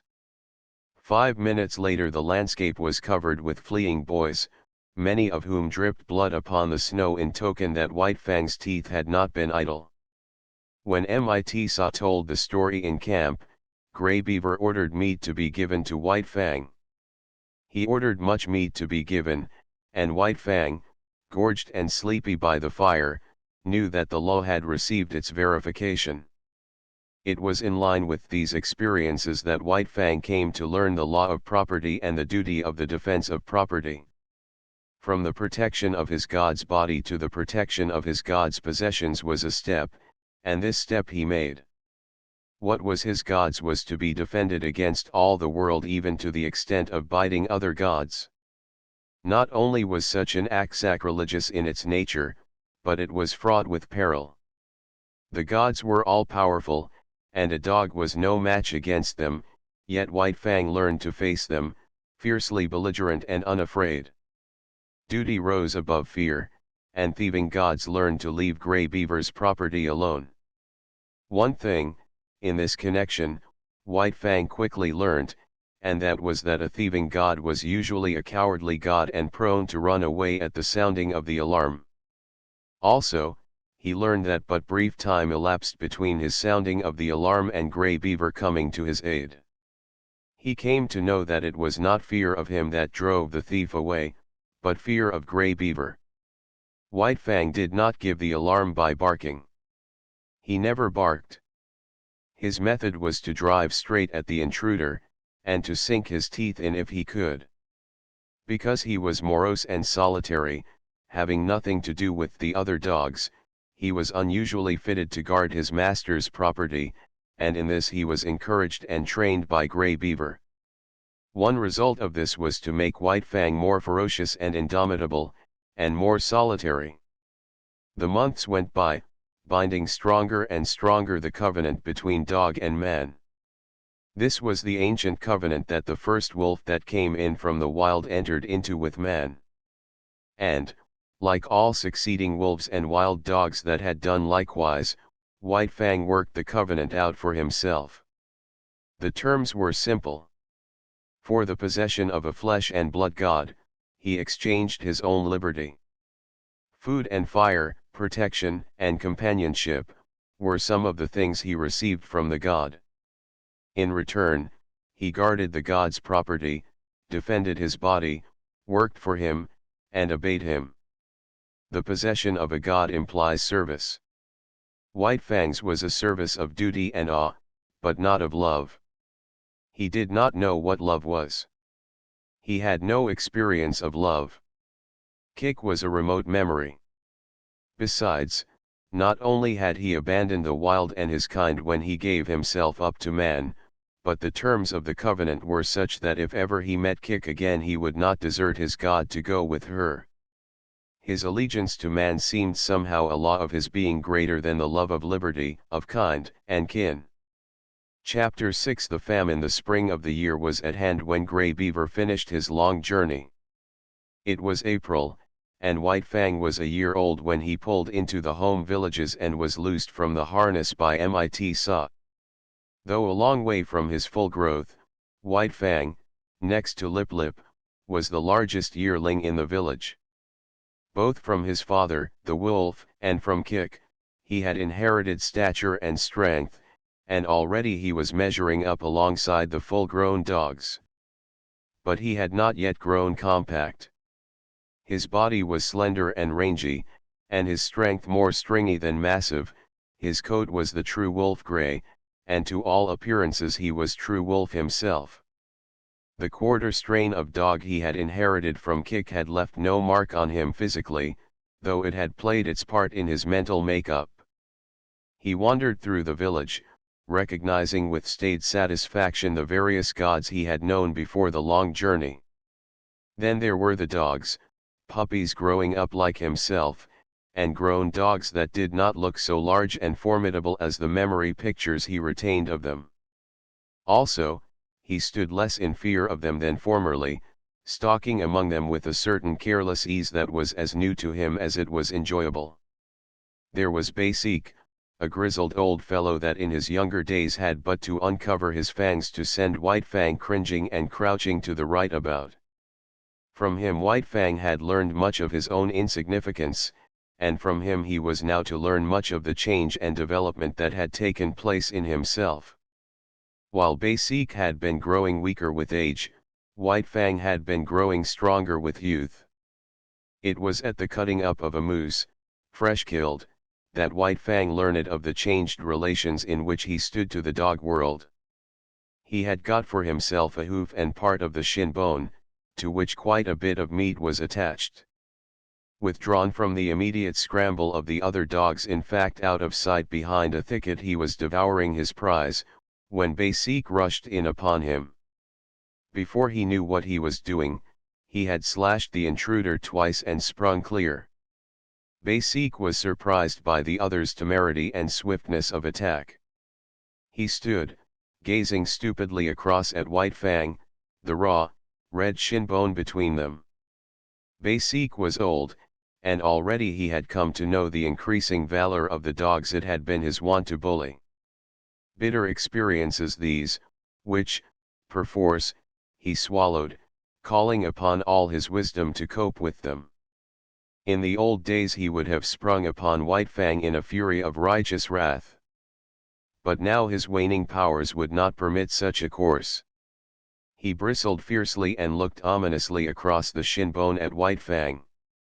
And White Fang, resurrecting quite a deal of the old awe, seemed to wilt and to shrink in upon himself and grow small, as he cast about in his mind for a way to beat a retreat not too inglorious. And right here Basic erred. Had he contented himself with looking fierce and ominous, all would have been well. White Fang, on the verge of retreat, would have retreated, leaving the meat to him. But Basic did not wait. He considered the victory already his and stepped forward to the meat. As he bent his head carelessly to smell it, White Fang bristled slightly. Even then it was not too late for Basic to retrieve the situation. Had he merely stood over the meat, head up and glowering, White Fang would ultimately have slunk away. But the fresh meat was strong in Basic's nostrils, and greed urged him to take a bite of it. This was too much for White Fang. Fresh upon his months of mastery over his own teammates, it was beyond his self-control to stand idly by while another devoured the meat that belonged to him. He struck, after his custom, without warning. With the first slash, Basic's right ear was ripped into ribbons. He was astounded at the suddenness of it. But more things, and most grievous ones, were happening with equal suddenness. He was knocked off his feet. His throat was bitten. While he was struggling to his feet, the young dog sank teeth twice into his shoulder. The swiftness of it was bewildering. He made a futile rush at White Fang, clipping the empty air with an outraged snap. The next moment his nose was laid open, and he was staggering backward away from the meat. The situation was now reversed. White Fang stood over the shin bone, bristling and menacing, while Basic stood a little way off, preparing to retreat. He dared not risk a fight with this young lightning flash, and again he knew, and more bitterly, the enfeeblement of oncoming age. His attempt to maintain his dignity was heroic. Calmly turning his back upon young dog and shin bone, as though both were beneath his notice and unworthy of his consideration, he stalked grandly away. Nor, until well out of sight, did he stop to lick his bleeding wounds. The effect on White Fang was to give him a greater faith in himself, and a greater pride. He walked less softly among the grown dogs, his attitude toward them was less compromising. Not that he went out of his way looking for trouble. Far from it. But upon his way he demanded consideration. He stood upon his right to go his way unmolested and to give trail to no dog. He had to be taken into account, that was all. He was no longer to be disregarded and ignored, as was the lot of puppies, and as continued to be the lot of the puppies that were his teammates.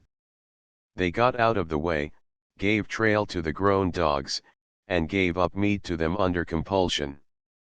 But White Fang, uncompanionable, solitary, morose, scarcely looking to right or left, redoubtable, forbidding of aspect, remote and alien, was accepted as an equal by his puzzled elders. They quickly learned to leave him alone, neither venturing hostile acts nor making overtures of friendliness. If they left him alone, he left them alone, a state of affairs that they found, after a few encounters, to be preeminently desirable. In midsummer White Fang had an experience. Trotting along in his silent way to investigate a new teepee which had been erected on the edge of the village while he was away with the hunters after moose, he came full upon Kick. He paused and looked at her. He remembered her vaguely, but he remembered her, and that was more than could be said for her. She lifted her lip at him in the old snarl of menace, and his memory became clear. His forgotten cubhood, all that was associated with that familiar snarl, rushed back to him. Before he had known the gods, she had been to him the centerpin of the universe. The old familiar feelings of that time came back upon him, surged up within him. He bounded towards her joyously, and she met him with shrewd fangs that laid his cheek open to the bone. He did not understand. He backed away, bewildered and puzzled. But it was not Kik's fault.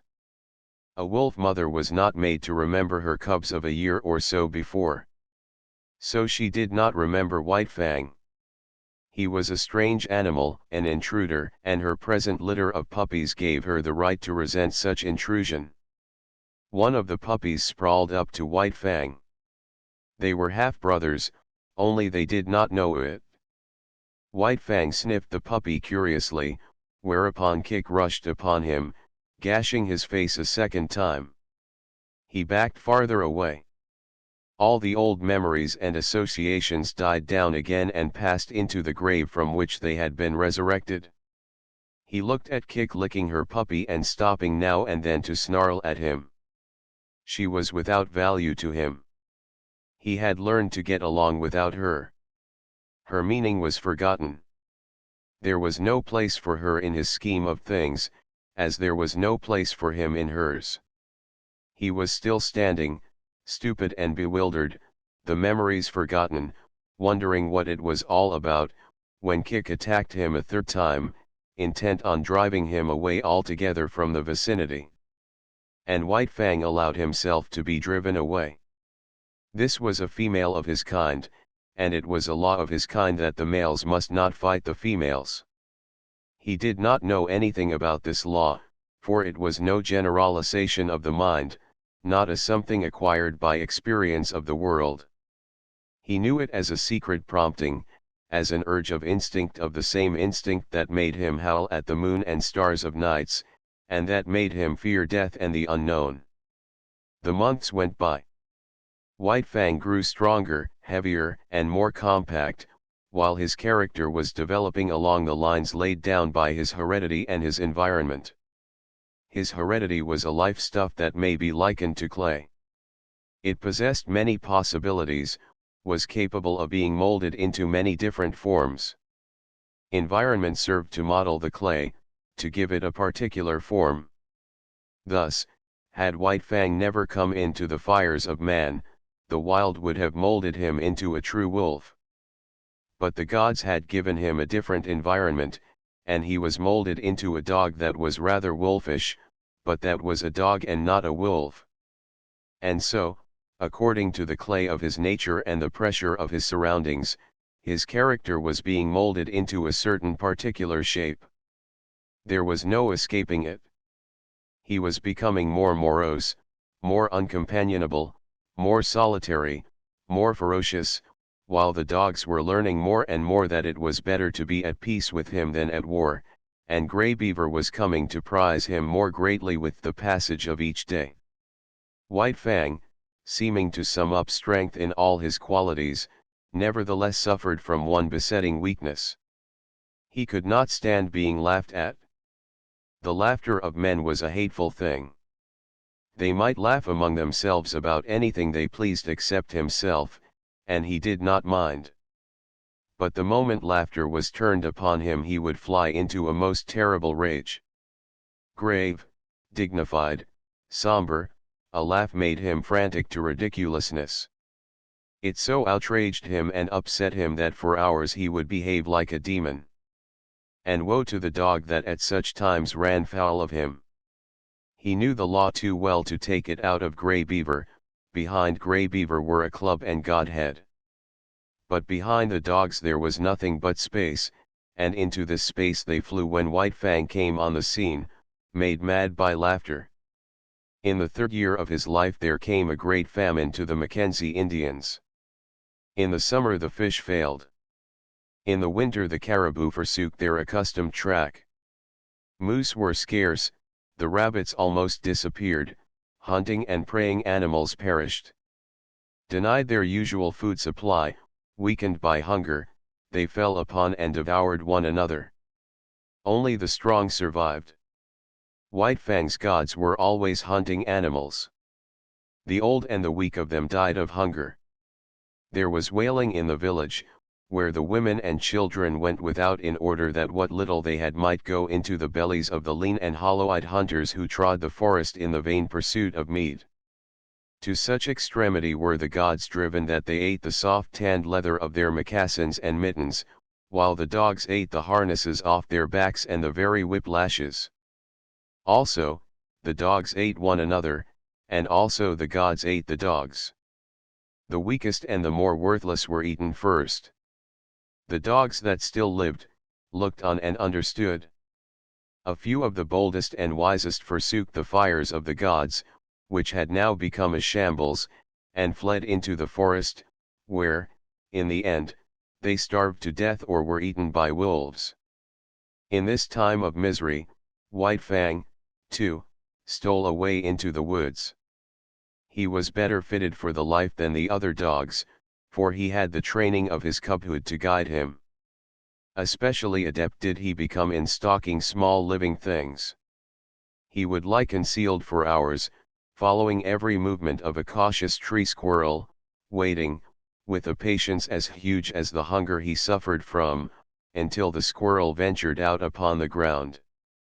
Even then, White Fang was not premature. He waited until he was sure of striking before the squirrel could gain a tree refuge. Then, and not until then, would he flash from his hiding place, a gray projectile, incredibly swift, never failing its mark the fleeing squirrel that fled not fast enough. Successful as he was with squirrels, there was one difficulty that prevented him from living and growing fat on them. There were not enough squirrels. So he was driven to hunt still smaller things. So acute did his hunger become at times that he was not above rooting out wood mice from their burrows in the ground. Nor did he scorn to do battle with a weasel as hungry as himself and many times more ferocious. In the worst pinches of the famine he stole back to the fires of the gods. But he did not go into the fires. He lurked in the forest, avoiding discovery and robbing the snares at the rare intervals when game was caught. He even robbed Gray Beaver's snare of a rabbit at a time when Gray Beaver staggered and tottered through the forest, sitting down often to rest, what of weakness and of shortness of breath. One day while Fang encountered a young wolf, gaunt and scrawny, loose-jointed with famine. Had he not been hungry himself, White Fang might have gone with him and eventually found his way into the pack amongst his wild brethren. As it was, he ran the young wolf down and killed and ate him. Fortune seemed to favor him. Always, when hardest pressed for food, he found something to kill. Again, when he was weak, it was his luck that none of the larger preying animals chanced upon him. Thus, he was strong from the 2 days eating a lynx had afforded him when the hungry wolf pack ran full tilt upon him. It was a long, cruel chase, but he was better nourished than they, and in the end outran them. And not only did he outrun them, but, circling widely back on his track, he gathered in one of his exhausted pursuers. After that he left that part of the country and journeyed over to the valley wherein he had been born. Here, in the old lair, he encountered Kik. Up to her old tricks, she, too, had fled the inhospitable fires of the gods and gone back to her old refuge to give birth to her young.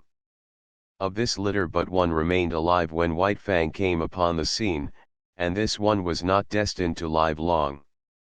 Young life had little chance in such a famine. Kik's greeting of her grown son was anything but affectionate. But White Fang did not mind. He had outgrown his mother. So he turned tail philosophically and trotted on up the stream. At the forks he took the turning to the left, where he found the lair of the lynx with whom his mother and he had fought long before. Here, in the abandoned lair, he settled down and rested for a day. During the early summer, in the last days of the famine, he met Lip Lip, who had likewise taken to the woods, where he had eked out a miserable existence. White Fang came upon him unexpectedly. Trotting in opposite directions along the base of a high bluff, they rounded a corner of rock and found themselves face to face. They paused with instant alarm, and looked at each other suspiciously. White Fang was in splendid condition. His hunting had been good, and for a week he had eaten his fill. He was even gorged from his latest kill. But in the moment he looked at Lip Lip, his hair rose on end all along his back. It was an involuntary bristling on his part, the physical state that in the past had always accompanied the mental state produced in him by Lip Lip's bullying and persecution. As in the past he had bristled and snarled at sight of Lip Lip, so now, and automatically, he bristled and snarled. He did not waste any time. The thing was done thoroughly and with dispatch. Lip Lip essayed to back away, but White Fang struck him hard, shoulder to shoulder. Lip Lip was overthrown and rolled upon his back. White Fang's teeth drove into the scrawny throat. There was a death struggle, during which White Fang walked around, stiff-legged and observant. Then he resumed his course and trotted on along the base of the bluff. One day, not long after, he came to the edge of the forest, where a narrow stretch of open land sloped down to the Mackenzie. He had been over this ground before, when it was bare, but now a village occupied it. Still hidden amongst the trees, he paused to study the situation. Sights and sounds and scents were familiar to him. It was the old village changed to a new place. But sights and sounds and smells were different from those he had last had when he fled away from it. There was no whimpering nor wailing. Contented sounds saluted his ear, and when he heard the angry voice of a woman he knew it to be the anger that proceeds from a full stomach. And there was a smell in the air of fish. There was food. The famine was gone. He came out boldly from the forest and trotted into camp straight to Grey Beaver's teepee. Grey Beaver was not there, but Klukooch welcomed him with glad cries and the whole of a fresh-caught fish, and he lay down to wait Grey Beaver's coming. Part 4 Chapter I The enemy of his kind. Had there been in White Fang's nature any possibility, no matter how remote, of his ever coming to fraternize with his kind, such possibility was irretrievably destroyed when he was made leader of the sled team. For now the dogs hated him for the extra meat bestowed upon him by Mit-sa, hated him for all the real and fancied favors he received, hated him for that he fled always at the head of the team, his waving brush of a tail and his perpetually retreating hindquarters forever maddening their eyes. And White Fang just as bitterly hated them back. Being sled leader was anything but gratifying to him. To be compelled to run away before the yelling pack, every dog of which, for 3 years, he had thrashed and mastered, was almost more than he could endure. But endure it he must, or perish, and the life that was in him had no desire to perish out. The moment Mit-sa gave his order for the start, that moment the whole team, with eager, savage cries, sprang forward at White Fang. There was no defense for him. If he turned upon them, Mit-sa would throw the stinging lash of the whip into his face. Only remained to him to run away. He could not encounter that howling horde with his tail and hindquarters. These were scarcely fit weapons with which to meet the many merciless fangs. So run away he did, violating his own nature and pride with every leap he made, and leaping all day long. One cannot violate the promptings of one's nature without having that nature recoil upon itself. Such a recoil is like that of a hair, made to grow out from the body, turning unnaturally upon the direction of its growth and growing into the body a rankling, festering thing of hurt. And so with White Fang. Every urge of his being impelled him to spring upon the pack that cried at his heels, but it was the will of the gods that this should not be, and behind the will, to enforce it, was the whip of caribou gut with its biting 30-foot lash. So White Fang could only eat his heart in bitterness and develop a hatred and malice commensurate with the ferocity and indomitability of his nature. If ever a creature was the enemy of its kind, White Fang was that creature. He asked no quarter, gave none. He was continually marred and scarred by the teeth of the pack, and as continually he left his own marks upon the pack. Unlike most leaders, who, when camp was made and the dogs were unhitched, huddled near to the gods for protection, White Fang disdained such protection. He walked boldly about the camp, inflicting punishment in the night for what he had suffered in the day. In the time before he was made leader of the team, the pack had learned to get out of his way. But now it was different. Excited by the day-long pursuit of him, swayed subconsciously by the insistent iteration on their brains of the sight of him fleeing away, mastered by the feeling of mastery enjoyed all day, the dogs could not bring themselves to give way to him. When he appeared amongst them, there was always a squabble. His progress was marked by snarl and snap and growl. The very atmosphere he breathed was surcharged with hatred and malice, and this but served to increase the hatred and malice within him. When Mit cried out his command for the team to stop, White Fang obeyed. At first this caused trouble for the other dogs. All of them would spring upon the hated leader only to find the tables turned. Behind him would be Mit, the great whip singing in his hand. So the dogs came to understand that when the team stopped by order, White Fang was to be let alone.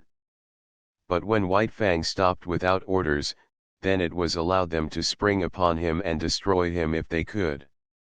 After several experiences, White Fang never stopped without orders. He learned quickly. It was in the nature of things, that he must learn quickly if he were to survive the unusually severe conditions under which life was vouchsafed him. But the dogs could never learn the lesson to leave him alone in camp.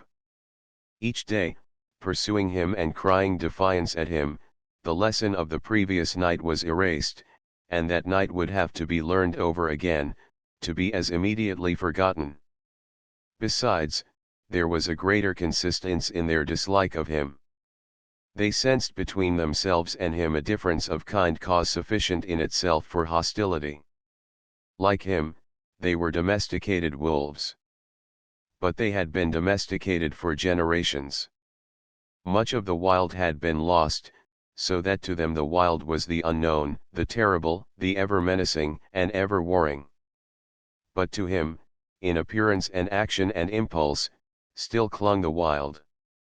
He symbolized it, was its personification, so that when they showed their teeth to him they were defending themselves against the powers of destruction that lurked in the shadows of the forest and in the dark beyond the campfire. But there was one lesson the dogs did learn, and that was to keep together. White Fang was too terrible for any of them to face single-handed. They met him with the mass formation, otherwise he would have killed them, one by one, in a night. As it was, he never had a chance to kill them. He might roll a dog off its feet, but the pack would be upon him before he could follow up and deliver the deadly throat stroke. At the first hint of conflict, the whole team drew together and faced him. The dogs had quarrels among themselves, but these were forgotten when trouble was brewing with White Fang. On the other hand, try as they would, they could not kill White Fang. He was too quick for them, too formidable, too wise. He avoided tight places and always backed out of it when they bade fair to surround him. While, as for getting him off his feet, there was no dog among them capable of doing the trick. His feet clung to the earth with the same tenacity that he clung to life. For that matter, life and footing were synonymous in this unending warfare with the pack, and none knew it better than White Fang. So he became the enemy of his kind, domesticated wolves that they were, softened by the fires of man, weakened in the sheltering shadow of man's strength. White Fang was bitter and implacable. The clay of him was so molded. He declared a vendetta against all dogs. And so terribly did he live this vendetta that Grey Beaver, fierce savage himself, could not but marvel at White Fang's ferocity. Never, he swore, had there been the like of this animal, and the Indians in strange villages swore likewise when they considered the tale of his killings amongst their dogs. When White Fang was nearly 5 years old, Grey Beaver took him on another great journey, and long remembered was the havoc he worked amongst the dogs of the many villages along the Mackenzie, across the Rockies, and down the Porcupine to the Yukon. He revelled in the vengeance he wreaked upon his kind. They were ordinary, unsuspecting dogs. They were not prepared for his swiftness and directness, for his attack without warning. They did not know him for what he was, a lightning flash of slaughter. They bristled up to him, stiff-legged and challenging, while he, wasting no time on elaborate preliminaries, snapping into action like a steel spring, was at their throats and destroying them before they knew what was happening and while they were yet in the throes of surprise. He became an adept at fighting. He economized. He never wasted his strength, never tussled. He was in too quickly for that, and, if he missed, was out again too quickly. The dislike of the wolf for close quarters was his to an unusual degree. He could not endure a prolonged contact with another body. It smacked of danger. It made him frantic. He must be away, free, on his own legs, touching no living thing. It was the wild still clinging to him, asserting itself through him. This feeling had been accentuated by the Ishmaelite life he had led from his puppyhood. Danger lurked in contacts. It was the trap, ever the trap, the fear of it lurking deep in the life of him, woven into the fiber of him. In consequence, the strange dogs he encountered had no chance against him. He eluded their fangs. He got them, or got away, himself untouched in either event. In the natural course of things there were exceptions to this. There were times when several dogs, pitching onto him, punished him before he could get away, and there were times when a single dog scored deeply on him. But these were accidents. In the main, so efficient a fighter had he become, he went his way unscathed. Another advantage he possessed was that of correctly judging time and distance. Not that he did this consciously, however. He did not calculate such things. It was all automatic. His eyes saw correctly, and the nerves carried the vision correctly to his brain. The parts of him were better adjusted than those of the average dog. They worked together more smoothly and steadily.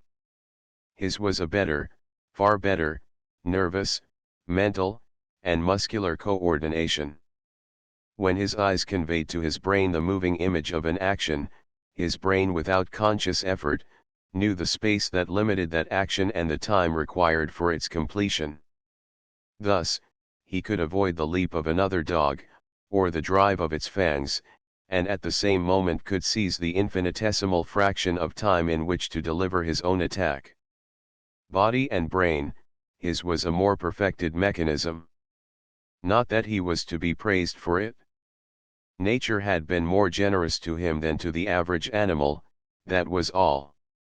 It was in the summer that White Fang arrived at Fort Yukon.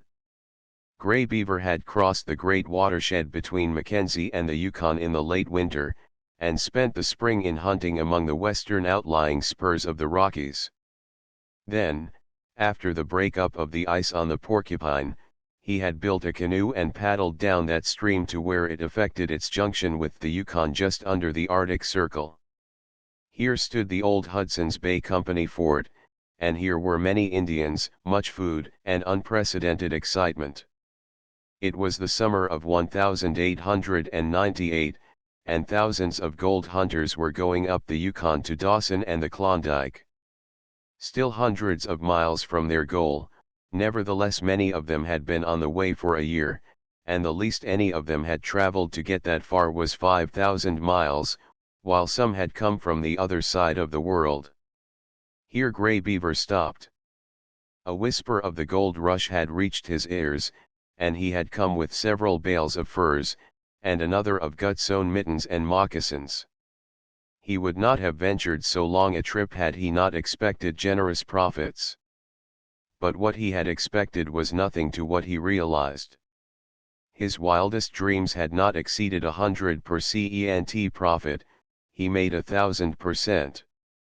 And like a true Indian, he settled down to trade carefully and slowly, even if it took all summer and the rest of the winter to dispose of his goods.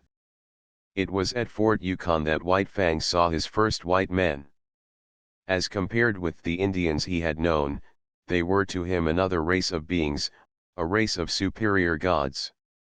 They impressed him as possessing superior power, and it is on power that Godhead rests.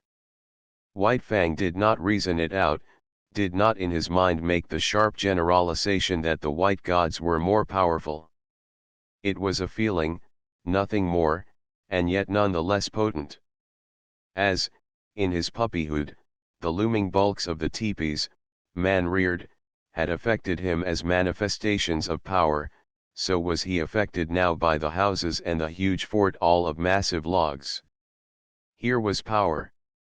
Those white gods were strong. They possessed greater mastery over matter than the gods he had known, most powerful among which was Grey Beaver. And yet Grey Beaver was as a child god among these white-skinned ones. To be sure, White Fang only felt these things. He was not conscious of them. Yet it is upon feeling, more often than thinking, that animals act, and every act White Fang now performed was based upon the feeling that the white men were the superior gods. In the first place he was very suspicious of them. There was no telling what unknown terrors were theirs, what unknown hurts they could administer. He was curious to observe them, fearful of being noticed by them. For the first few hours he was content with slinking around and watching them from a safe distance. Then he saw that no harm befell the dogs that were near to them, and he came in closer. In turn he was an object of great curiosity to them. His wolfish appearance caught their eyes at once, and they pointed him out to one another. This act of pointing put White Fang on his guard, and when they tried to approach him he showed his teeth and backed away. Not one succeeded in laying a hand on him, and it was well that they did not. White Fang soon learned that very few of these gods, not more than a dozen, lived at this place. Every 2 or 3 days a steamer, another and colossal manifestation of power, came into the bank and stopped for several hours.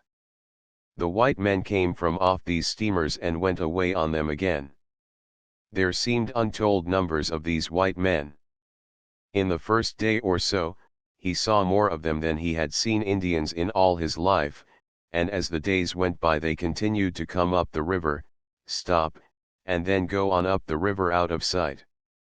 But if the white gods were all powerful, their dogs did not amount to much. This White Fang quickly discovered by mixing with those that came ashore with their masters. They were irregular shapes and sizes. Some were short-legged too short, others were long-legged too long. They had hair instead of fur, and a few had very little hair at that. And none of them knew how to fight. As an enemy of his kind, it was in White Fang's province to fight with them. This he did, and he quickly achieved for them a mighty contempt. They were soft and helpless, made much noise, and floundered around clumsily trying to accomplish by main strength what he accomplished by dexterity and cunning. They rushed bellowing at him. He sprang to the side.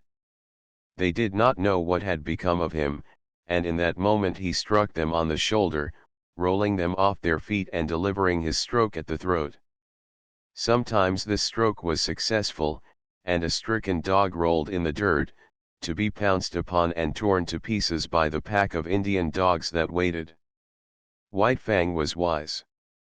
He had long since learned that the gods were made angry when their dogs were killed. The white men were no exception to this. So he was content, when he had overthrown and slashed wide the throat of one of their dogs, to drop back and let the pack go in and do the cruel finishing work. It was then that the white men rushed in, visiting their wrath heavily on the pack, while White Fang went free. He would stand off at a little distance and look on, while stones, clubs, axes, and all sorts of weapons fell upon his fellows. White Fang was very wise. But his fellows grew wise in their own way, and in this White Fang grew wise with them. They learned that it was when a steamer first tied to the bank that they had their fun. After the first 2 or 3 strange dogs had been downed and destroyed, the white men hustled their own animals back on board and wreaked savage vengeance on the offenders. One white man, having seen his dog, a setter, torn to pieces before his eyes, drew a revolver. He fired rapidly, 6 times, and 6 of the pack lay dead or dying, another manifestation of power that sank deep into White Fang's consciousness. White Fang enjoyed it all. He did not love his kind, and he was shrewd enough to escape hurt himself. At first, the killing of the white men's dogs had been a diversion. After a time it became his occupation. There was no work for him to do. Gray Beaver was busy trading and getting wealthy. So White Fang hung around the landing with the disreputable gang of Indian dogs, waiting for steamers. With the arrival of a steamer the fun began. After a few minutes, by the time the white men had got over their surprise, the gang scattered. The fun was over until the next steamer should arrive. But it can scarcely be said that White Fang was a member of the gang. He did not mingle with it, but remained aloof, always himself, and was even feared by it. It is true, he worked with it. He picked the quarrel with the strange dog while the gang waited. And when he had overthrown the strange dog the gang went in to finish it.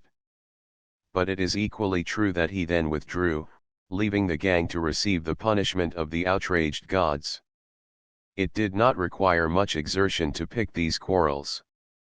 All he had to do, when the strange dogs came ashore, was to show himself. When they saw him they rushed for him. It was their instinct.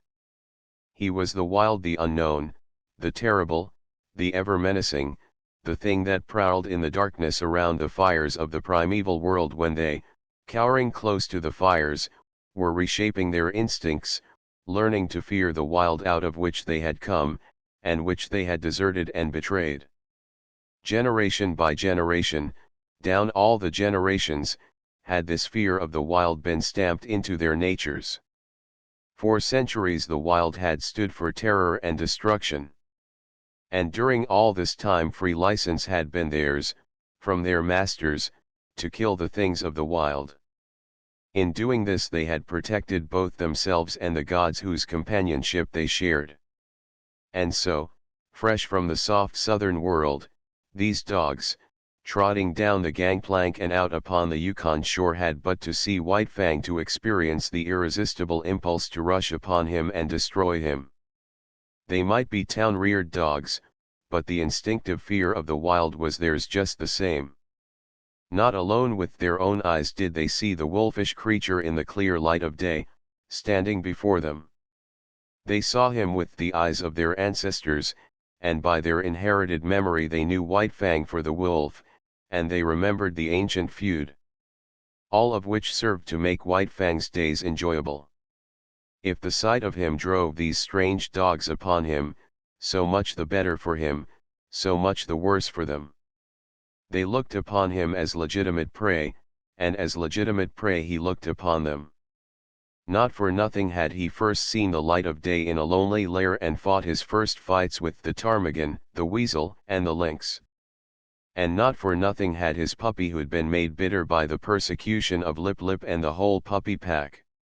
It might have been otherwise, and he would then have been otherwise. Had Lip Lip not existed, he would have passed his puppyhood with the other puppies and grown up more dog-like and with more liking for dogs.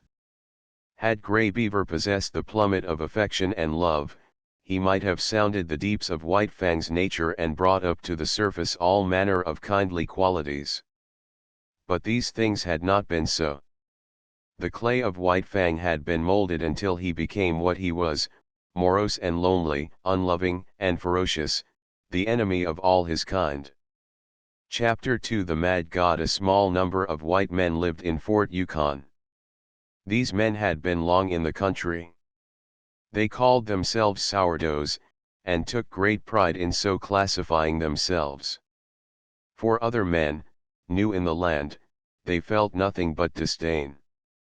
The men who came ashore from the steamers were newcomers. They were known as Chechaquas, and they always wilted at the application of the name. They made their bread with baking powder. This was the invidious distinction between them and the sourdoughs, who, forsooth, made their bread from sourdough because they had no baking powder. All of which is neither here nor there. The men in the fort disdained the newcomers and enjoyed seeing them come to grief. Especially did they enjoy the havoc worked amongst the newcomers' dogs by White Fang and his disreputable gang. When a steamer arrived, the men of the fort made it a point always to come down to the bank and see the fun. They looked forward to it with as much anticipation as did the Indian dogs, while they were not slow to appreciate the savage and crafty part played by White Fang. But there was one man amongst them who particularly enjoyed the sport.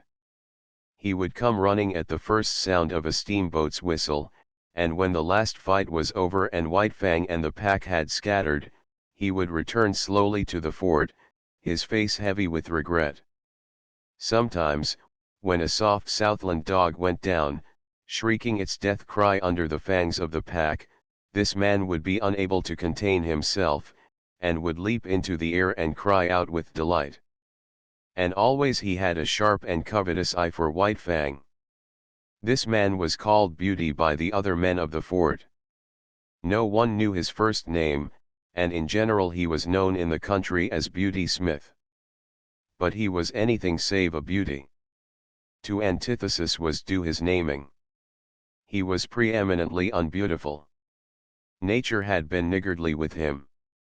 He was a small man to begin with, and upon his meager frame was deposited an even more strikingly meager head. Its apex might be likened to a point. In fact, in his boyhood, before he had been named Beauty by his fellows, he had been called Pinhead. Backward, from the apex, his head slanted down to his neck and forward it slanted uncompromisingly to meet a low and remarkably wide forehead.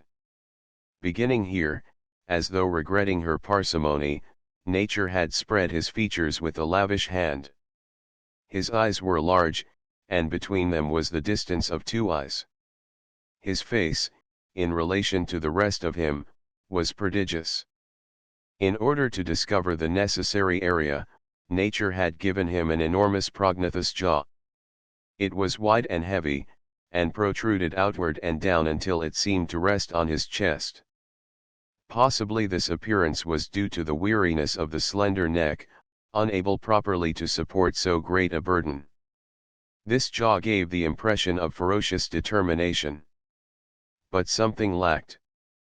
Perhaps it was from excess. Perhaps the jaw was too large. At any rate, it was a lie. Beauty Smith was known far and wide as the weakest of weak-kneed and snivelling cowards. To complete his description, his teeth were large and yellow, while the two eye teeth, larger than their fellows, showed under his lean lips like fangs. His eyes were yellow and muddy, as though nature had run short on pigments and squeezed together the dregs of all her tubes. It was the same with his hair, sparse and irregular of growth, muddy yellow and dirty yellow, rising on his head and sprouting out of his face in unexpected tufts and bunches, in appearance like clumped and wind-blown grain.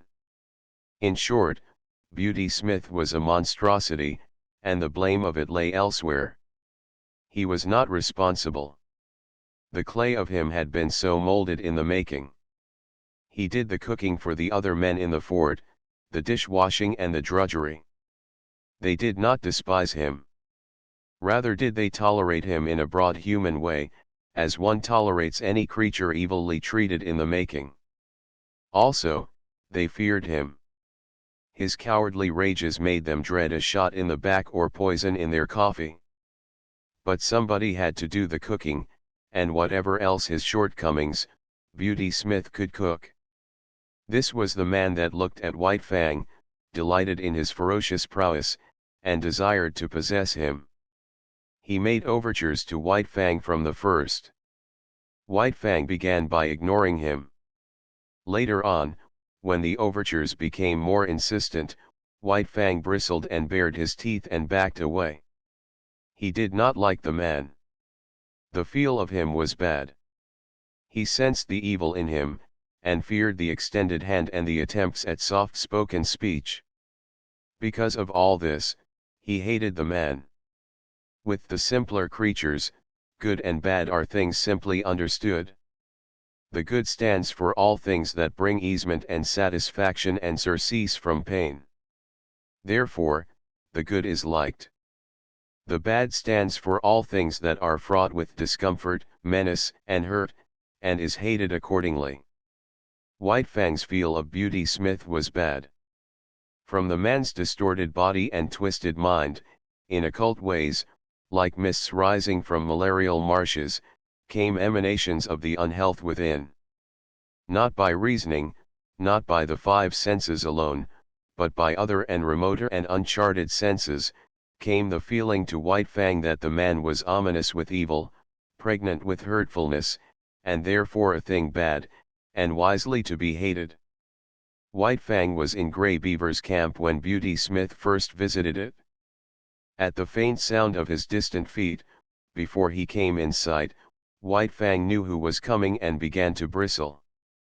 He had been lying down in an abandon of comfort, but he arose quickly, and, as the man arrived, slid away in true wolf fashion to the edge of the camp. He did not know what they said, but he could see the man and Grey Beaver talking together. Once, the man pointed at him, and White Fang snarled back as though the hand were just descending upon him instead of being, as it was, 50 feet away. The man laughed at this, and White Fang slunk away to the sheltering woods, his head turned to observe as he glided softly over the ground. Grey Beaver refused to sell the dog. He had grown rich with his trading and stood in need of nothing. Besides, White Fang was a valuable animal, the strongest sled dog he had ever owned, and the best leader. Furthermore, there was no dog like him on the Mackenzie nor the Yukon. He could fight. He killed other dogs as easily as men killed mosquitoes. Beauty Smith's eyes lighted up at this, and he licked his thin lips with an eager tongue. No, White Fang was not for sale at any price. But Beauty Smith knew the ways of Indians. He visited Grey Beaver's camp often, and hidden under his coat was always a black bottle or so. One of the potencies of whiskey is the breeding of thirst. Grey Beaver got the thirst. His fevered membranes and burnt stomach began to clamor for more and more of the scorching fluid, while his brain, thrust all awry by the unwanted stimulant, permitted him to go any length to obtain it. The money he had received for his furs and mittens and moccasins began to go. It went faster and faster, and the shorter his money sack grew, the shorter grew his temper.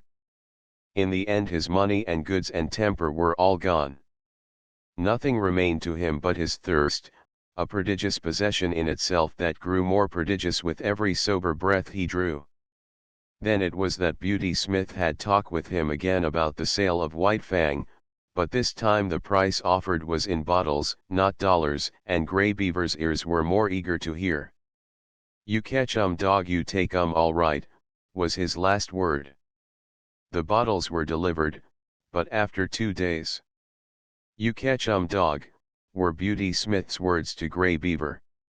White Fang slunk into camp one evening and dropped down with a sigh of content. The dreaded white god was not there. For days his manifestations of desire to lay hands on him had been growing more insistent, and during that time White Fang had been compelled to avoid the camp. He did not know what evil was threatened by those insistent hands. He knew only that they did threaten evil of some sort, and that it was best for him to keep out of their reach. But scarcely had he lain down when Grey Beaver staggered over to him and tied a leather thong around his neck. He sat down beside White Fang, holding the end of the thong in his hand. In the other hand he held a bottle, which, from time to time, was inverted above his head to the accompaniment of gurgling noises. An hour of this passed, when the vibrations of feet in contact with the ground foreran the one who approached. White Fang heard it first, and he was bristling with recognition while Grey Beaver still nodded stupidly. White Fang tried to draw the thong softly out of his master's hand, but the relaxed fingers closed tightly and Grey Beaver roused himself. Beauty Smith strode into camp and stood over White Fang. He snarled softly up at the thing of fear, watching keenly the deportment of the hands. One hand extended outward and began to descend upon his head. His soft snarl grew tense and harsh. The hand continued slowly to descend, while he crouched beneath it, eyeing it malignantly, his snarl growing shorter and shorter as, with quickening breath, it approached its culmination. Suddenly he snapped, striking with his fangs like a snake. The hand was jerked back, and the teeth came together emptily with a sharp click. Beauty Smith was frightened and angry. Grey Beaver clout White Fang alongside the head, so that he cowered down close to the earth in respectful obedience. White Fang's suspicious eyes followed every movement. He saw Beauty Smith go away and return with a stout club. Then the end of the thong was given over to him by Grey Beaver. Beauty Smith started to walk away. The thong grew taut. White Fang resisted it. Grey Beaver clouted him right and left to make him get up and follow. He obeyed, but with a rush, hurling himself upon the stranger who was dragging him away.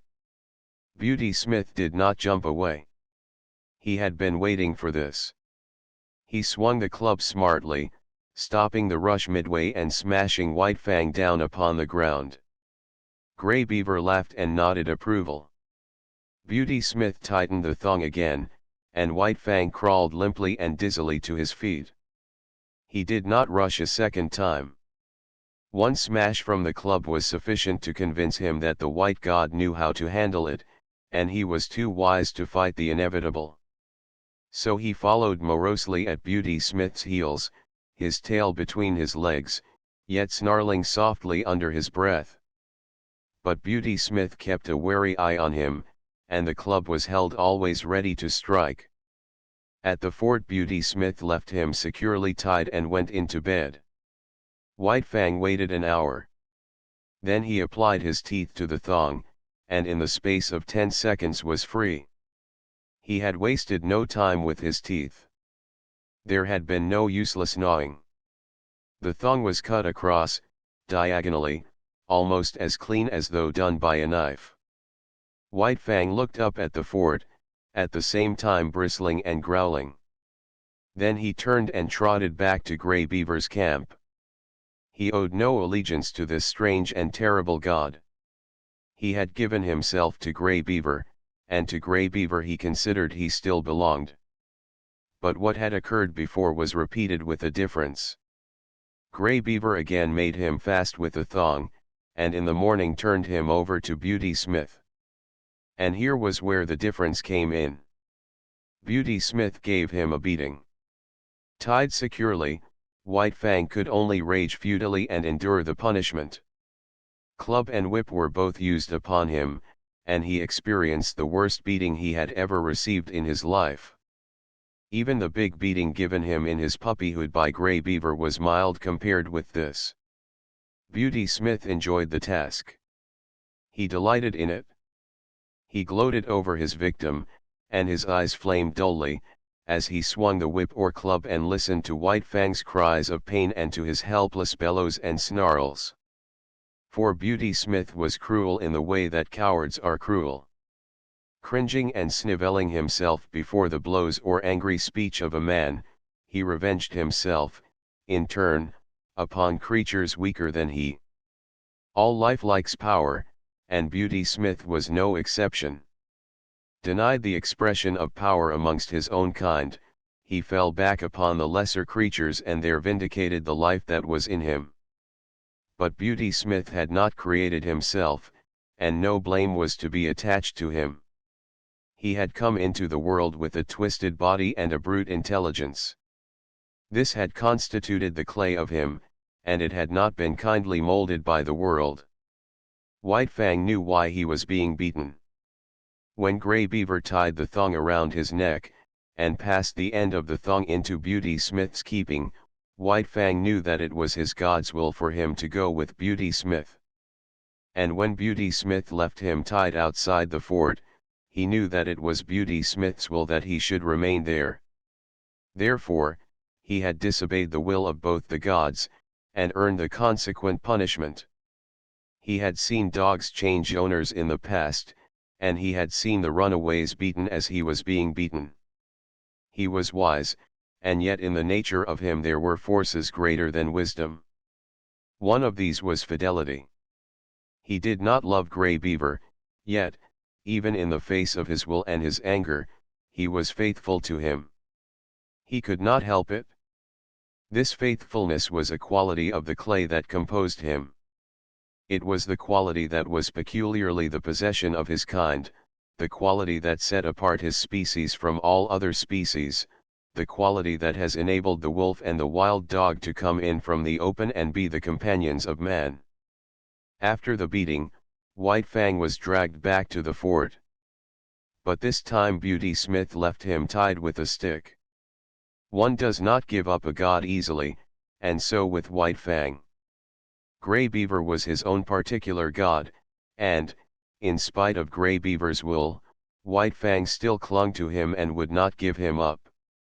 Grey Beaver had betrayed and forsaken him, but that had no effect upon him.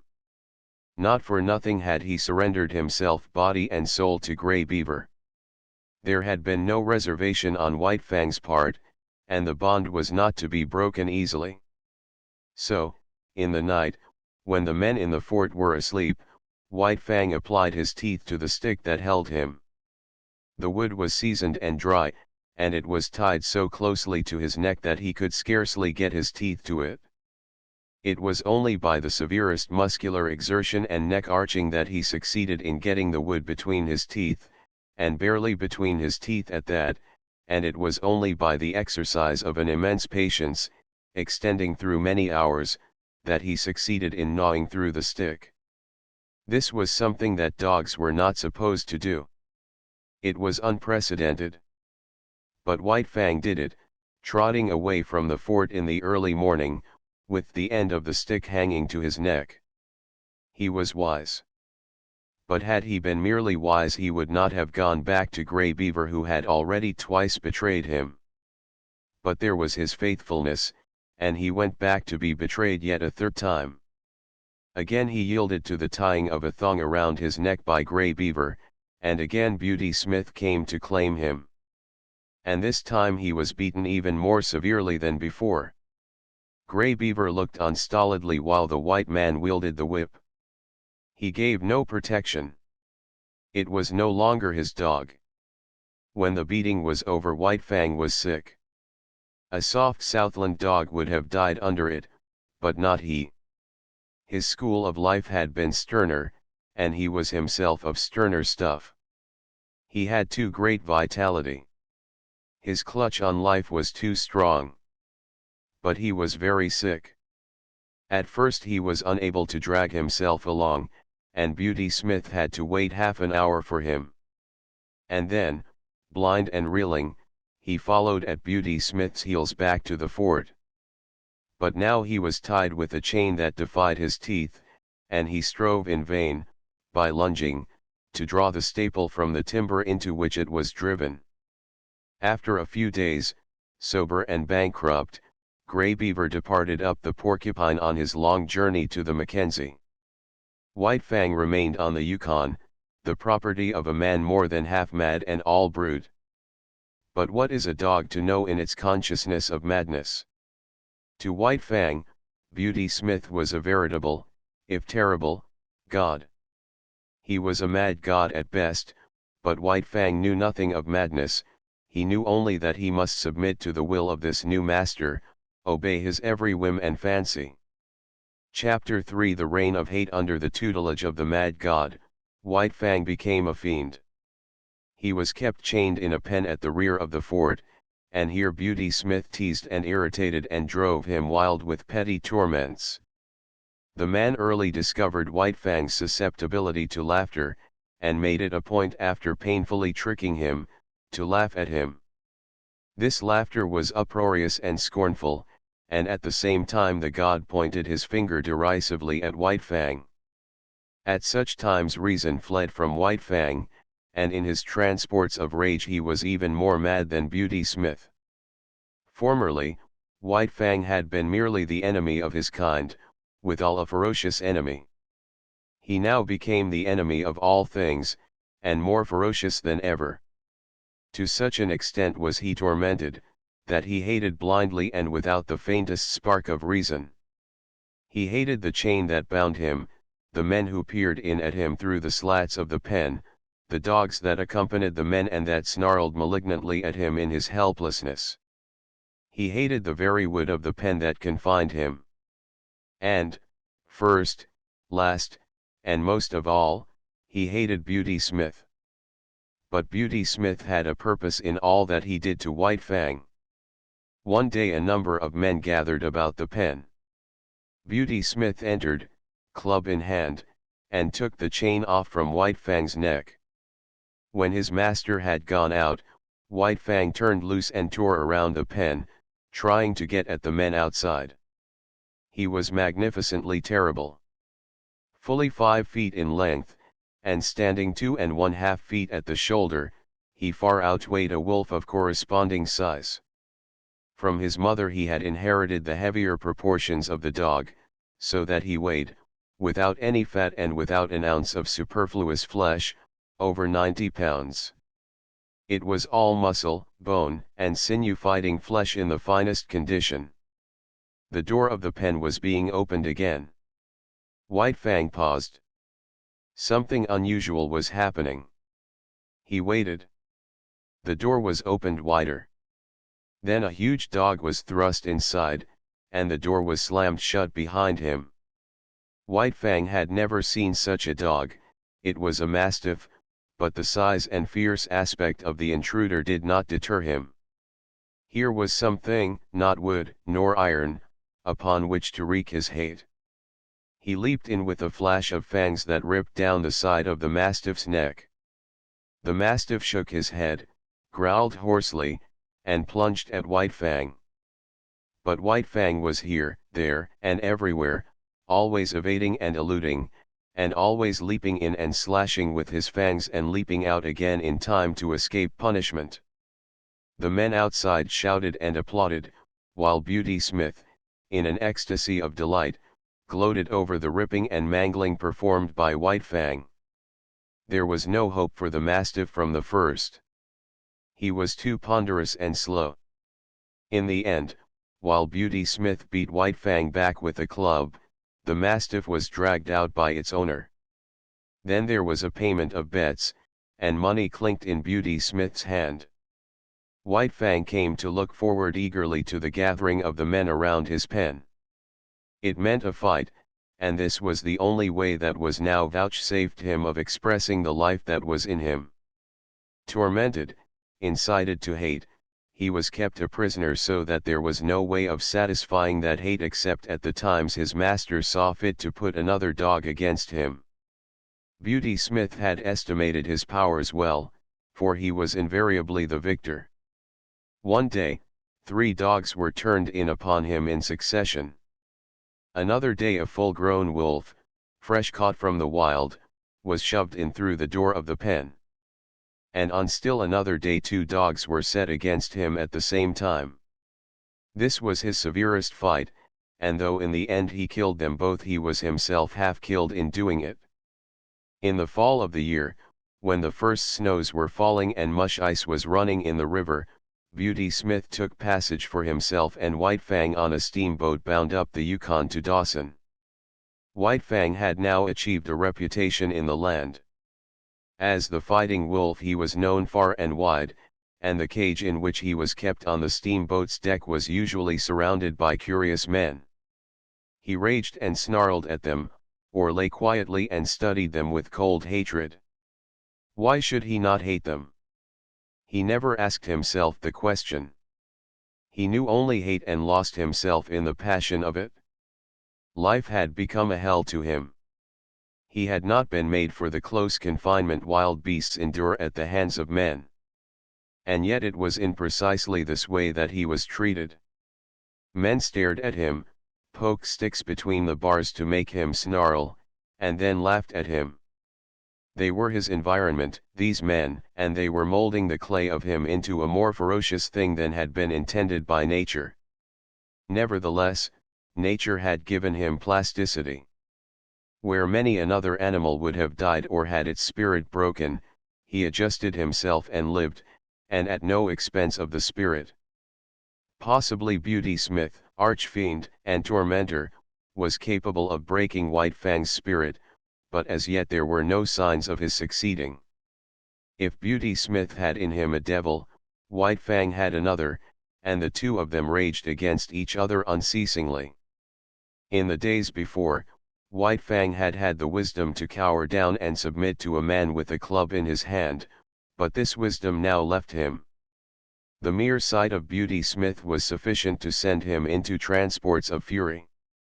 And when they came to close quarters, and he had been beaten back by the club, he went on growling and snarling, and showing his fangs.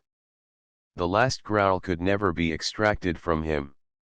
No matter how terribly he was beaten, he had always another growl, and when Beauty Smith gave up and withdrew, the defiant growl followed after him, or White Fang sprang at the bars of the cage bellowing his hatred. When the steamboat arrived at Dawson, White Fang went ashore. But he still lived a public life, in a cage, surrounded by curious men.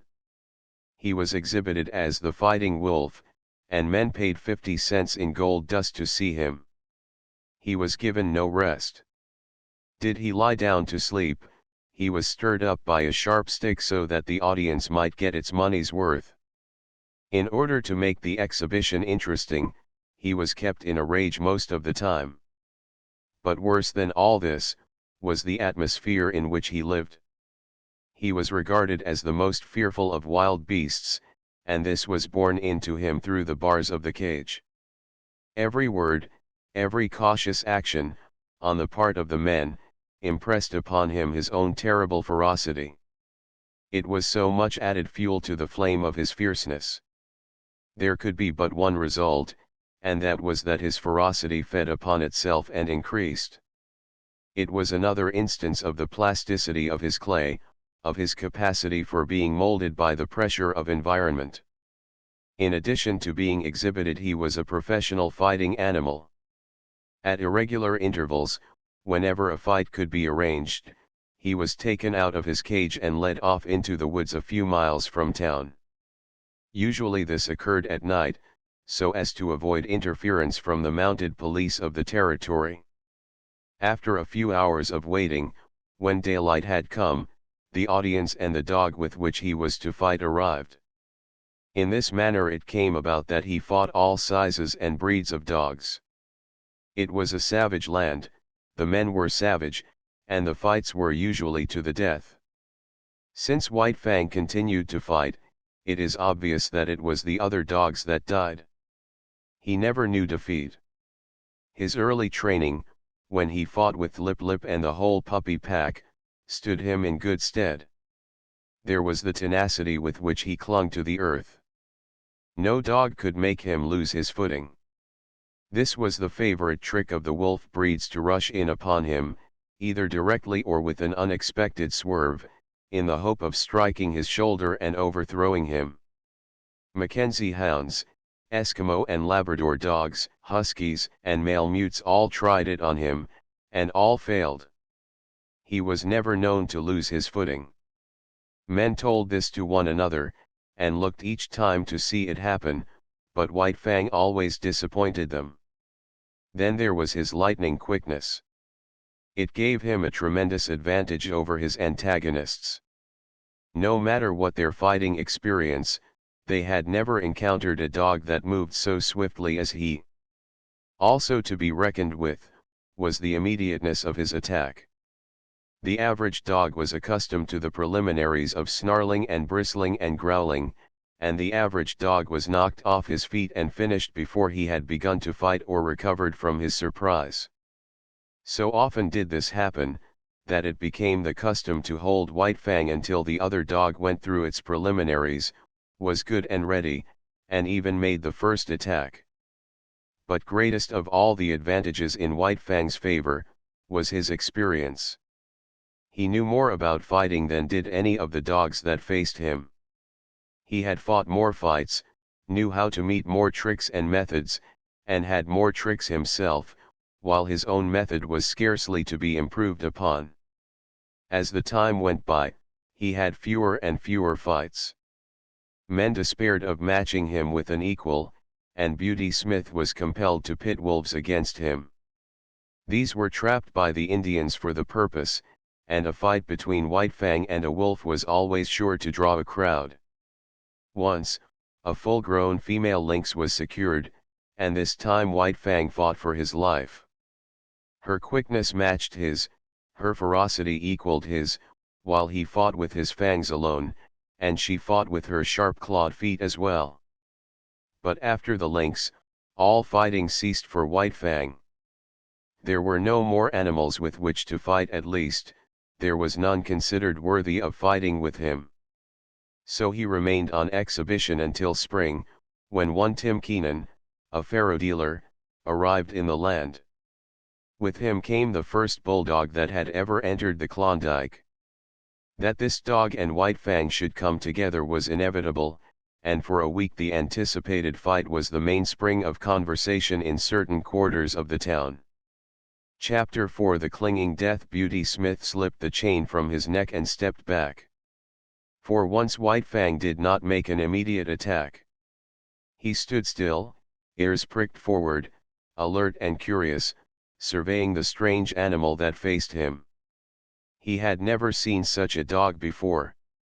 Tim Keenan shoved the bulldog forward with a muttered "Go to it." The animal waddled toward the center of the circle, short and squat and ungainly. He came to a stop and blinked across at White Fang. There were cries from the crowd of, "Go to him, Cherokee. Sick 'em, Cherokee. Eat 'em up." But Cherokee did not seem anxious to fight. He turned his head and blinked at the men who shouted, at the same time wagging his stump of a tail good-naturedly. He was not afraid, but merely lazy. Besides, it did not seem to him that it was intended he should fight with the dog he saw before him. He was not used to fighting with that kind of dog, and he was waiting for them to bring on the real dog. Tim Keenan stepped in and bent over Cherokee, fondling him on both sides of the shoulders with hands that rubbed against the grain of the hair and that made slight, pushing forward movements. These were so many suggestions. Also, their effect was irritating, for Cherokee began to growl, very softly, deep down in his throat. There was a correspondence in rhythm between the growls and the movements of the man's hands. The growl rose in the throat with the culmination of each forward-pushing movement, and ebbed down to start up afresh with the beginning of the next movement. The end of each movement was the accent of the rhythm, the movement ending abruptly and the growling rising with a jerk. This was not without its effect on White Fang.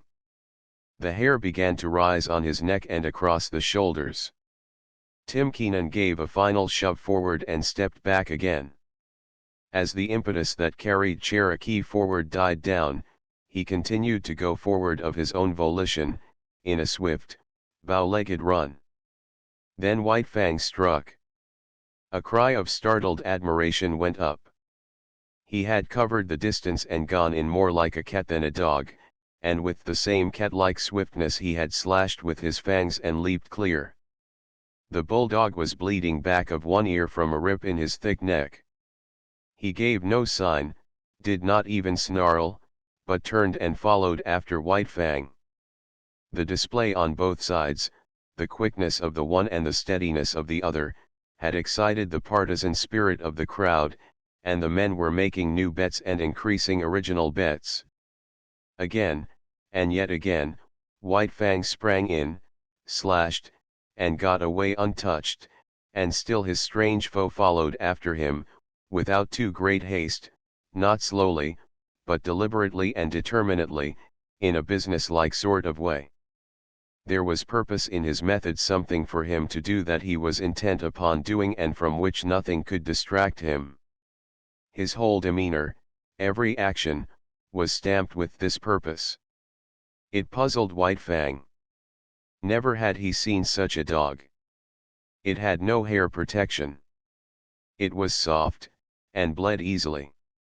There was no thick mat of fur to baffle White Fang's teeth as they were often baffled by dogs of his own breed. Each time that his teeth struck they sank easily into the yielding flesh, while the animal did not seem able to defend itself. Another disconcerting thing was that it made no outcry, such as he had been accustomed to with the other dogs he had fought. Beyond a growl or a grunt, the dog took its punishment silently. And never did it flag in its pursuit of him. Not that Cherokee was slow. He could turn and whirl swiftly enough, but White Fang was never there. Cherokee was puzzled, too. He had never fought before with a dog with which he could not close. The desire to close had always been mutual. But here was a dog that kept at a distance, dancing and dodging here and there and all about. And when it did get its teeth into him, it did not hold on but let go instantly and darted away again. But White Fang could not get at the soft underside of the throat. The bulldog stood too short, while its massive jaws were an added protection. White Fang darted in and out unscathed, while Cherokee's wounds increased. Both sides of his neck and head were ripped and slashed. He bled freely, but showed no signs of being disconcerted. He continued his plodding pursuit, though once, for the moment baffled, he came to a full stop and blinked at the men who looked on, at the same time wagging his stump of a tail as an expression of his willingness to fight. In that moment White Fang was in upon him and out, in passing ripping his trimmed remnant of an ear. With a slight manifestation of anger, Cherokee took up the pursuit again, running on the inside of the circle White Fang was making, and striving to fasten his deadly grip on White Fang's throat. The bulldog missed by a hair's breadth, and cries of praise went up as White Fang doubled suddenly out of danger in the opposite direction. The time went by. White Fang still danced on, dodging and doubling, leaping in and out, and ever inflicting damage. And still the bulldog, with grim certitude, toiled after him. Sooner or later he would accomplish his purpose, get the grip that would win the battle. In the meantime, he accepted all the punishment the other could deal him. His tufts of ears had become tassels, his neck and shoulders were slashed in a score of places, and his very lips were cut and bleeding, all from these lightning snaps that were beyond his foreseeing and guarding. Time and again White Fang had attempted to knock Cherokee off his feet, but the difference in their height was too great. Cherokee was too squat, too close to the ground. White Fang tried the trick once too often. The chance came in one of his quick doublings and counter-circlings. He caught Cherokee with head turned away as he whirled more slowly. His shoulder was exposed. White Fang drove in upon it, but his own shoulder was high above, while he struck with such force that his momentum carried him on across over the other's body. For the first time in his fighting history, men saw White Fang lose his footing. His body turned a half somersault in the air, and he would have landed on his back had he not twisted, cat-like, still in the air, in the effort to bring his feet to the earth. As it was, he struck heavily on his side. The next instant he was on his feet, but in that instant Cherokee's teeth closed on his throat.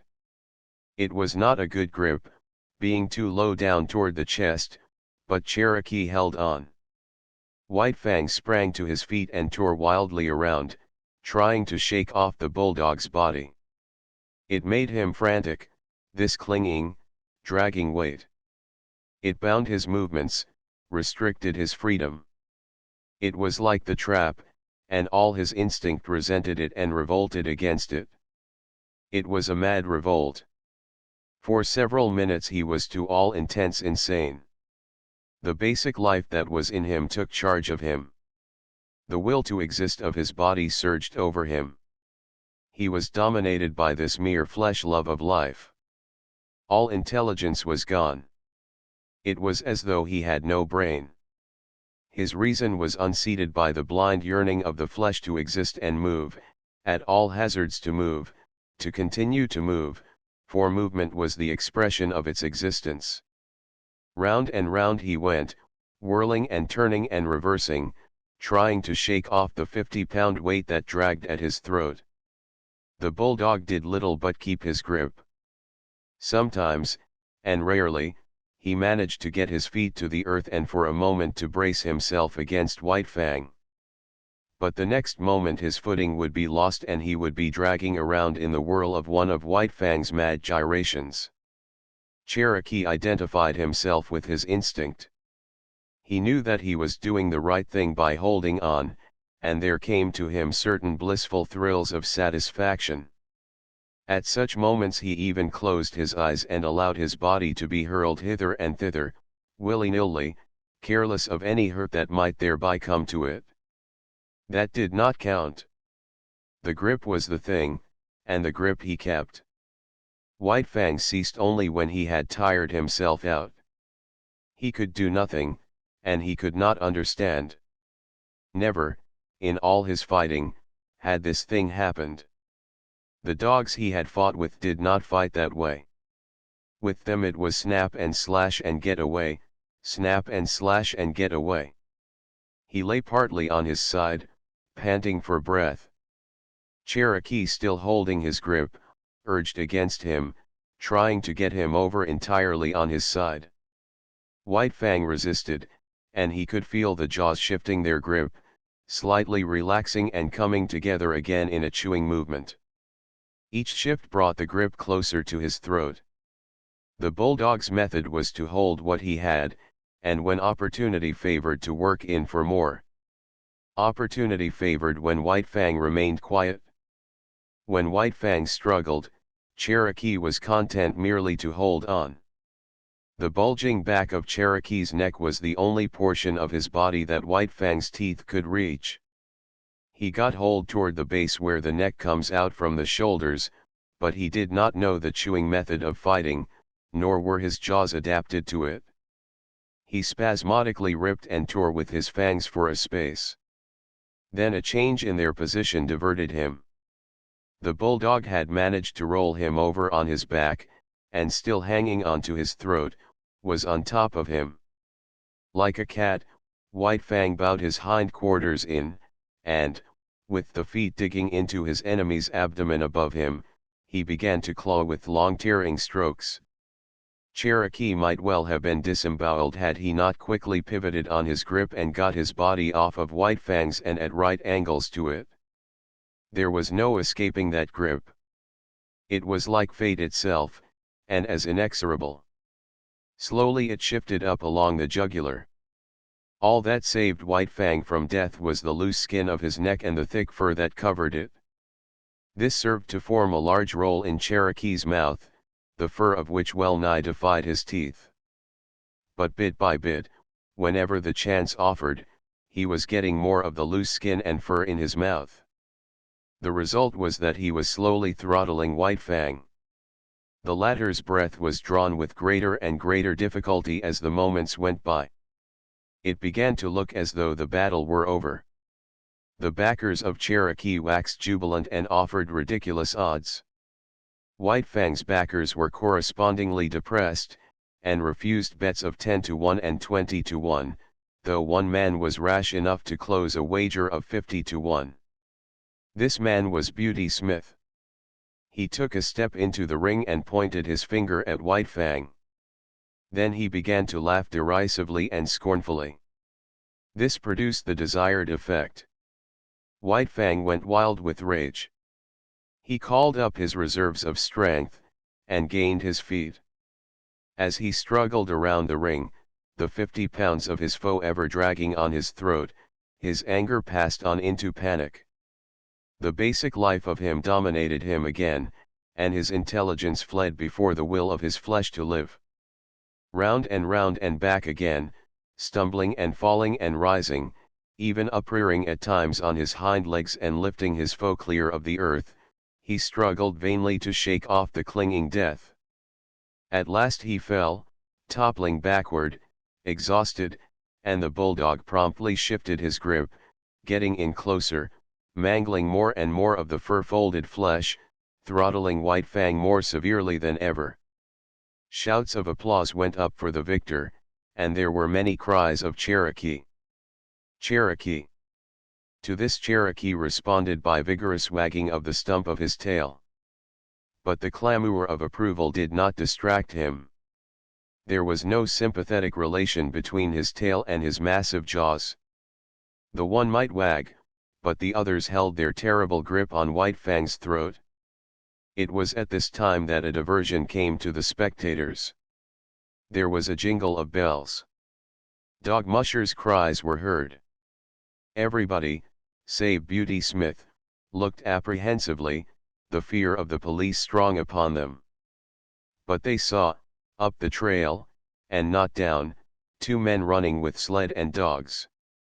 They were evidently coming down the creek from some prospecting trip. At sight of the crowd they stopped their dogs and came over and joined it, curious to see the cause of the excitement. The dog musher wore a mustache, but the other, a taller and younger man, was smooth-shaven, his skin rosy from the pounding of his blood and the running in the frosty air. White Fang had practically ceased struggling. Now and again he resisted spasmodically and to no purpose. He could get little air, and that little grew less and less under the merciless grip that ever tightened. In spite of his armor of fur, the great vein of his throat would have long since been torn open, had not the first grip of the bulldog been so low down as to be practically on the chest. It had taken Cherokee a long time to shift that grip upward, and this had also tended further to clog his jaws with fur and skin fold. In the meantime, the abysmal brute in Beauty Smith had been rising into his brain and mastering the small bit of sanity that he possessed at best. When he saw White Fang's eyes beginning to glaze, he knew beyond doubt that the fight was lost. Then he broke loose. He sprang upon White Fang and began savagely to kick him. There were hisses from the crowd and cries of protest, but that was all. While this went on, and Beauty Smith continued to kick White Fang, there was a commotion in the crowd. The tall young newcomer was forcing his way through, shouldering men right and left without ceremony or gentleness. When he broke through into the ring, Beauty Smith was just in the act of delivering another kick. All his weight was on one foot, and he was in a state of unstable equilibrium. At that moment the newcomer's fist landed a smashing blow full in his face. Beauty Smith's remaining leg left the ground, and his whole body seemed to lift into the air as he turned over backward and struck the snow. The newcomer turned upon the crowd. "You cowards," he cried. "You beasts." He was in a rage himself, a sane rage. His grey eyes seemed metallic and steel-like as they flashed upon the crowd. Beauty Smith regained his feet and came toward him, sniffling and cowardly. The newcomer did not understand. He did not know how abject a coward the other was, and thought he was coming back intent on fighting. So, with a "you beast," he smashed Beauty Smith over backward with a second blow in the face. Beauty Smith decided that the snow was the safest place for him, and lay where he had fallen, making no effort to get up. "Come on, Matt, lend a hand," the newcomer called the dog musher, who had followed him into the ring. Both men bent over the dogs. Matt took hold of White Fang, ready to pull when Cherokee's jaws should be loosened. This the younger man endeavored to accomplish by clutching the bulldog's jaws in his hands and trying to spread them. It was a vain undertaking. As he pulled and tugged and wrenched, he kept exclaiming with every expulsion of breath, "Beasts!" The crowd began to grow unruly, and some of the men were protesting against the spoiling of the sport, but they were silenced when the newcomer lifted his head from his work for a moment and glared at them. "You damn beasts," he finally exploded, and went back to his task. "It's no use, Mr. Scott, you can't break 'em apart that way," Matt said at last. The pair paused and surveyed the locked dogs. "Ain't bleedin' much," Matt announced. "Ain't got all the way in yet." "But he's liable to any moment," Scott answered. "There, did you see that?" He shifted his grip in a bit. The younger man's excitement and apprehension for White Fang was growing. He struck Cherokee about the head savagely again and again. But that did not loosen the jaws. Cherokee wagged the stump of his tail in advertisement that he understood the meaning of the blows, but that he knew he was himself in the right and only doing his duty by keeping his grip. "Won't some of you help?" Scott cried desperately at the crowd. But no help was offered. Instead, the crowd began sarcastically to cheer him on and showered him with facetious advice. "You'll have to get a pry," Matt counseled. The other reached into the holster at his hip, drew his revolver, and tried to thrust its muzzle between the bulldog's jaws. He shoved, and shoved hard, till the grating of the steel against the locked teeth could be distinctly heard. Both men were on their knees, bending over the dogs. Tim Keenan strode into the ring. He paused beside Scott and touched him on the shoulder, saying ominously, "Don't break them teeth, stranger." "Then I'll break his neck," Scott retorted, continuing his shoving and wedging with the revolver muzzle. "I said don't break them teeth," the faro dealer repeated more ominously than before. But if it was a bluff he intended, it did not work. Scott never desisted from his efforts, though he looked up coolly and asked, "Your dog?" The faro dealer grunted. "Then get in here and break this grip." "Well, stranger," the other drawled irritatingly, "I don't mind telling you that's something I ain't worked out for myself. I don't know how to turn the trick." "Then get out of the way," was the reply, "and don't bother me. I'm busy." Tim Keenan continued standing over him, but Scott took no further notice of his presence. He had managed to get the muzzle in between the jaws on one side, and was trying to get it out between the jaws on the other side. This accomplished, he pried gently and carefully, loosening the jaws a bit at a time, while Matt, a bit at a time, extricated White Fang's mangled neck. "Stand by to receive your dog," was Scott's peremptory order to Cherokee's owner. The faro dealer stooped down obediently and got a firm hold on Cherokee. "Now," Scott warned, giving the final pry. The dogs were drawn apart, the bulldog struggling vigorously. "Take him away," Scott commanded, and Tim Keenan dragged Cherokee back into the crowd. White Fang made several ineffectual efforts to get up. Once he gained his feet, but his legs were too weak to sustain him, and he slowly wilted and sank back into the snow. His eyes were half closed, and the surface of them was glassy. His jaws were apart, and through them the tongue protruded, draggled and limp. To all appearances he looked like a dog that had been strangled to death. Matt examined him. "Just about all in," he announced, "but he's breathin' all right." Beauty Smith had regained his feet and come over to look at White Fang. "Matt, how much is a good sled dog worth?" Scott asked.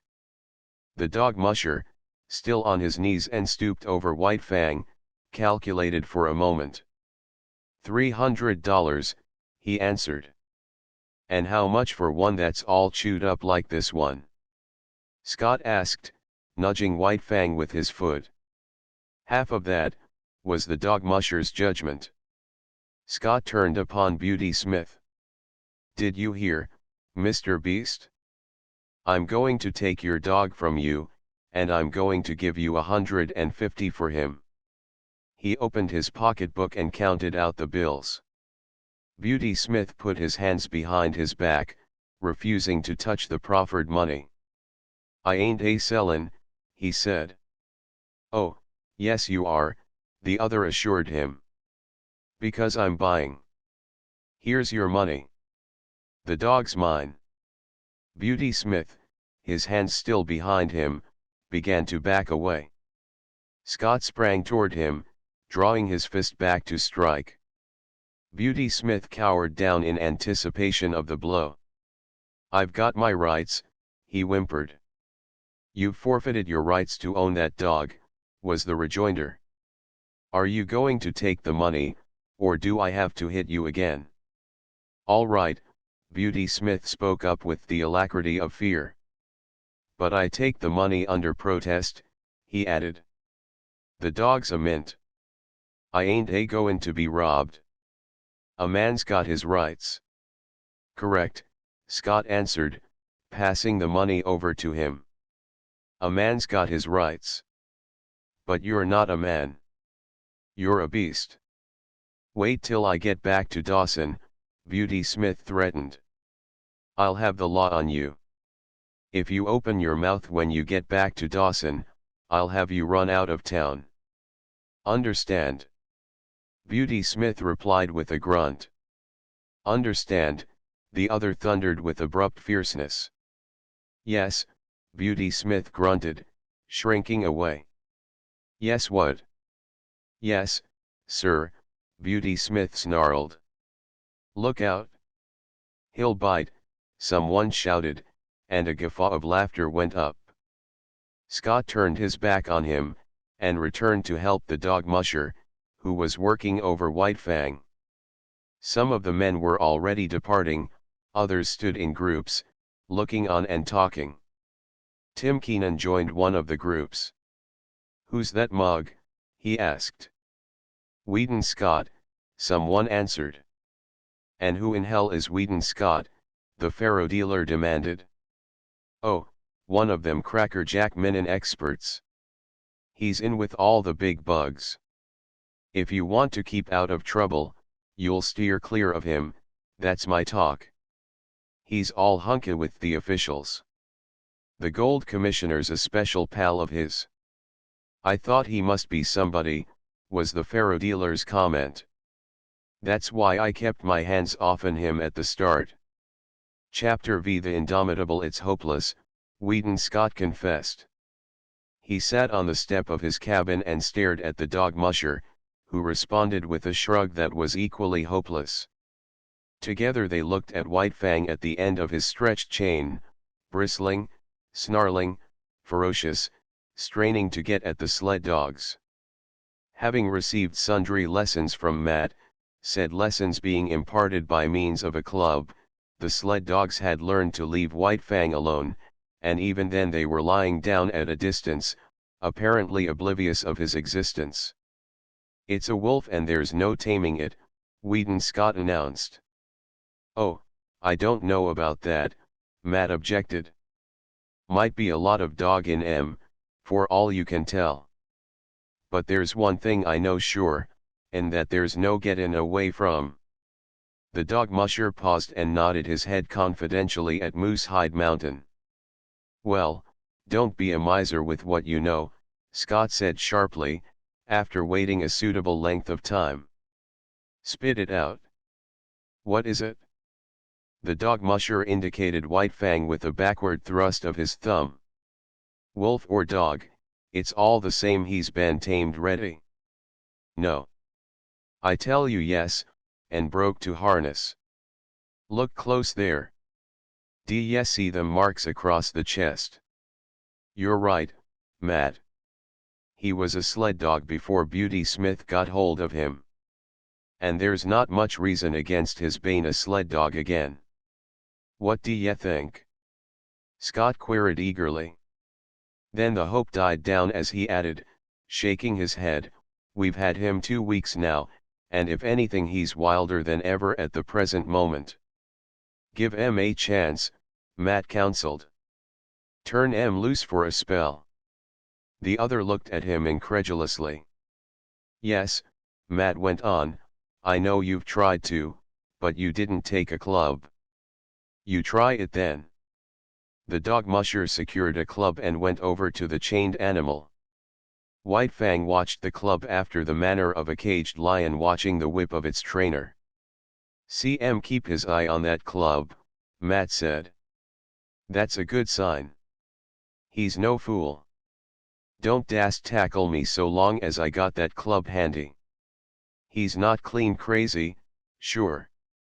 As the man's hand approached his neck, White Fang bristled and snarled and crouched down. But while he eyed the approaching hand, he at the same time contrived to keep track of the club in the other hand, suspended threateningly above him. Matt unsnapped the chain from the collar and stepped back. White Fang could scarcely realize that he was free.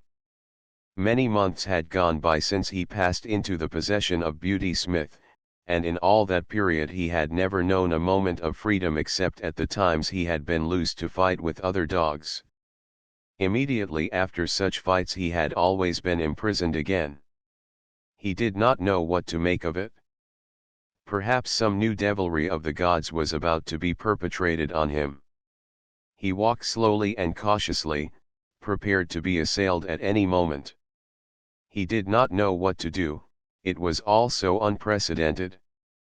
He took the precaution to sheer off from the two watching gods, and walked carefully to the corner of the cabin. Nothing happened. He was plainly perplexed, and he came back again, pausing a dozen feet away and regarding the two men intently. Won't he run away? His new owner asked. Matt shrugged his shoulders. Got to take a gamble. Only way to find out is to find out. Poor devil, Scott murmured pityingly. What he needs is some show of human kindness, he added, turning and going into the cabin.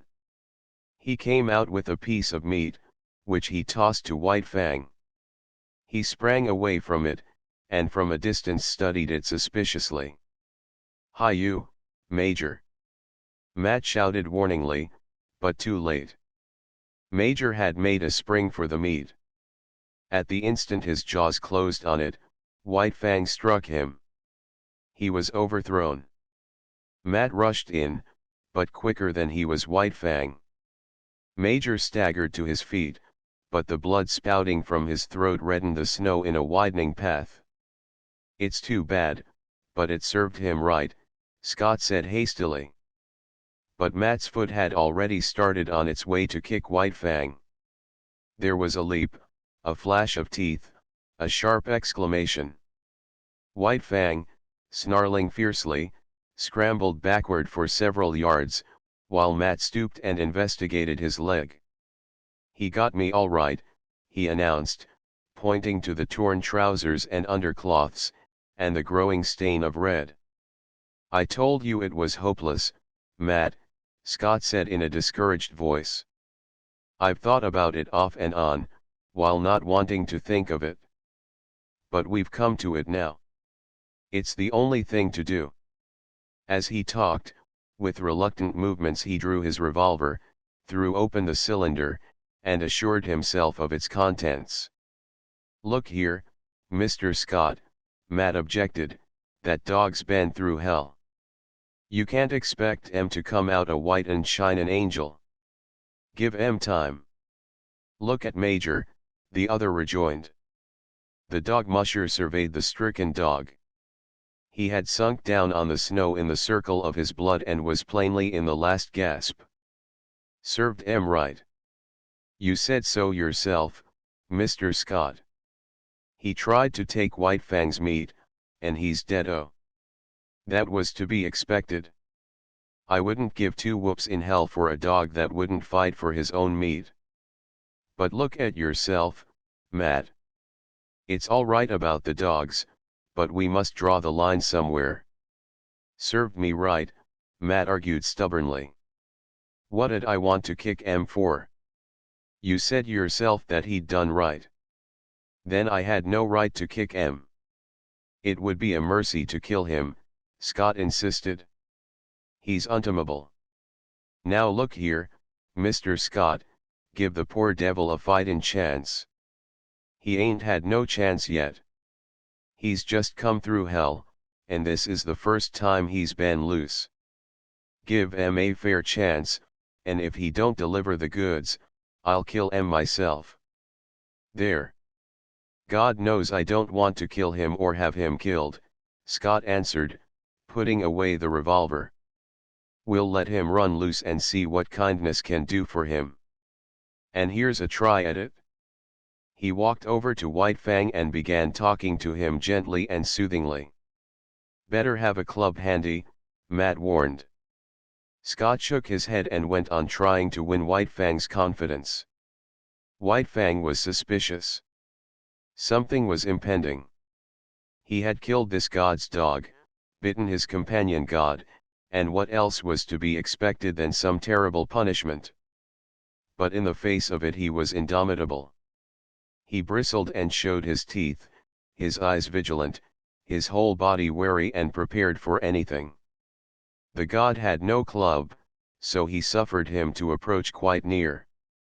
The god's hand had come out and was descending upon his head. White Fang shrank together and grew tense as he crouched under it. Here was danger, some treachery, or something. He knew the hands of the gods, their proved mastery, their cunning to hurt. Besides, there was his old antipathy to being touched. He snarled more menacingly, crouched still lower, and still the hand descended.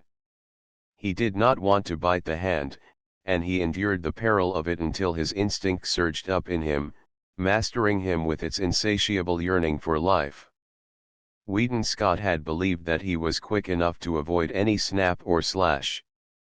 But he had yet to learn the remarkable quickness of White Fang, who struck with the certainty and swiftness of a coiled snake.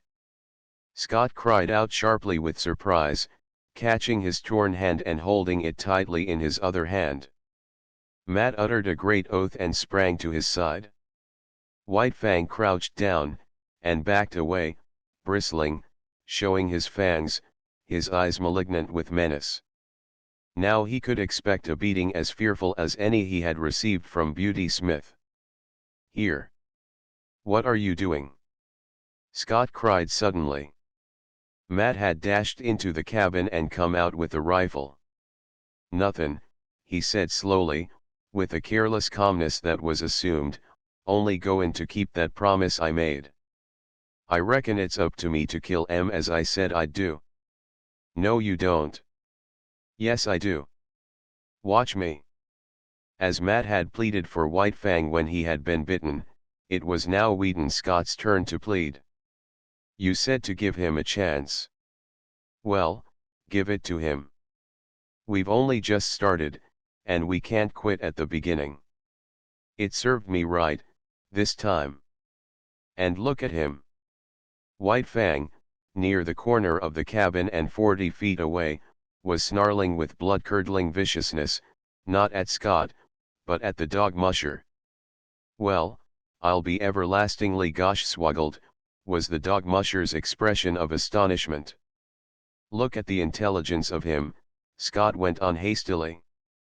He knows the meaning of firearms as well as you do. He's got intelligence and we've got to give that intelligence a chance. Put up the gun. All right, I'm willin', Matt agreed, leaning the rifle against the woodpile. But will you look at that, he exclaimed the next moment. White Fang had quieted down and ceased snarling. This is worth investigatin'. Watch. Matt reached for the rifle, and at the same moment White Fang snarled. He stepped away from the rifle, and White Fang's lifted lips descended, covering his teeth. Now, just for fun. Matt took the rifle and began slowly to raise it to his shoulder. White Fang's snarling began with the movement, and increased as the movement approached its culmination. But the moment before the rifle came to a level on him, he leaped sidewise behind the corner of the cabin. Matt stood staring along the sights at the empty space of snow which had been occupied by White Fang.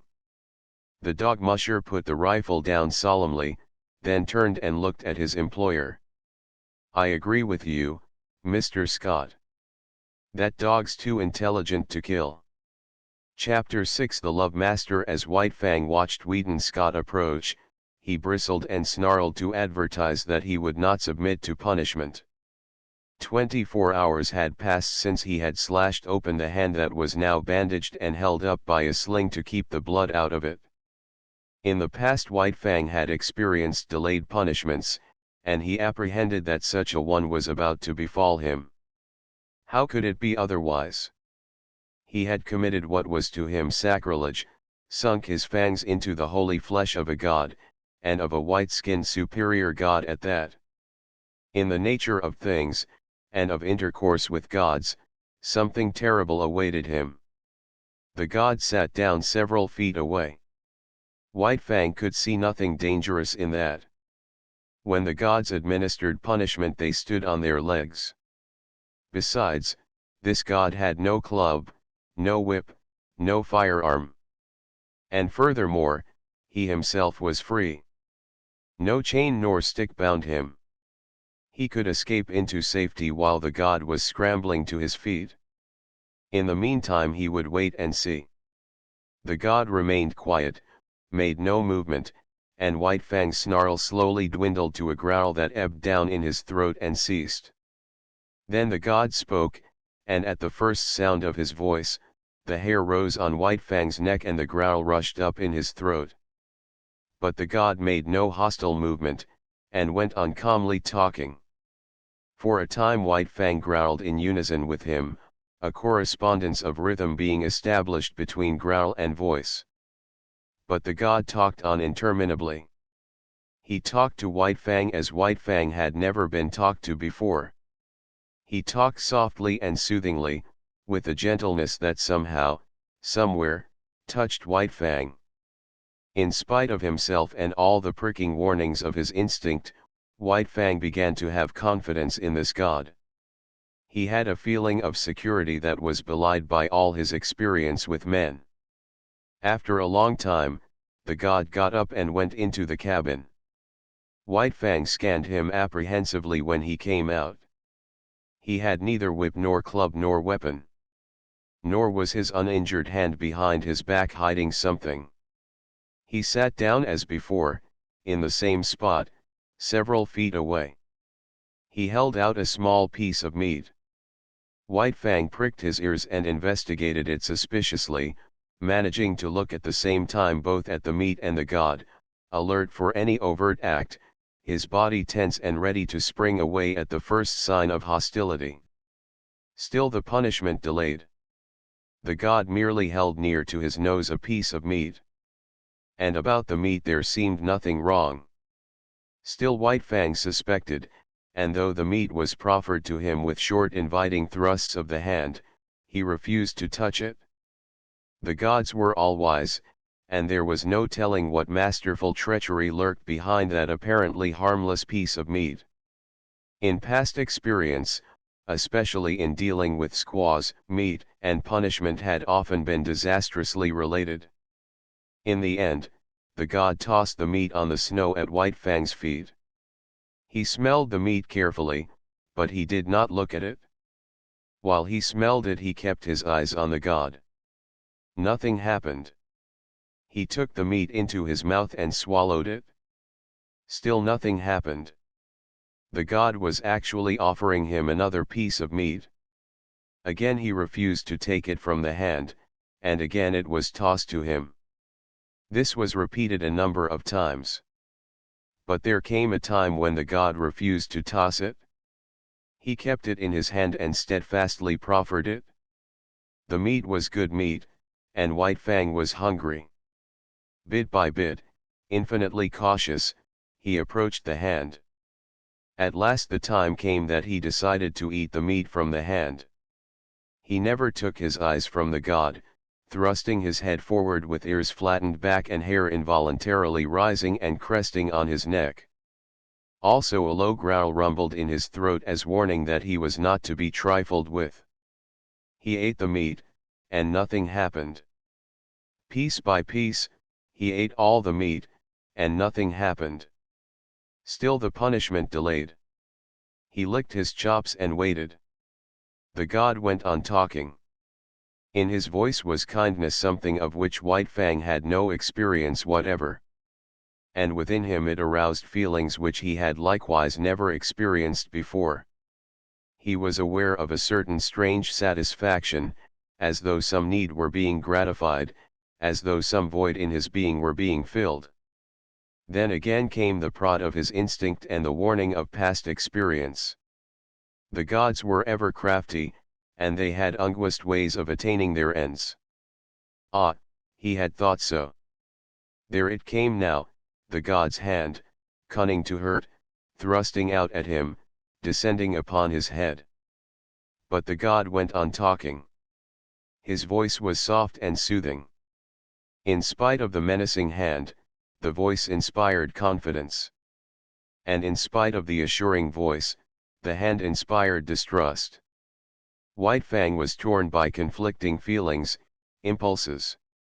It seemed he would fly to pieces, so terrible was the control he was exerting, holding together by an unwanted indecision the counter forces that struggled within him for mastery. He compromised. He snarled and bristled and flattened his ears. But he neither snapped nor sprang away. The hand descended. Nearer and nearer it came. It touched the ends of his upstanding hair. He shrank down under it. It followed down after him, pressing more closely against him. Shrinking, almost shivering, he still managed to hold himself together. It was a torment, this hand that touched him and violated his instinct. He could not forget in a day all the evil that had been wrought him at the hands of men. But it was the will of the god, and he strove to submit. The hand lifted and descended again in a patting, caressing movement. This continued, but every time the hand lifted, the hair lifted under it. And every time the hand descended, the ears flattened down and a cavernous growl surged in his throat. White Fang growled and growled with insistent warning. By this means he announced that he was prepared to retaliate for any hurt he might receive. There was no telling when the god's ulterior motive might be disclosed. At any moment that soft, confidence-inspiring voice might break forth in a roar of wrath, that gentle and caressing hand transform itself into a vice-like grip to hold him helpless and administer punishment. But the god talked on softly, and ever the hand rose and fell with non-hostile pats. White Fang experienced dual feelings. It was distasteful to his instinct. It restrained him, opposed the will of him toward personal liberty. And yet it was not physically painful. On the contrary, it was even pleasant, in a physical way. The patting movement slowly and carefully changed to a rubbing of the ears about their bases, and the physical pleasure even increased a little. Yet he continued to fear, and he stood on guard, expectant of unguist evil, alternately suffering and enjoying as one feeling or the other came uppermost and swayed him. "Well, I'll be gosh swuggled." So spoke Matt, coming out of the cabin, his sleeves rolled up, a pan of dirty dish-water in his hands, arrested in the act of emptying the pan by the side of Wheaton Scott patting White Fang. At the instant his voice broke the silence, White Fang leaped back, snarling savagely at him. Matt regarded his employer with grieved disapproval. "If you don't mind my expressin' my feelin's, Mr. Scott, I'll make free to say you're 17 kinds of a damn fool and all of 'em different, and then some." Wheaton Scott smiled with a superior air, gained his feet, and walked over to White Fang.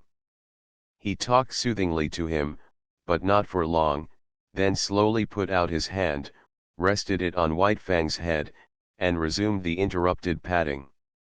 White Fang endured it, keeping his eyes fixed suspiciously, not upon the man that patted him, but upon the man that stood in the doorway. You may be a number one, tip-top minin expert, all right, the dog musher delivered himself oracularly, but you missed the chance of your life when you was a boy and didn't run off and join a circus. White Fang snarled at the sound of his voice, but this time did not leap away from under the hand that was caressing his head and the back of his neck with long, soothing strokes. It was the beginning of the end for White Fang, the ending of the old life and the reign of hate. A new and incomprehensibly fairer life was dawning. It required much thinking and endless patience on the part of Weedon Scott to accomplish this.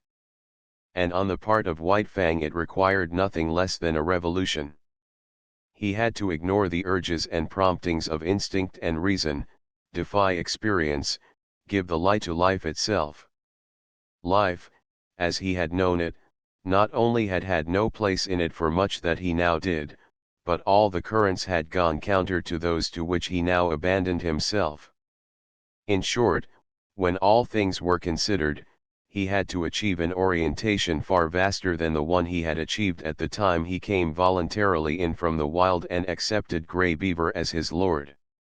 At that time he was a mere puppy, soft from the making, without form, ready for the thumb of circumstance to begin its work upon him. But now it was different. The thumb of circumstance had done its work only too well. By it he had been formed and hardened into the fighting wolf, fierce and implacable, unloving and unlovable. To accomplish the change was like a reflux of being, and this when the plasticity of youth was no longer his, when the fiber of him had become tough and knotty, when the warp and the woof of him had made of him an adamantine texture, harsh and unyielding, when the face of his spirit had become iron and all his instincts and axioms had crystallized into set rules, cautions, dislikes, and desires. Yet again, in this new orientation, it was the thumb of circumstance that pressed and prodded him, softening that which had become hard and remolding it into fairer form. Weedon Scott was in truth this thumb. He had gone to the roots of White Fang's nature, and with kindness touched to life potencies that had languished and well nigh perished. One such potency was love. It took the place of like, which latter had been the highest feeling that thrilled him in his intercourse with the gods. But this love did not come in a day. It began with like and out of it slowly developed. White Fang did not run away, though he was allowed to remain loose, because he liked this new god. This was certainly better than the life he had lived in the cage of Beauty Smith, and it was necessary that he should have some god. The lordship of man was a need of his nature. The seal of his dependence on man had been set upon him in that early day when he turned his back on the wild and crawled to Grey Beaver's feet to receive the expected beating. This seal had been stamped upon him again, and ineradicably, on his second return from the wild, when the long famine was over and there was fish once more in the village of Grey Beaver. And so, because he needed a god and because he preferred Weedon Scott to Beauty Smith, White Fang remained. In acknowledgement of fealty, he proceeded to take upon himself the guardianship of his master's property. He prowled about the cabin while the sled dog slept, and the first night visitor to the cabin fought him off with a club until Weedon Scott came to the rescue. But White Fang soon learned to differentiate between thieves and honest men, to appraise the true value of step and carriage.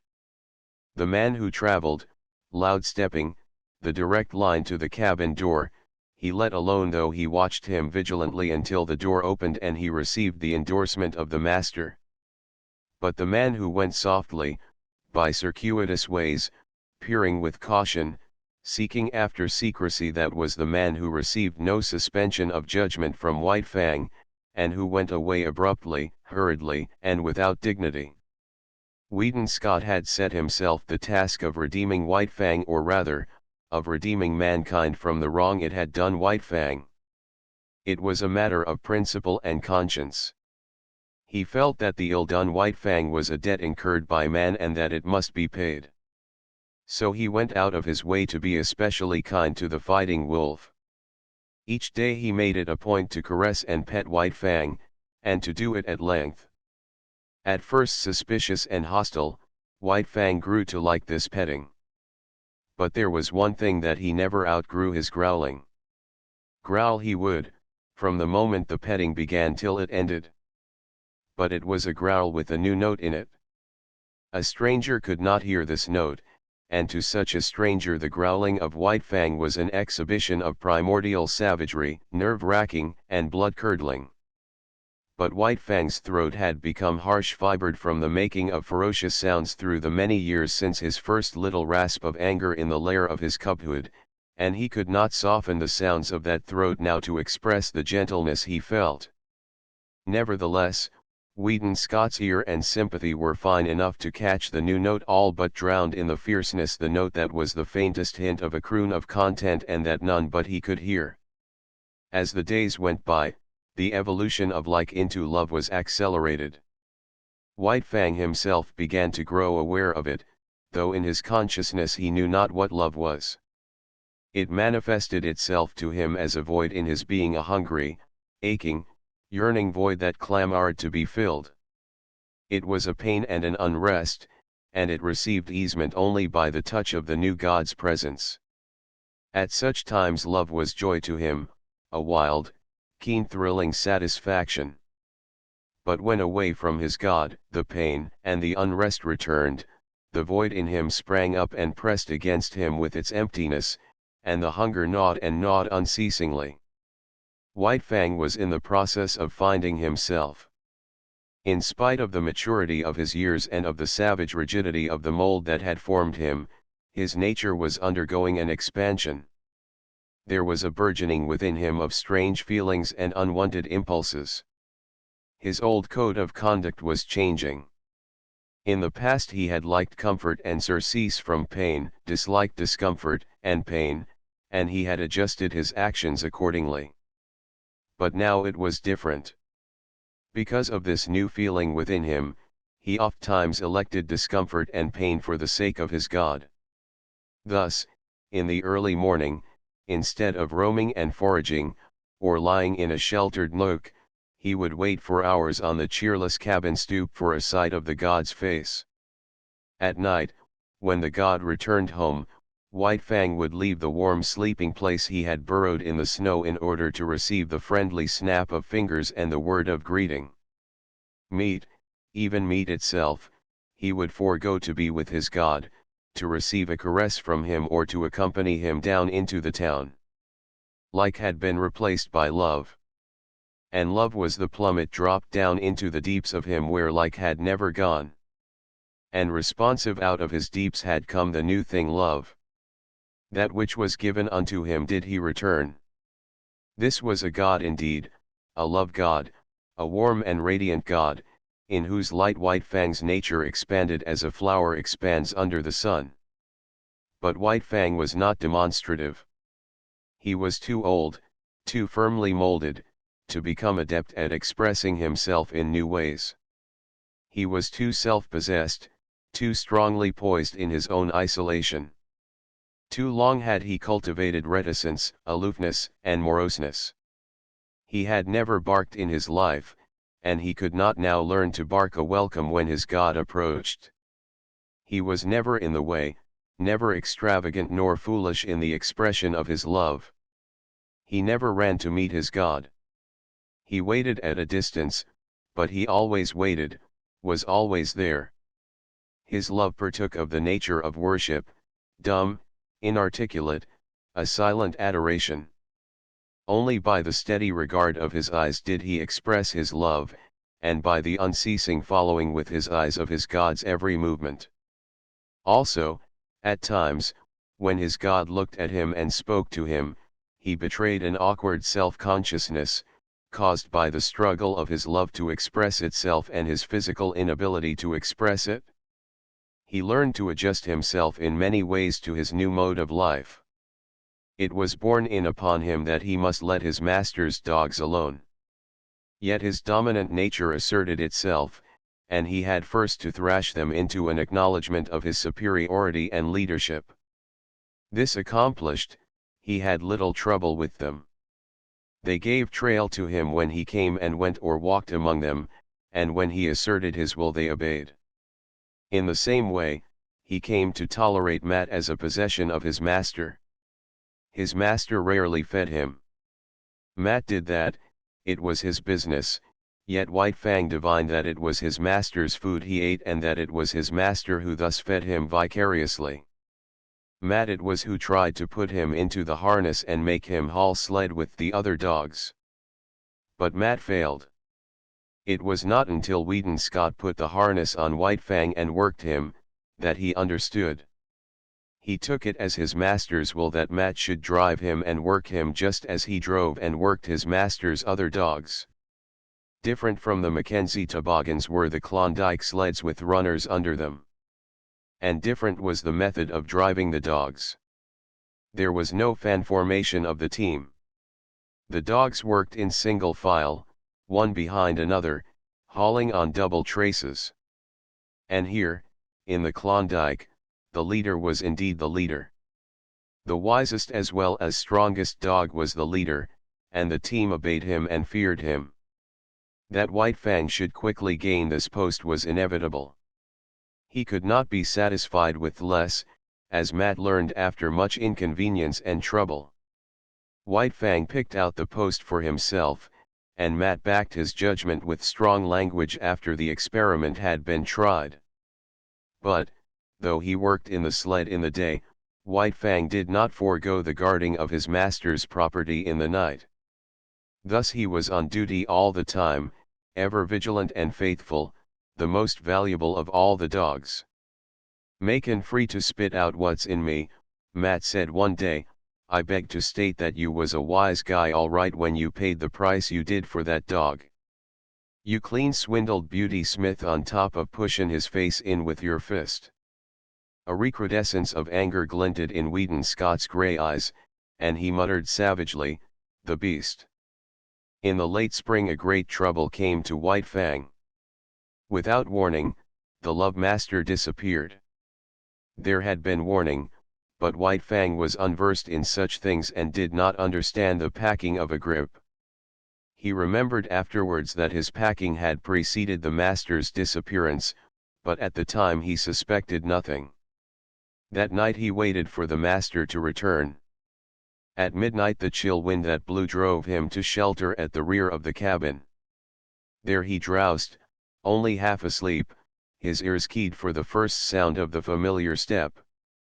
But, at 2 in the morning, his anxiety drove him out to the cold front stoop, where he crouched, and waited. But no master came. In the morning the door opened and Matt stepped outside. White Fang gazed at him wistfully. There was no common speech by which he might learn what he wanted to know. The days came and went, but never the master. White Fang, who had never known sickness in his life, became sick. He became very sick, so sick that Matt was finally compelled to bring him inside the cabin. Also, in writing to his employer, Matt devoted a postscript to White Fang. Weedon Scott, reading the letter down in Circle City, came upon the following: "That damn wolf won't work. Won't eat. Ain't got no spunk left. All the dogs is licking him. Wants to know what has become of you, and I don't know how to tell him. Maybe he is going to die." It was as Matt had said. White Fang had ceased eating, lost heart, and allowed every dog of the team to thrash him. In the cabin he lay on the floor near the stove, without interest in food, in Matt, nor in life. Matt might talk gently to him or swear at him, it was all the same, he never did more than turn his dull eyes upon the man, then drop his head back to its customary position on his forepaws. And then, one night, Matt, reading to himself with moving lips and mumbled sounds, was startled by a low whine from White Fang. He had got upon his feet, his ears cocked towards the door, and he was listening intently.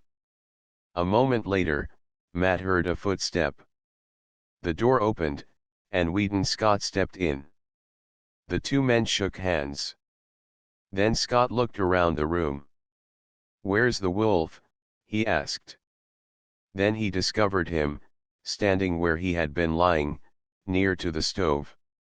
He had not rushed forward after the manner of other dogs. He stood, watching, and waiting. "Holy smoke!" Matt exclaimed. "Look at him wag his tail." Weedon Scott strode half across the room toward him, at the same time calling him. White Fang came to him, not with a great bound, yet quickly. He was awakened from self-consciousness, but as he drew near, his eyes took on a strange expression. Something, an incommunicable vastness of feeling, rose up into his eyes as a light and shone forth. "He never looked at me that way all the time you was gone," Matt commented. Weedon Scott did not hear. He was squatting down on his heels, face to face with White Fang and petting him, rubbing at the roots of the ears, making long caressing strokes down the neck to the shoulders, tapping the spine gently with the balls of his fingers. And White Fang was growling responsively, the crooning note of the growl more pronounced than ever. But that was not all. What of his joy, the great love in him, ever surging and struggling to express itself, succeeded in finding a new mode of expression. He suddenly thrust his head forward and nudged his way in between the master's arm and body. And here, confined, hidden from view all except his ears, no longer growling, he continued to nudge and snuggle. The two men looked at each other. Scott's eyes were shining. "Gosh," said Matt in an awe-stricken voice. A moment later, when he had recovered himself, he said, "I always insisted that Wolf was a dog. Look at him." With the return of the Love Master, White Fang's recovery was rapid. 2 nights and a day he spent in the cabin. Then he sallied forth. The sled dogs had forgotten his prowess. They remembered only the latest, which was his weakness and sickness. At the sight of him as he came out of the cabin, they sprang upon him. "Talk about your rough houses," Matt murmured gleefully, standing in the doorway and looking on. "Give 'em hell, you wolf. Give 'em hell, and then some." White Fang did not need the encouragement. The return of the Love Master was enough. Life was flowing through him again, splendid and indomitable. He fought from sheer joy, finding in it an expression of much that he felt and that otherwise was without speech. There could be but one ending. The team dispersed in ignominious defeat, and it was not until after dark that the dogs came sneaking back, one, by meekness and humility signifying their fealty to White Fang. Having learned to snuggle, White Fang was guilty of it often. It was the final word. He could not go beyond it. The one thing of which he had always been particularly jealous was his head. He had always disliked to have it touched.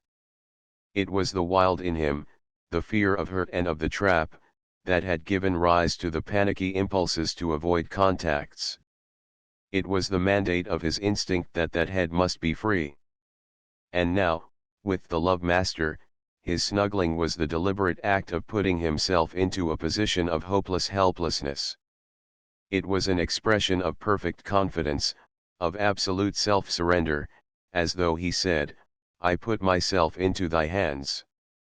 Work thou thy will with me."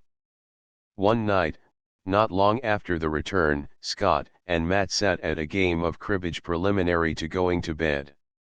15-2, 15-4 and a pair makes 6, Matt was pegging up, when there was an outcry and sound of snarling without.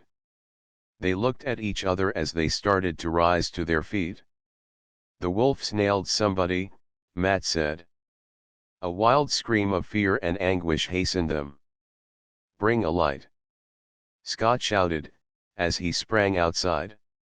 Matt followed with the lamp, and by its light they saw a man lying on his back in the snow. His arms were folded, one above the other, across his face and throat. Thus he was trying to shield himself from White Fang's teeth. And there was need for it. White Fang was in a rage, wickedly making his attack on the most vulnerable spot. From shoulder to wrist of the crossed arms, the coat sleeve, blue flannel shirt and undershirt were ripped in rags, while the arms themselves were terribly slashed and streaming blood. All this the two men saw in the first instant. The next instant Wheaton Scott had White Fang by the throat and was dragging him clear. White Fang struggled and snarled, but made no attempt to bite, while he quickly quieted down at a sharp word from the master. Matt helped the man to his feet. As he arose he lowered his crossed arms, exposing the bestial face of Beauty Smith. The dog musher let go of him precipitately, with action similar to that of a man who has picked up live fire. Beauty Smith blinked in the lamplight and looked about him. He caught sight of White Fang and terror rushed into his face. At the same moment Matt noticed two objects lying in the snow. He held the lamp close to them, indicating them with his toe for his employer's benefit: a steel dog chain and a stout club. Wheaton Scott saw and nodded. Not a word was spoken. The dog musher laid his hand on Beauty Smith's shoulder and faced him to the right about. No word needed to be spoken. Beauty Smith started. In the meantime the love master was patting White Fang and talking to him. Tried to steal you, eh? And you wouldn't have it? Well, he made a mistake, didn't he? Musta thought he had hold of 17 devils, the dog musher sniggered. White Fang, still wrought up and bristling, growled and growled, the hair slowly lying down, the crooning note remote and dim, but growing in his throat. Part V Chapter I. The long trail. It was in the air. White Fang sensed the coming calamity, even before there was tangible evidence of it. In vague ways it was borne in upon him that a change was impending. He knew not how nor why, yet he got his feel of the oncoming event from the gods themselves. In ways subtler than they knew, they betrayed their intentions to the wolf dog that haunted the cabin stoop, and that, though he never came inside the cabin, knew what went on inside their brains. "Listen to that, will you?" the dog musher exclaimed at supper one night. Wheaton Scott listened. Through the door came a low, anxious whine, like a sobbing under the breath that had just grown audible. Then came the long sniff, as White Fang reassured himself that his god was still inside and had not yet taken himself off in mysterious and solitary flight. "I do believe that wolf's onto you," the dog musher said. Wheaton Scott looked across at his companion with eyes that almost pleaded, though this was given the lie by his words. "What the devil can I do with a wolf in California?" he demanded. "That's what I say," Matt answered. "What the devil can you do with a wolf in California?" But this did not satisfy Wheaton Scott. The other seemed to be judging him in a non-committal sort of way. "White man's dogs would have no show against him," Scott went on. "He'd kill them on sight. If he didn't bankrupt me with damaged suits, the authorities would take him away from me and electrocute him. He's a downright murderer, I know," was the dog musher's comment. Wheaton Scott looked at him suspiciously.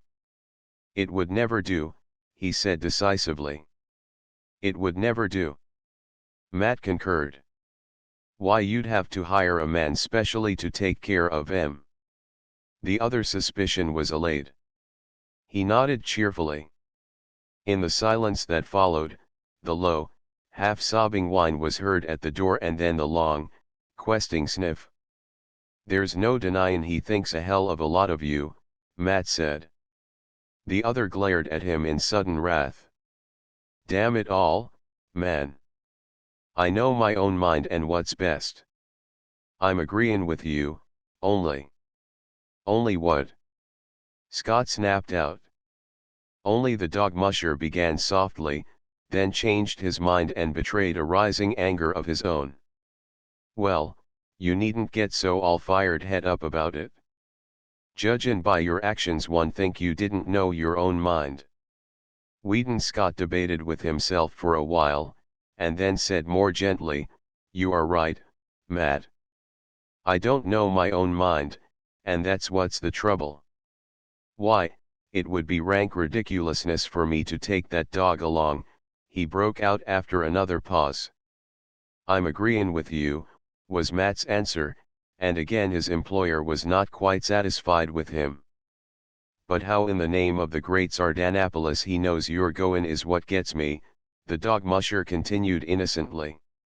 "It's beyond me, Matt," Scott answered, with a mournful shake of the head. Then came the day when, through the open cabin door, White Fang saw the fatal grip on the floor and the love master packing things into it. Also, there were comings and goings, and the erstwhile placid atmosphere of the cabin was vexed with strange perturbations and unrest.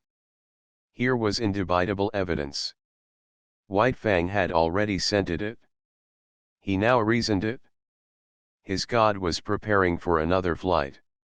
And since he had not taken him with him before, so, now, he could look to be left behind. That night he lifted the long wolf howl. As he had howled, in his puppy days, when he fled back from the wild to the village to find it vanished and naught but a rubbish heap to mark the site of Grey Beaver's teepee, so now he pointed his muzzle to the cold stars and told to them his woe. Inside the cabin the two men had just gone to bed. "He's gone off his food again," Matt remarked from his bunk. There was a grunt from Whedon Scott's bunk, and a stir of blankets. "From the way he cut up the other time you went away, I wouldn't wonder this time but what he died." The blankets in the other bunk stirred irritably. "Oh, shut up!" Scott cried out through the darkness. "You nag worse than a woman." "I'm agreein' with you," the dog musher answered, and Whedon Scott was not quite sure whether or not the other had snickered. The next day White Fang's anxiety and restlessness were even more pronounced. He dogged his master's heels whenever he left the cabin, and haunted the front stoop when he remained inside. Through the open door he could catch glimpses of the luggage on the floor. The grip had been joined by two large canvas bags and a box.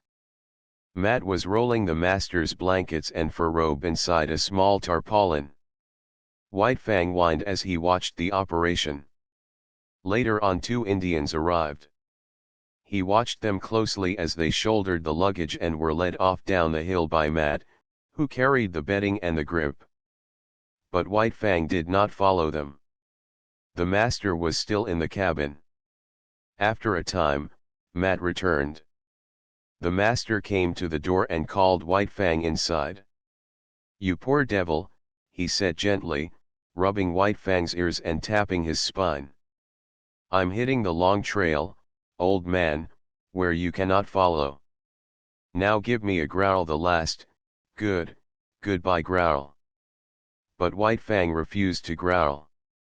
Instead, and after a wistful, searching look, he snuggled in, burrowing his head out of sight between the master's arm and body. "There she blows!" Matt cried. From the Yukon arose the hoarse bellowing of a river steamboat. "You've got to cut it short. Be sure and lock the front door. I'll go out the back. Get a move on." The 2 doors slammed at the same moment, and Whedon Scott waited for Matt to come around to the front. From inside the door came a low whining and sobbing. Then there were long, deep-drawn sniffs. "You must take good care of him, Matt," Scott said, as they started down the hill. "Write and let me know how he gets along." "Sure," the dog musher answered. "But listen to that, will you?" Both men stopped. White Fang was howling as dogs howl when their masters lie dead. He was voicing an utter woe, his cry bursting upward in great heart-breaking rushes, dying down into quavering misery, and bursting upward again with a rush upon rush of grief. The Aurora was the first steamboat of the year for the outside, and her decks were jammed with prosperous adventurers and broken gold seekers, all equally as mad to get to the outside as they had been originally to get to the inside.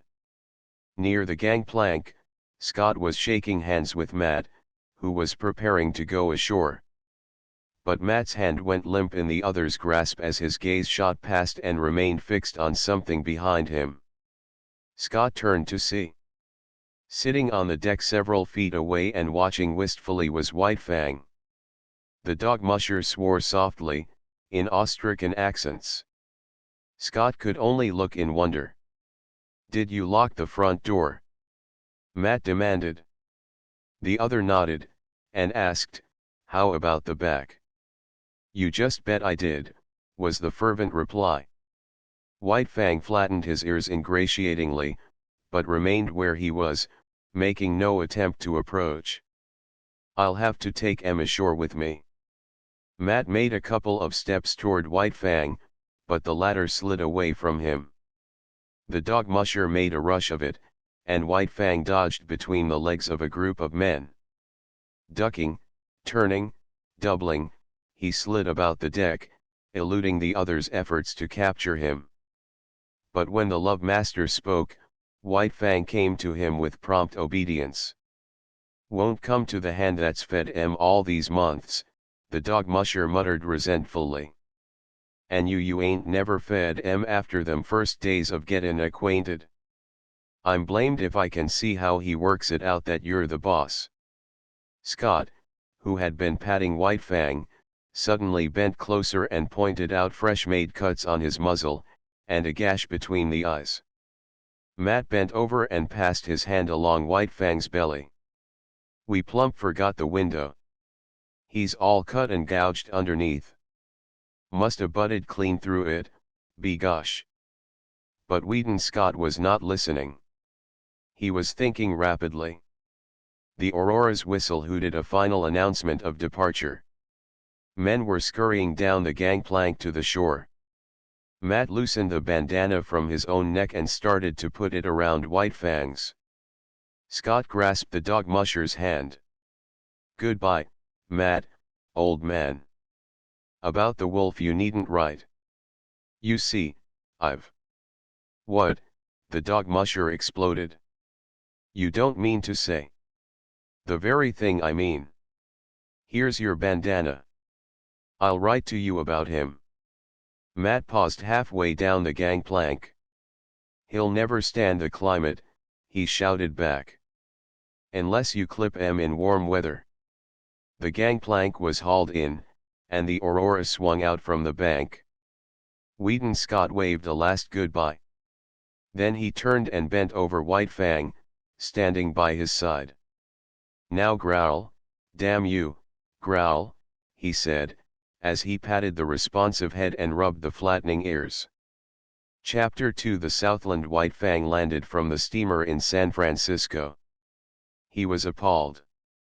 Deep in him, below any reasoning process or act of consciousness, he had associated power with Godhead.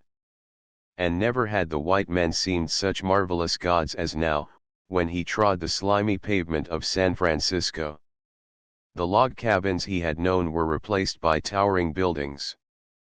The streets were crowded with perils wagons, carts, automobiles, great, straining horses pulling huge trucks, and monstrous cable and electric cars hooting and clanging through the midst, screeching their insistent menace after the manner of the lynxes he had known in the northern woods. All this was the manifestation of power. Through it all, behind it all, was man, governing and controlling, expressing himself, as of old, by his mastery over matter. It was colossal, stunning. White Fang was awed. Fear sat upon him. As in his cubhood he had been made to feel his smallness and puniness on the day he first came in from the wild to the village of Grey Beaver, so now, in his full-grown stature and pride of strength, he was made to feel small and puny. And there were so many gods. He was made dizzy by the swarming of them. The thunder of the streets smote upon his ears. he was bewildered by the tremendous and endless rush and movement of things. As never before, he felt his dependence on the love master, close at whose heels he followed, no matter what happened, never losing sight of him. But White Fang was to have no more than a nightmare vision of the city, an experience that was like a bad dream, unreal and terrible, that haunted him for long after in his dreams. He was put into a baggage car by the master, chained in a corner in the midst of heaped trunks and valises. Here a squat and brawny god held sway, with much noise, hurling trunks and boxes about, dragging them in through the door and tossing them into the piles, or flinging them out of the door, smashing and crashing, to other gods who awaited them.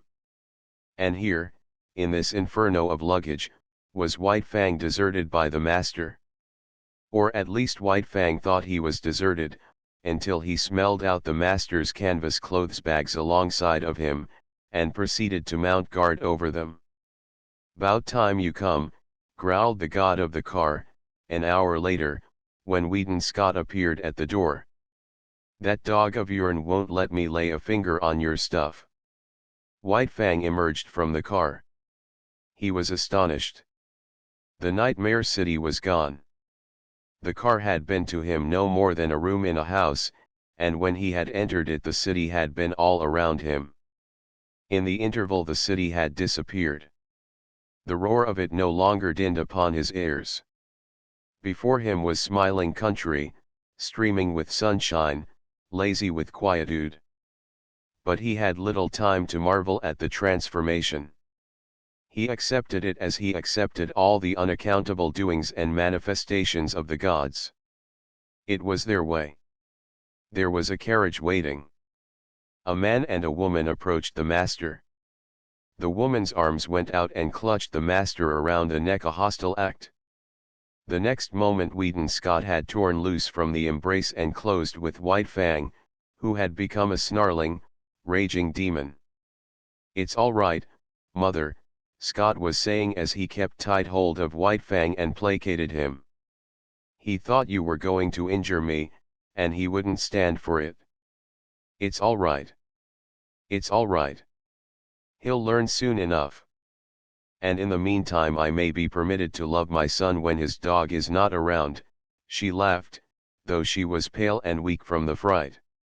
She looked at White Fang, who snarled and bristled and glared malevolently. "He'll have to learn, and he shall, without postponement," Scott said. He spoke softly to White Fang until he had quieted him, then his voice became firm. "Down, sir. Down with you." This had been one of the things taught him by the master, and White Fang obeyed, though he lay down reluctantly and sullenly. "Now, mother."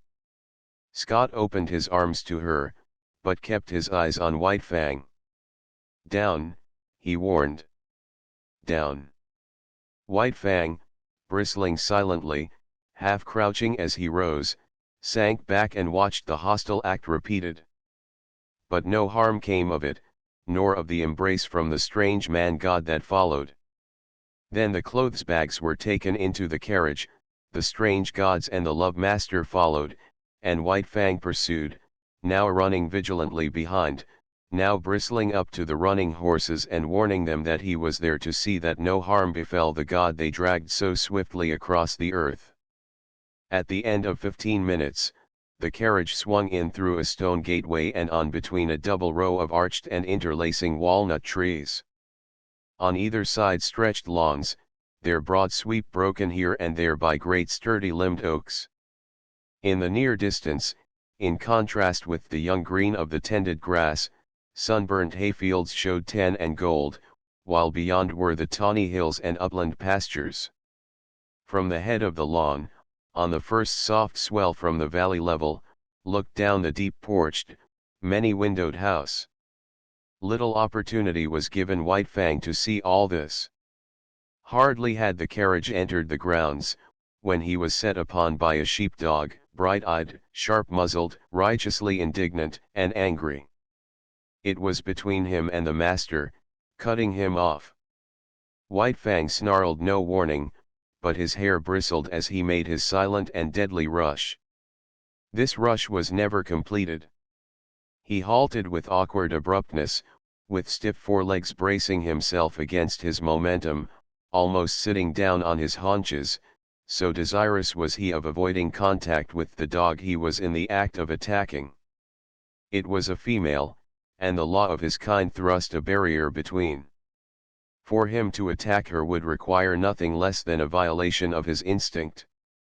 But with the sheepdog it was otherwise. Being a female, she possessed no such instinct. On the other hand, being a sheepdog, her instinctive fear of the wild, and especially of the wolf, was unusually keen.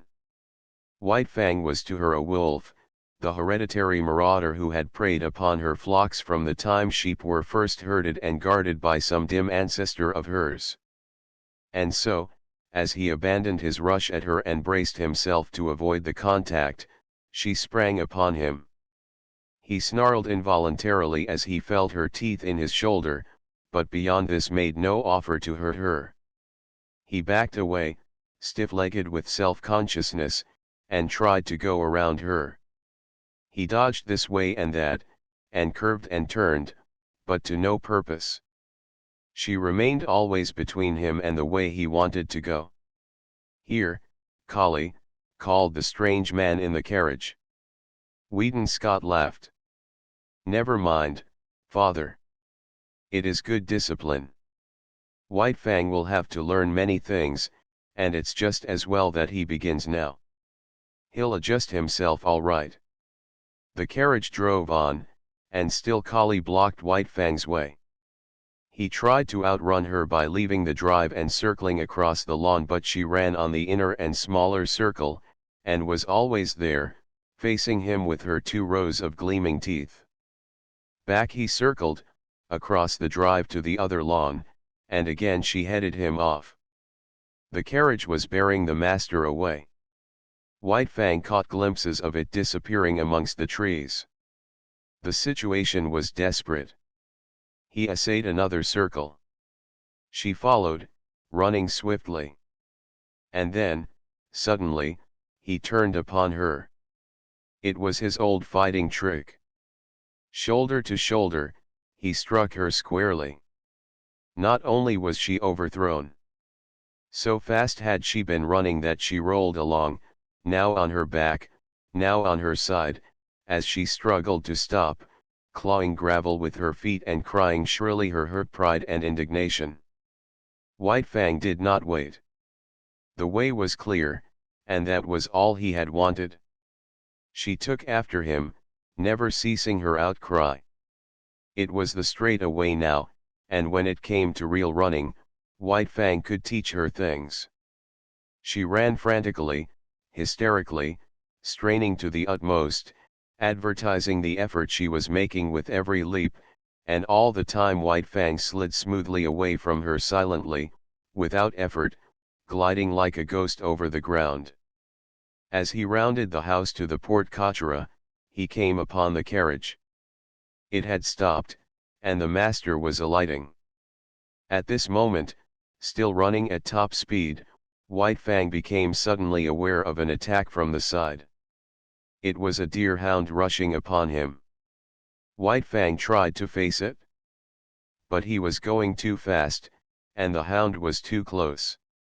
It struck him on the side, and such was his forward momentum and the unexpectedness of it, White Fang was hurled to the ground and rolled clear over. He came out of the tangle a spectacle of malignancy, ears flattened back, lips writhing, nose wrinkling, his teeth clipping together as the fangs barely missed the hound's soft throat. The master was running up, but was too far away, and it was Collie that saved the hound's life. Before White Fang could spring in and deliver the fatal stroke, and just as he was in the act of springing in, Collie arrived. She had been outmaneuvered and outrun, to say nothing of her having been unceremoniously tumbled in the gravel, and her arrival was like that of a tornado made up of offended dignity, justifiable wrath, and instinctive hatred for this marauder from the wild. She struck White Fang at right angles in the midst of his spring, and again he was knocked off his feet and rolled over. The next moment the master arrived, and with one hand held White Fang, while the father called off the dogs. "I say, this is a pretty warm reception for a poor lone wolf from the Arctic," the master said, while White Fang calmed down under his caressing hand. "In all his life he's only been known once to go off his feet, and here he's been rolled twice in 30 seconds. The carriage had driven away, and other strange gods had appeared from out the house. Some of these stood respectfully at a distance, but two of them, women, perpetrated the hostile act of clutching the master around the neck. White Fang, however, was beginning to tolerate this act. No harm seemed to come of it, while the noises the gods made were certainly not threatening. These gods also made overtures to White Fang, but he warned them off with a snarl, and the master did likewise with word of mouth. At such times White Fang leaned in close against the master's legs and received reassuring pats on the head. The hound, under the command, "Dick, lie down, sir," had gone up the steps and lain down to one side of the porch, still growling and keeping a sullen watch on the intruder. Kali had been taken in charge by one of the woman gods, who held arms around her neck and petted and caressed her, but Kali was very much perplexed and worried, whining and restless, outraged by the permitted presence of this wolf and confident that the gods were making a mistake. All the gods started up the steps to enter the house. White Fang followed closely at the master's heels. Dick, on the porch, growled, and White Fang, on the steps, bristled and growled back. "Take Kali inside and leave the two of them to fight it out," suggested Scott's father. "After that they'll be friends. Then White Fang, to show his friendship, will have to be chief mourner at the funeral," laughed the master. The elder Scott looked incredulously, first at White Fang, then at Dick, and finally at his son. "You mean?" Wheaton nodded his head. "I mean just that. You'd have a dead Dick inside 1 minute, 2 minutes at the farthest." He turned to White Fang. "Come on, you wolf. It's you that'll have to come inside." White Fang walked stiff-legged up the steps and across the porch, with tail rigidly erect, keeping his eyes on Dick to guard against a flank attack, and at the same time prepared for whatever fierce manifestation of the unknown that might pounce out upon him from the interior of the house. But no thing of fear pounced out, and when he had gained the inside he scouted carefully around, looking at it and finding it not. Then he lay down with a contented grunt at the master's feet, observing all that went on, ever ready to spring to his feet and fight for life with the terrors he felt must lurk under the trap roof of the dwelling. Chapter 3 The God's Domain. Not only was White Fang adaptable by nature, but he had traveled much, and knew the meaning and necessity of adjustment. Here, in Sierra Vista, which was the name of Judge Scott's place, White Fang quickly began to make himself at home. He had no further serious trouble with the dogs. They knew more about the ways of the Southland gods than did he, and in their eyes he had qualified when he accompanied the gods inside the house. Wolf that he was, and unprecedented as it was, the gods had sanctioned his presence, and they, the dogs of the gods, could only recognize the sanction. Dick, perforce, had to go through a few stiff formalities at first, after which he calmly accepted White Fang as an addition to the premises. Had Dick had his way, they would have been good friends. All but White Fang was averse to friendship. All he asked of other dogs was to be let alone. His whole life he had kept aloof from his kind, and he still desired to keep aloof. Dick's overtures bothered him, so he snarled Dick away. In the north he had learned the lesson that he must let the master's dogs alone, and he did not forget that lesson now. But he insisted on his own privacy and self-seclusion, and so thoroughly ignored Dick that that good-natured creature finally gave him up and scarcely took as much interest in him as in the hitching post near the stable. Not so with Kali. While she accepted him because it was the mandate of the gods, that was no reason that she should leave him in peace. Woven into her being was the memory of countless crimes he and his had perpetrated against her ancestry. Not in a day nor a generation were the ravaged sheepfolds to be forgotten. All this was a spur to her, pricking her to retaliation. She could not fly in the face of the gods who permitted him, but that did not prevent her from making life miserable for him in petty ways. A feud, ages old, was between them, and she, for one, would see to it that he was reminded. So Kali took advantage of her sex to pick upon White Fang and maltreat him. His instinct would not permit him to attack her, while her persistence would not permit him to ignore her. When she rushed at him, he turned his fur-protected shoulder to her sharp teeth and walked away stiff-legged and stately. When she forced him too hard, he was compelled to go about in a circle, his shoulder presented to her, his head turned from her, and on his face and in his eyes a patient and bored expression. Sometimes, however, a nip on his hind quarters hastened his retreat and made it anything but stately. But as a rule he managed to maintain a dignity that was almost solemnity. He ignored her existence whenever it was possible, and made it a point to keep out of her way. When he saw or heard her coming, he got up and walked off. There was much in other matters for White Fang to learn. Life in the Northland was simplicity itself when compared with the complicated affairs of Sierra Vista. First of all, he had to learn the family of the master. In a way he was prepared to do this. As Mitsa and Klukuch had belonged to Grey Beaver, sharing his food, his fire, and his blankets, so now, at Sierra Vista, belonged to the love master all the denizens of the house. But in this matter there was a difference, and many differences. Sierra Vista was a far vaster affair than the teepee of Grey Beaver. There were many persons to be considered. There was Judge Scott, and there was his wife. There were the master's two sisters, Beth and Mary. There was his wife, Alice, and then there were his children, Wheaton and Maud, toddlers of 4 and 6. There was no way for anybody to tell him about all these people, and of blood ties and relationship he knew nothing whatever and never would be capable of knowing. Yet he quickly worked it out that all of them belonged to the master.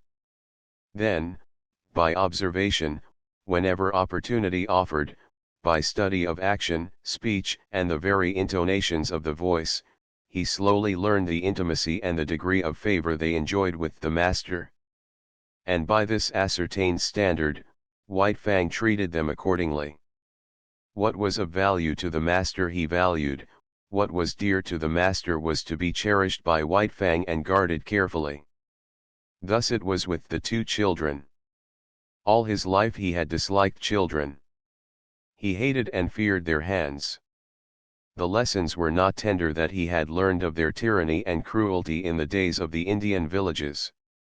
When Wheaton and Maud had first approached him, he growled warningly and looked malignant. A cuff from the master and a sharp word had then compelled him to permit their caresses, though he growled and growled under their tiny hands, and in the growl there was no crooning note. Later, he observed that the boy and girl were of great value in the master's eyes. Then it was that no cuff nor sharp word was necessary before they could pat him. Yet White Fang was never effusively affectionate. He yielded to the master's children with an ill but honest grace, and endured their fooling as one would endure a painful operation. When he could no longer endure, he would get up and stalk determinedly away from them. But after a time, he grew even to like the children. Still he was not demonstrative. He would not go up to them.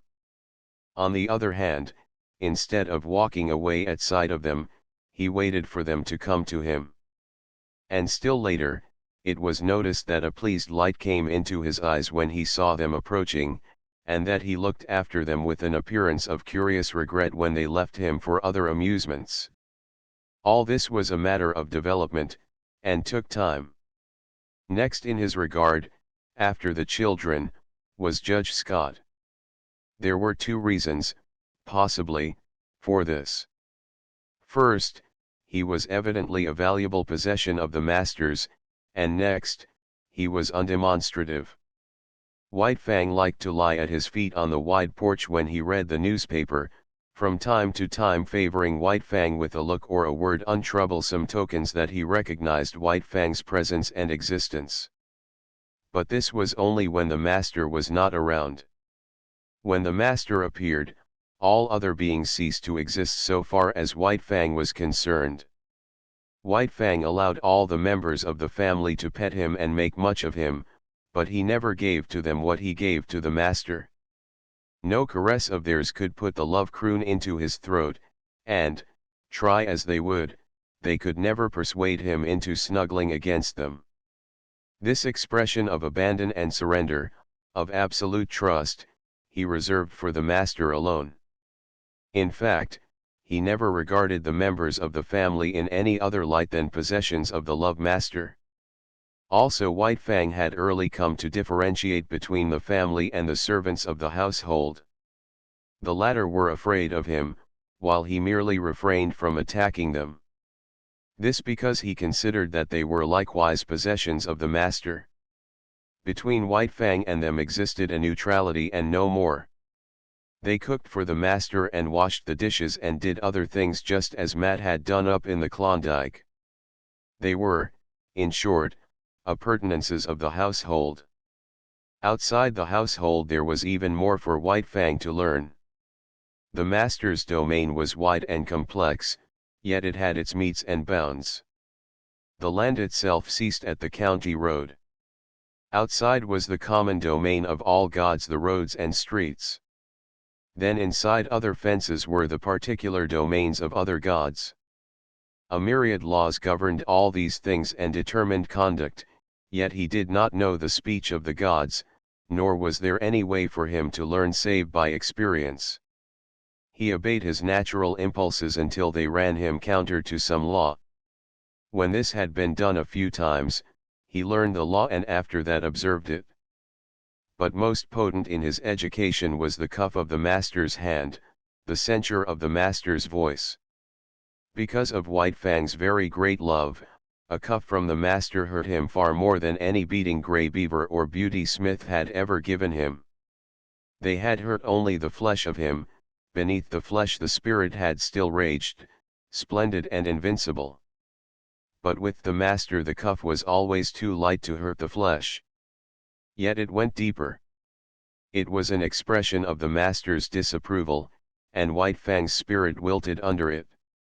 In point of fact, the cuff was rarely administered. The master's voice was sufficient. By it White Fang knew whether he did right or not. By it he trimmed his conduct and adjusted his actions. It was the compass by which he steered and learned to chart the manners of a new land and life. In the Northland, the only domesticated animal was the dog. All other animals lived in the wild, and were, when not too formidable, lawful spoil for any dog. All his days White Fang had foraged among the live things for food.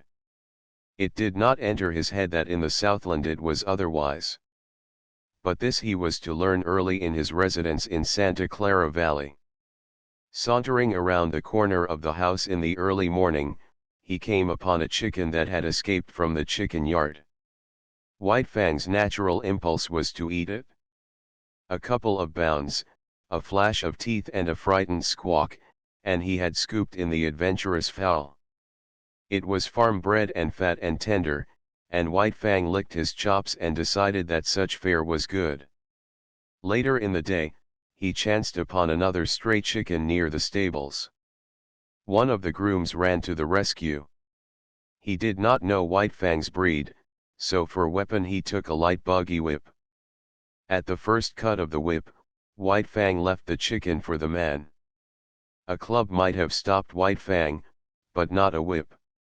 Silently, Without flinching, he took a second cut in his forward rush, and as he leaped for the throat the groom cried out, "My God," and staggered backward. He dropped the whip and shielded his throat with his arms. In consequence, his forearm was ripped open to the bone. The man was badly frightened. It was not so much White Fang's ferocity as it was his silence that unnerved the groom. Still protecting his throat and face with his torn and bleeding arm, he tried to retreat to the barn. And it would have gone hard with him had not Kali appeared on the scene. As she had saved Dick's life, she now saved the groom's. She rushed upon White Fang in frenzied wrath. She had been right. She had known better than the blundering gods. All her suspicions were justified. Here was the ancient marauder up to his old tricks again. The groom escaped into the stables, and White Fang backed away before Kali's wicked teeth, or presented his shoulder to them and circled round and round. But Kali did not give over, as was her wont, after a decent interval of chastisement.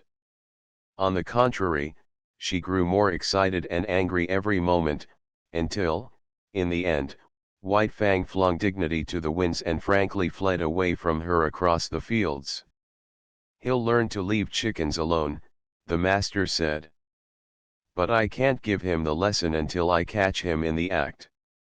2 nights later came the act, but on a more generous scale than the master had anticipated. White Fang had observed closely the chicken yards and the habits of the chickens. In the night time, after they had gone to roost, he climbed to the top of a pile of newly hauled lumber. From there he gained the roof of a chicken house, passed over the ridgepole and dropped to the ground inside. A moment later he was inside the house, and the slaughter began. In the morning, when the master came out onto the porch, 50 white leghorn hens, laid out in a row by the groom, greeted his eyes. He whistled to himself, softly, first with surprise, and then, at the end, with admiration. His eyes were likewise greeted by White Fang, but about the latter there were no signs of shame nor guilt. He carried himself with pride, as though, forsooth, he had achieved a deed praiseworthy and meritorious. There was about him no consciousness of sin. The master's lips tightened as he faced the disagreeable task. Then he talked harshly to the unwitting culprit, and in his voice there was nothing but godlike wrath. Also, he held White Fang's nose down to the slain hens, and at the same time cuffed him soundly. White Fang never raided a chicken roost again. It was against the law, and he had learned it. Then the master took him into the chicken yards. White Fang's natural impulse, when he saw the live food fluttering about him and under his very nose, was to spring upon it. He obeyed the impulse, but was checked by the master's voice. They continued in the yards for half an hour. Time and again the impulse surged over White Fang, and each time, as he yielded to it, he was checked by the master's voice. Thus it was he learned the law, and ere he left the domain of the chickens, he had learned to ignore their existence. You can never cure a chicken killer. Judge Scott shook his head sadly at luncheon table, when his son narrated the lesson he had given White Fang. Once they've got the habit and the taste of blood again, he shook his head sadly. But Wheaton Scott did not agree with his father. I'll tell you what I'll do, he challenged finally. I'll lock White Fang in with the chickens all afternoon. But think of the chickens, objected the judge. And furthermore, the son went on, for every chicken he kills, I'll pay you $1 gold coin of the realm. But you should penalize father, too, interposed Beth.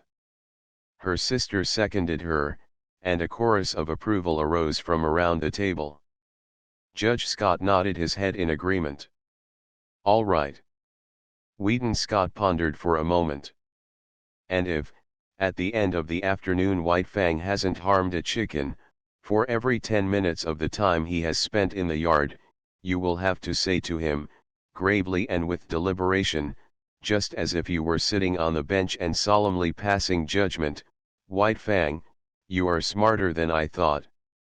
From hidden points of vantage the family watched the performance.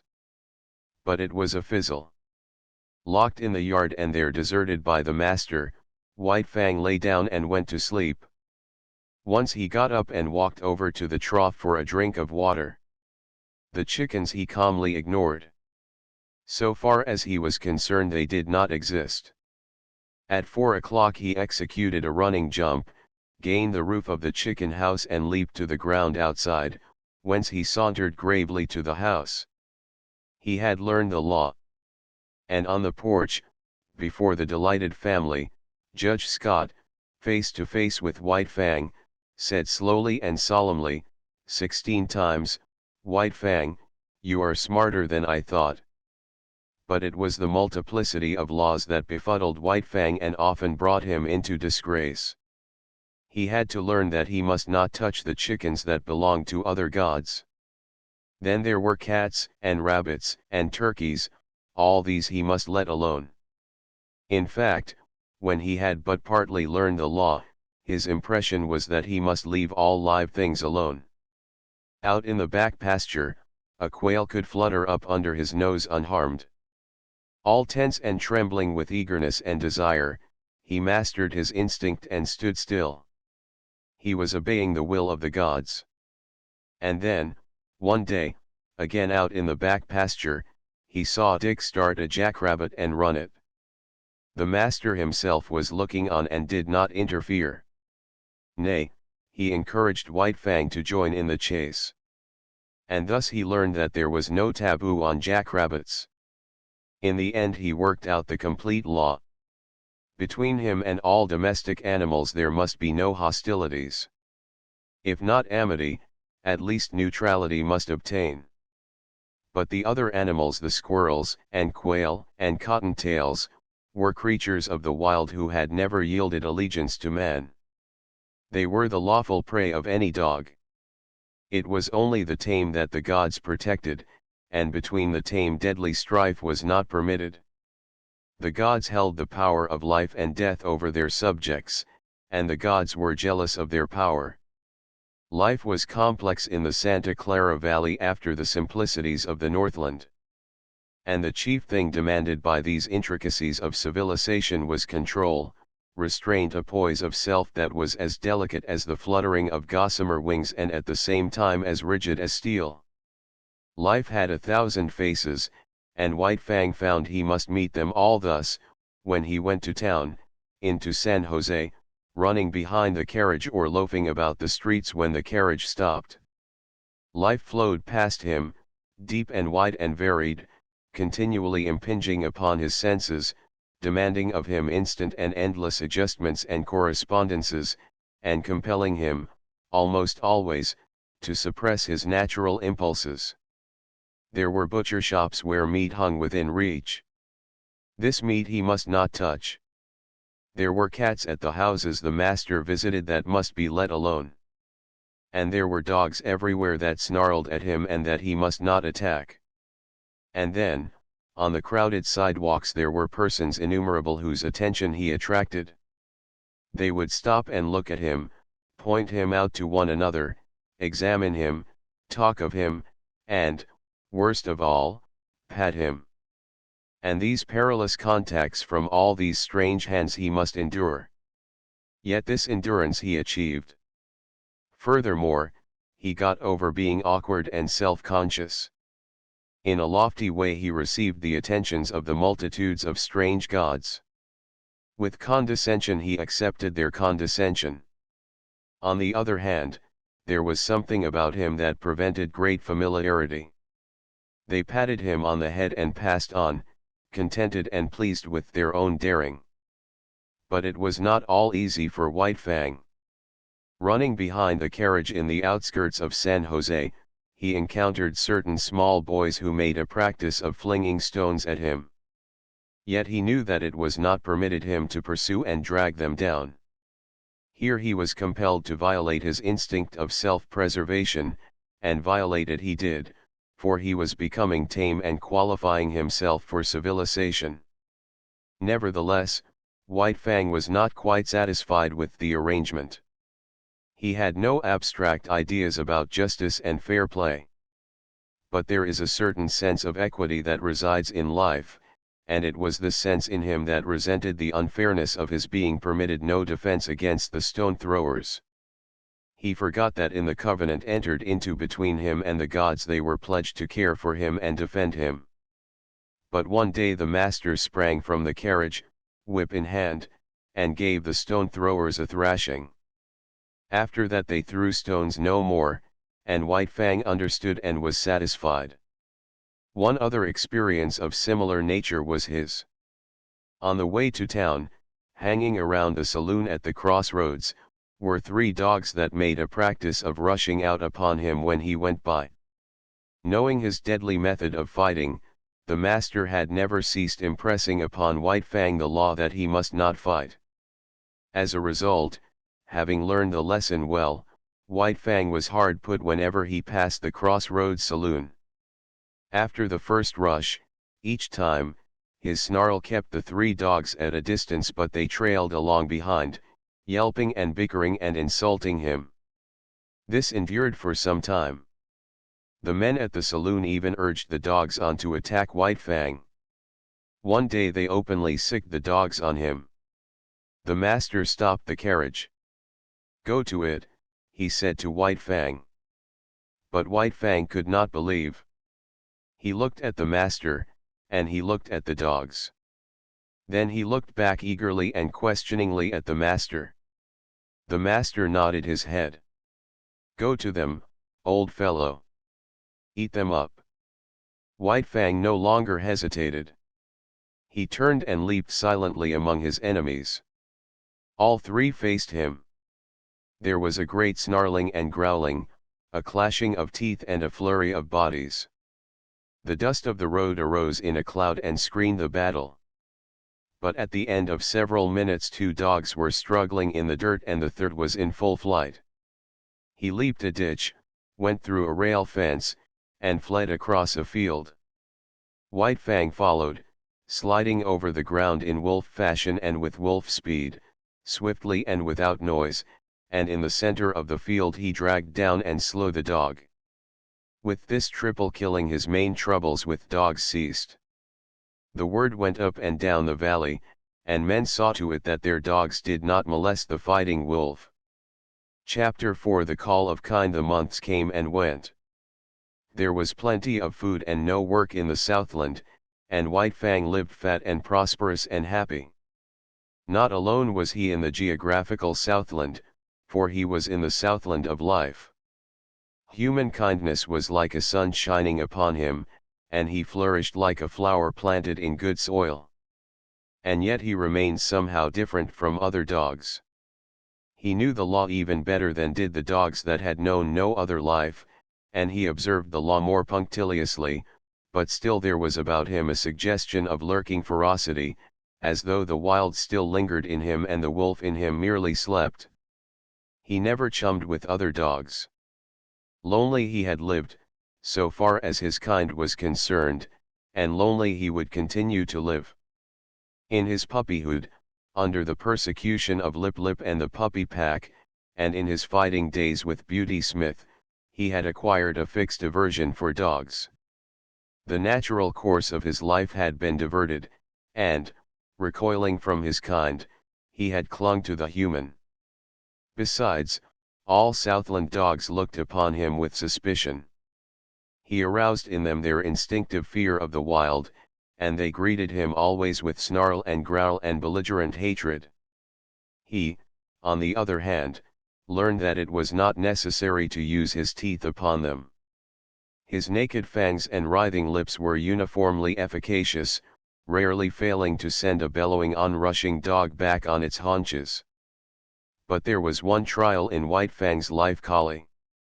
She never gave him a moment's peace. She was not so amenable to the law as he. She defied all efforts of the master to make her become friends with White Fang.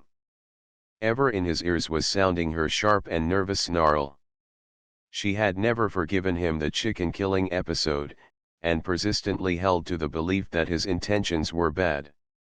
She found him guilty before the act, and treated him accordingly. She became a pest to him, like a policeman following him around the stable and the hounds, and, if he even so much as glanced curiously at a pigeon or chicken, bursting into an outcry of indignation and wrath. His favorite way of ignoring her was to lie down, with his head on his forepaws, and pretend sleep. This always dumbfounded and silenced her.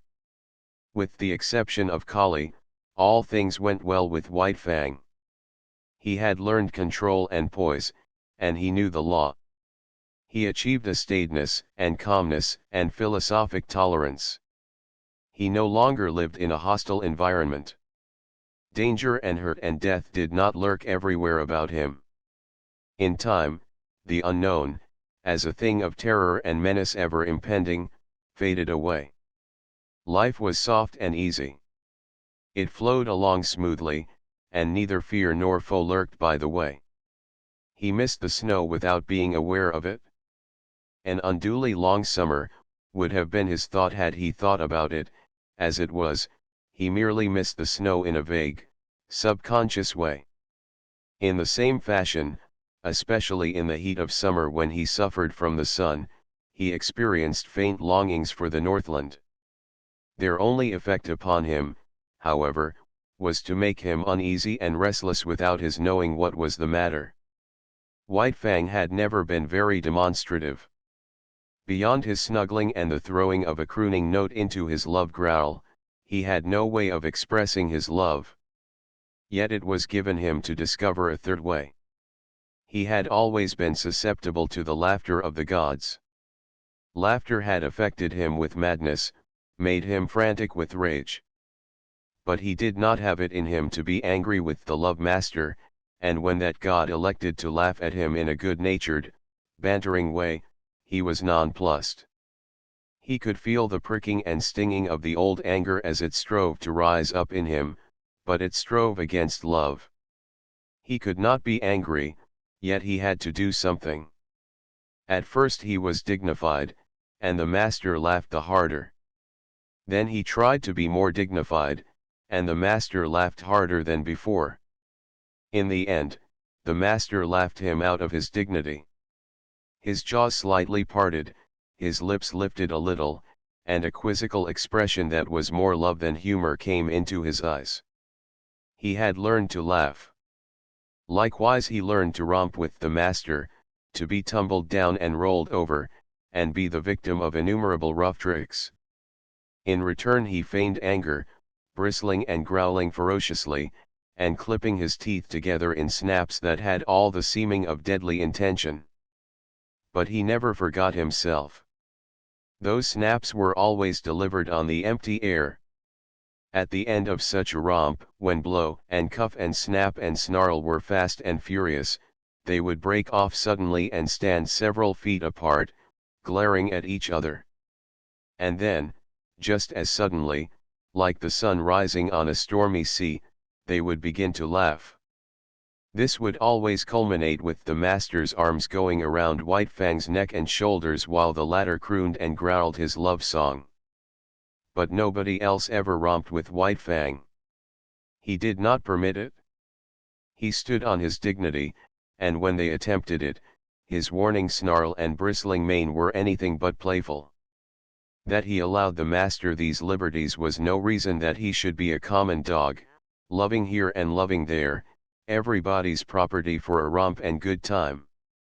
He loved with single heart and refused to cheapen himself or his love.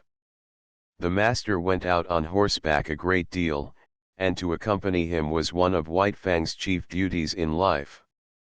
In the Northland he had evidenced his fealty by toiling in the harness, but there were no sleds in the Southland, nor did dogs pack burdens on their backs. So he rendered fealty in the new way, by running with the master's horse. The longest day never played White Fang out. His was the gait of the wolf, smooth, tireless and effortless, and at the end of 50 miles he would come in jauntily ahead of the horse. It was in connection with the riding, that White Fang achieved one other mode of expression remarkable in that he did it but twice in all his life. The first time occurred when the master was trying to teach a spirited thoroughbred the method of opening and closing gates without the riders dismounting.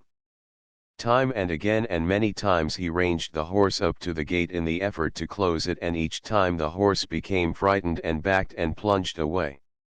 It grew more nervous and excited every moment. When it reared, the master put the spurs to it and made it drop its forelegs back to earth, whereupon it would begin kicking with its hind legs. White Fang watched the performance with increasing anxiety until he could contain himself no longer, when he sprang in front of the horse and barked savagely and warningly. Though he often tried to bark thereafter, and the master encouraged him, he succeeded only once, and then it was not in the master's presence. A scamper across the pasture, a jackrabbit rising suddenly under the horse's feet, a violent cheer, a stumble, a fall to earth, and a broken leg for the master, was the cause of it.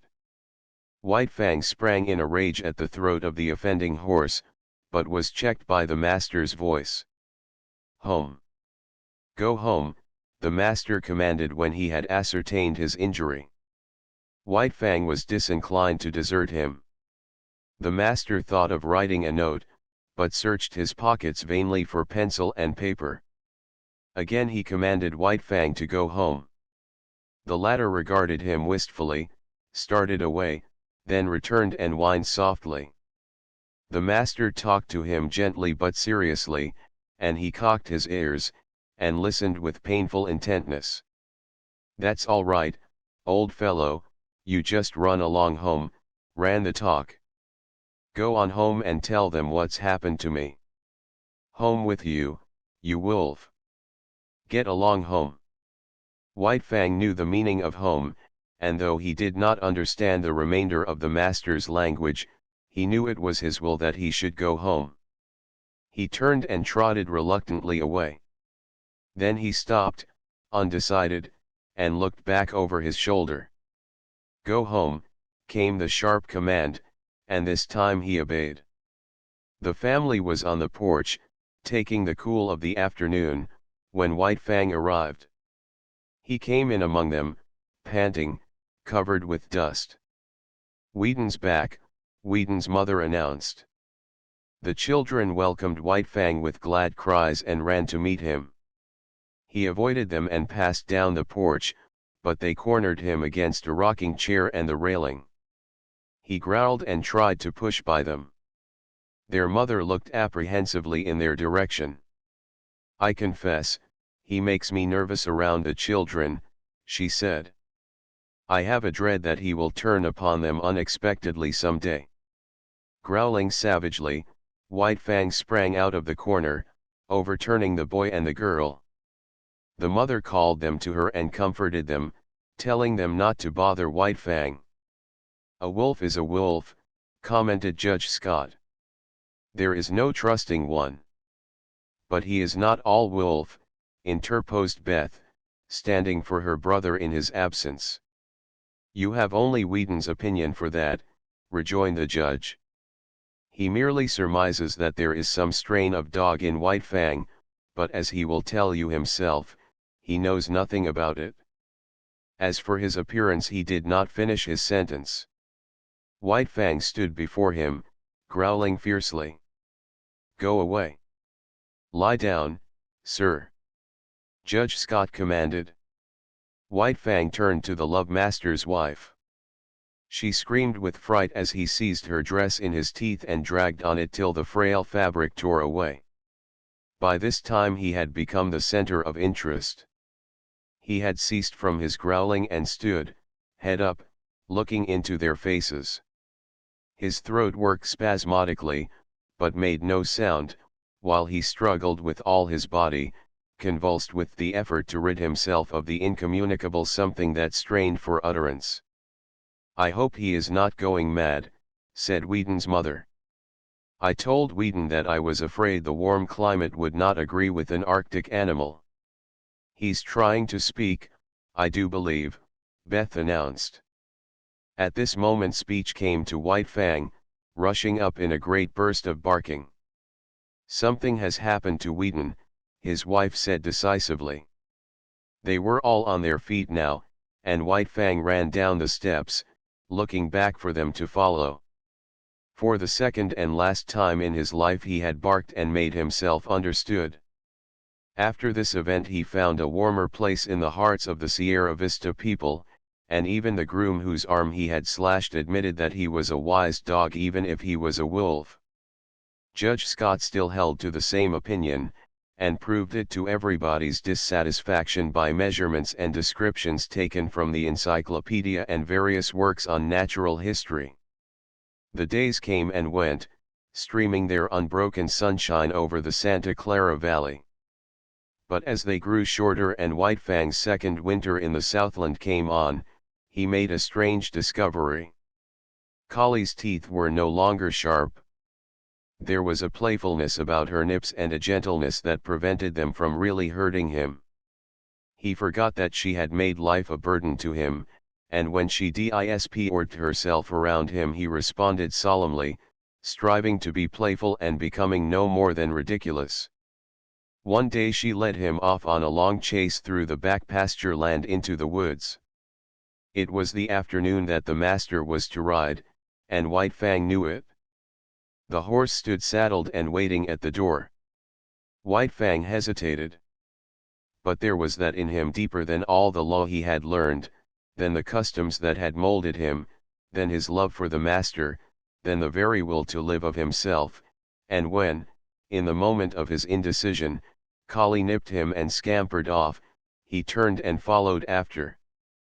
The master rode alone that day, and in the woods, side by side, White Fang ran with Collie, as his mother, Kick, and Old One Eye had run long years before in the silent Northland forest. Chapter V The Sleeping Wolf. It was about this time that the newspapers were full of the daring escape of a convict from San Quentin prison. He was a ferocious man. He had been ill-made in the making. He had not been born right, and he had not been helped any by the molding he had received at the hands of society.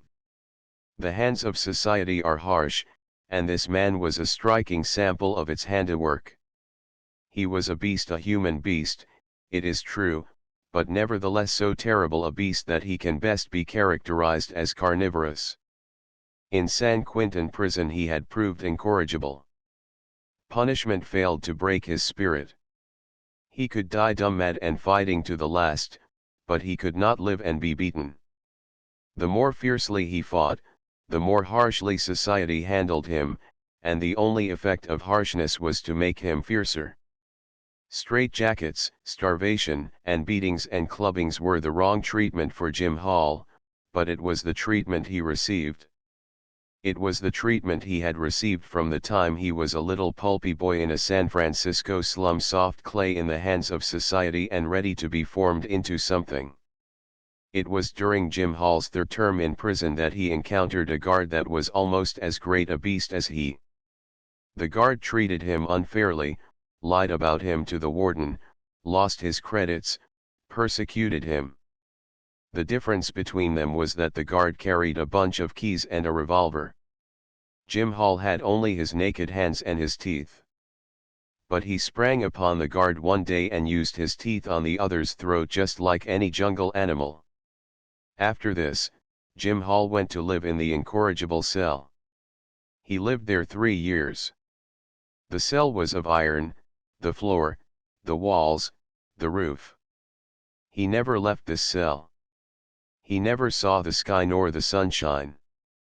Day was a twilight and night was a black silence. He was in an iron tomb, buried alive.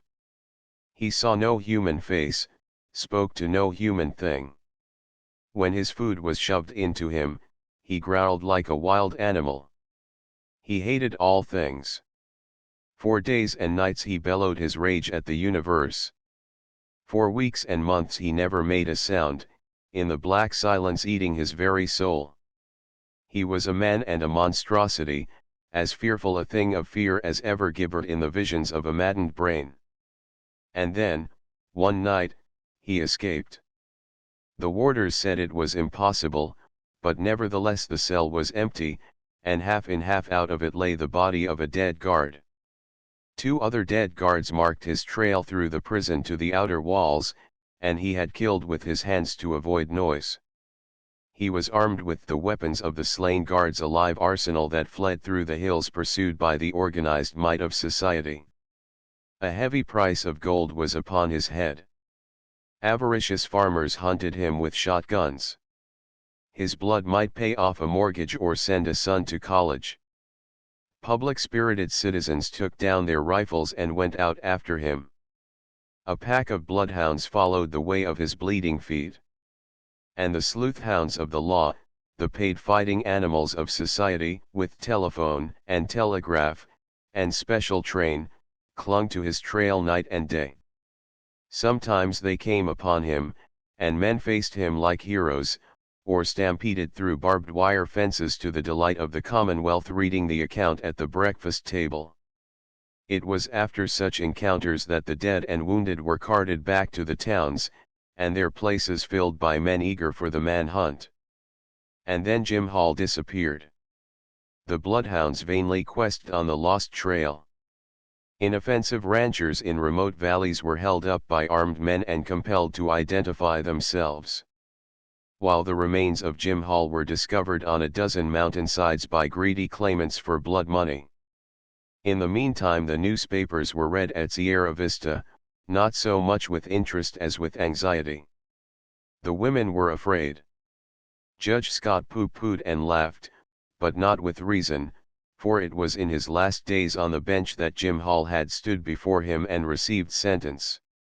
And in open courtroom, before all men, Jim Hall had proclaimed that the day would come when he would wreak vengeance on the judge that sentenced him. For once, Jim Hall was right.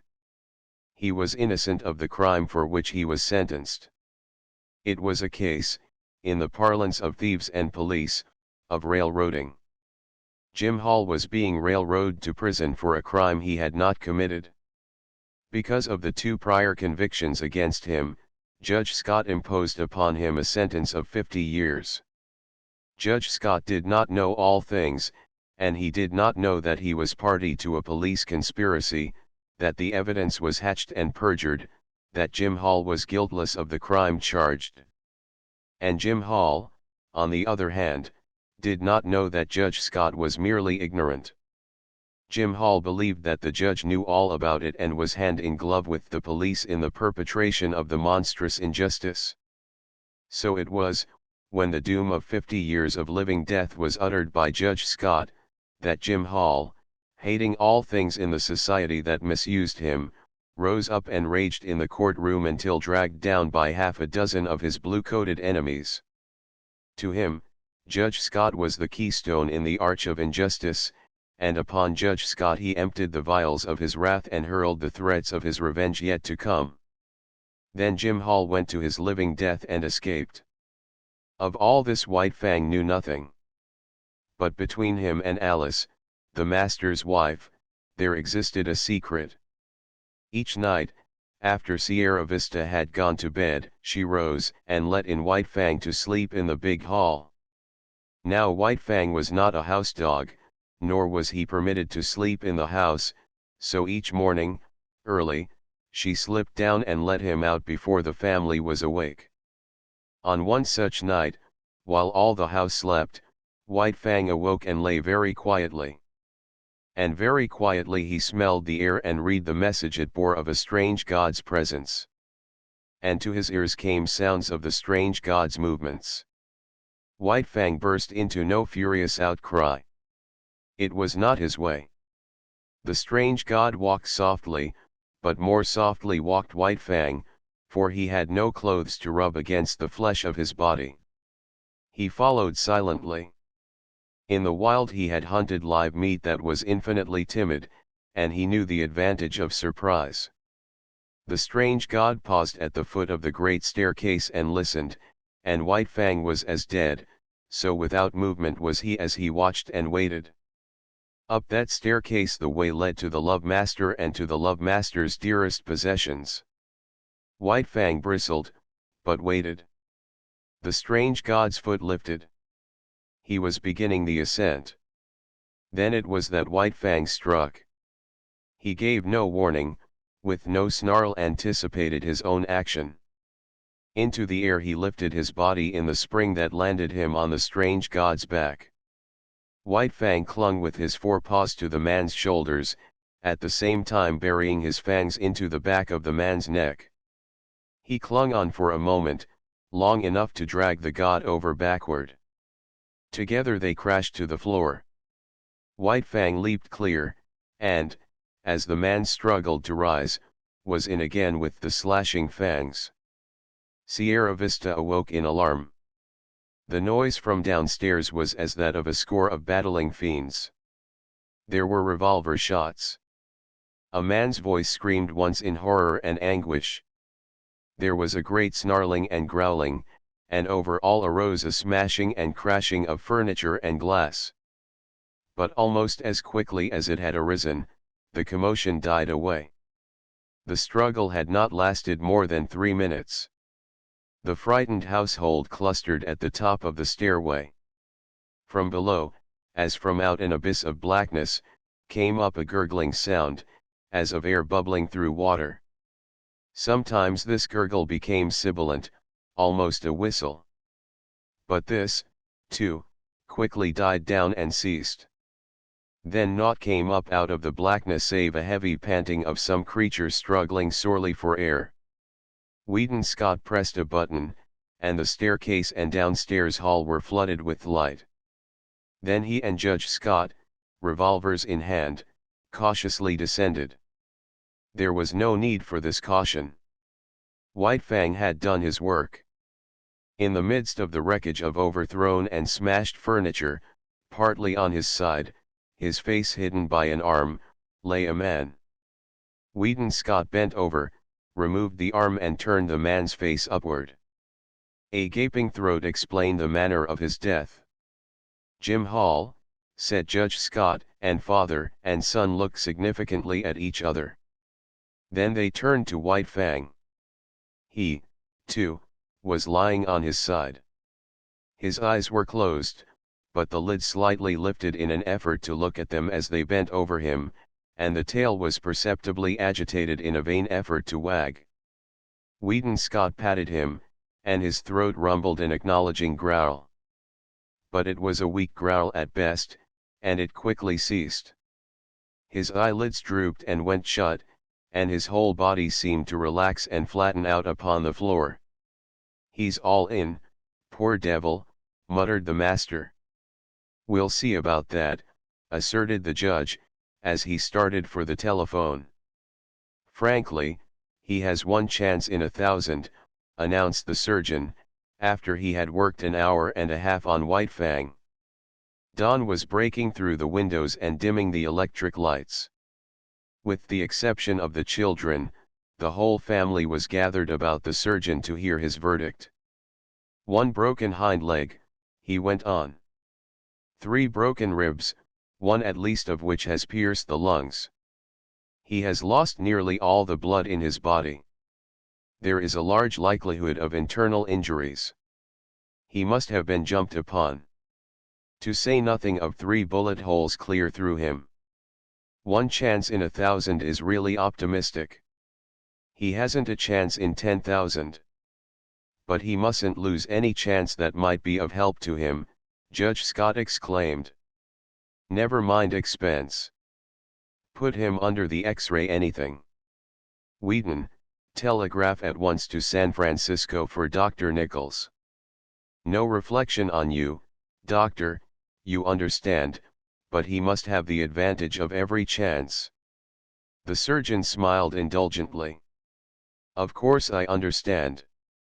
He deserves all that can be done for him. He must be nursed as you would nurse a human being, a sick child. And don't forget what I told you about temperature. I'll be back at 10 o'clock again." White Fang received the nursing. Judge Scott's suggestion of a trained nurse was indignantly clamored down by the girls, who themselves undertook the task. And White Fang won out on the one chance in 10,000 denied him by the surgeon. The latter was not to be censured for his misjudgment. All his life he had tended and operated on the soft humans of civilization, who lived sheltered lives and had descended out of many sheltered generations. Compared with White Fang, they were frail and flabby, and clutched life without any strength in their grip. White Fang had come straight from the wild, where the weak perish early and shelter is vouchsafed to none. In neither his father nor his mother was there any weakness, nor in the generations before them. A constitution of iron and the vitality of the wild were White Fang's inheritance, and he clung to life, the whole of him and every part of him, in spirit and in flesh, with the tenacity that of old belonged to all creatures. Bound down a prisoner, denied even movement by the plaster casts and bandages, White Fang lingered out the weeks. He slept long hours and dreamed much, and through his mind passed an unending pageant of Northland visions. All the ghosts of the past arose and were with him. Once again he lived in the lair with Kik, crept trembling to the knees of Grey Beaver to tender his allegiance, ran for his life before Lip Lip and all the howling bedlam of the puppy pack. He ran again through the silence, hunting his living food through the months of famine, and again he ran at the head of the team, the gut whips of Mitsa and Grey Beaver snapping behind, their voices crying "Ra! Ra!" when they came to a narrow passage and the team closed together like a fan to go through. He lived again all his days with Beauty Smith and the fights he had fought. At such times he whimpered and snarled in his sleep, and they that looked on said that his dreams were bad. But there was one particular nightmare from which he suffered, the clanging monsters of electric cars that were to him colossal screaming lynxes. He would lie in a screen of bushes, watching for a squirrel to venture far enough out on the ground from its tree refuge. Then, when he sprang out upon it, it would transform itself into an electric car, menacing and terrible, towering over him like a mountain, screaming and clanging and spitting fire at him. It was the same when he challenged the hawk down out of the sky. Down out of the blue it would rush, as it dropped upon him, changing itself into the ubiquitous electric car. Or again, he would be in the pen of Beauty Smith. Outside the pen, men would be gathering, and he knew that a fight was on. He watched the door for his antagonist to enter. The door would open, and thrust in upon him would come the awful electric car. 1,000 times this occurred, and each time the terror it inspired was as vivid and great as ever. Then came the day when the last bandage and the last plaster cast were taken off. It was a gala day. All Sierra Vista was gathered around. The master rubbed his ears, and he crooned his love growl. The master's wife called him the Blessed Wolf, which name was taken up with acclaim, and all the women called him the Blessed Wolf. He tried to rise to his feet, and after several attempts fell down from weakness. He had lain so long that his muscles had lost their cunning, and all the strength had gone out of them. He felt a little shame because of his weakness, as though, forsooth, he were failing the gods in the service he owed them. Because of this he made heroic efforts to arise, and at last he stood on his 4 legs, tottering and swaying back and forth. "The Blessed Wolf," chorused the women. Judge Scott surveyed them triumphantly. "Out of your own mouths be it," he said. "Just as I contended right along. No mere dog could have done what he did. He's a wolf." "A blessed wolf," amended the judge's wife. "Yes, blessed wolf," agreed the judge. "And henceforth that shall be my name for him." "He'll have to learn to walk again," said the surgeon, "so he might as well start in right now. It won't hurt him. Take him outside." And outside he went, like a king, with all Sierra Vista about him and tending on him. He was very weak, and when he reached the lawn he lay down and rested for a while. Then the procession started on, little spurts of strength coming into White Fang's muscles as he used them, and the blood began to surge through them. The stables were reached, and there in the doorway, lay Collie, a half-dozen pudgy puppies playing about her in the sun. White Fang looked on with a wondering eye. Collie snarled warningly at him, and he was careful to keep his distance. The master with his toe helped one sprawling puppy toward him. He bristled suspiciously, but the master warned him that all was well. Collie, clasped in the arms of one of the women, watched him jealously and with a snarl warned him that all was not well. The puppy sprawled in front of him. He cocked his ears and watched it curiously. Then their noses touched, and he felt the warm little tongue of the puppy on his jowl. White Fang's tongue went out, he knew not why, and he licked the puppy's face. Hand-clapping and pleased cries from the gods greeted the performance. He was surprised, and looked at them in a puzzled way.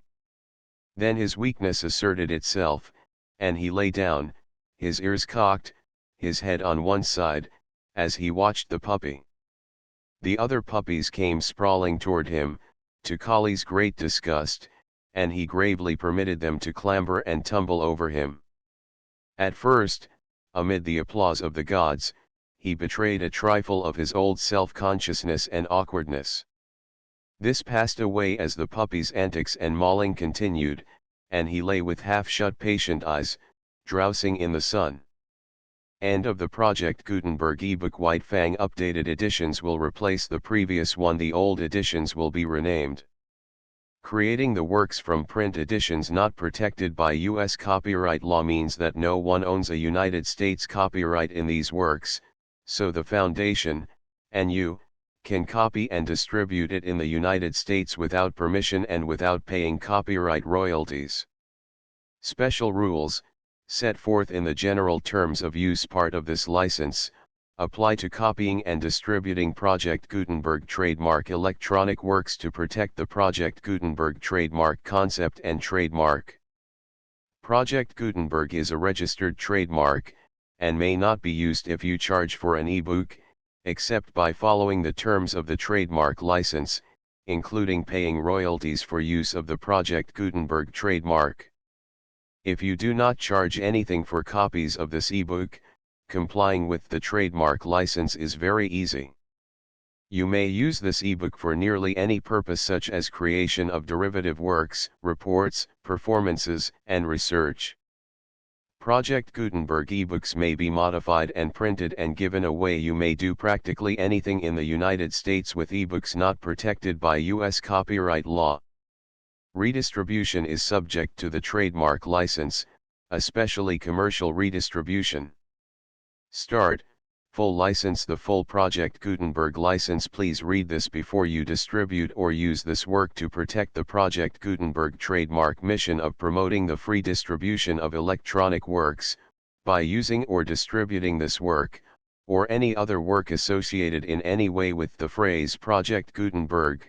You agree to comply with all the terms of the full Project Gutenberg trademark license available with this file or online at www.gutenberg.org/license. Section 1.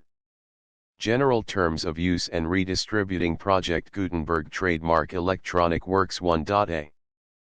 By reading or using any part of this Project Gutenberg trademark electronic work, you indicate that you have read, understand, agree to and accept all the terms of this license and intellectual property, trademark/copyright, agreement. If you do not agree to abide by all the terms of this agreement, you must cease using and return or destroy all copies of Project Gutenberg trademark electronic works in your possession.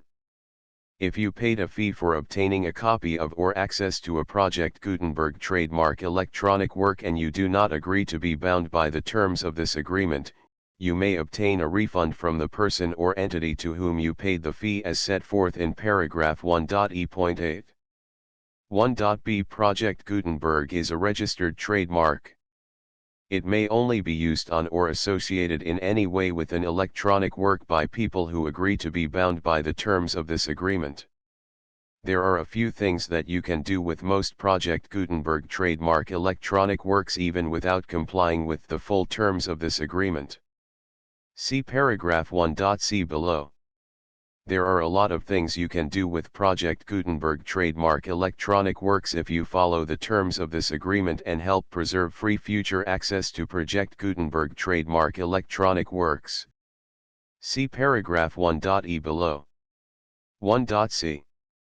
The Project Gutenberg Literary Archive Foundation, the foundation or PGLOF, owns a compilation copyright in the collection of Project Gutenberg trademark electronic works.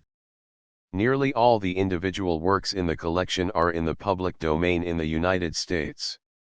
If an individual work is unprotected by copyright law in the United States and you are located in the United States, we do not claim a right to prevent you from copying, distributing, performing, displaying, or creating derivative works based on the work as long as all references to Project Gutenberg are removed.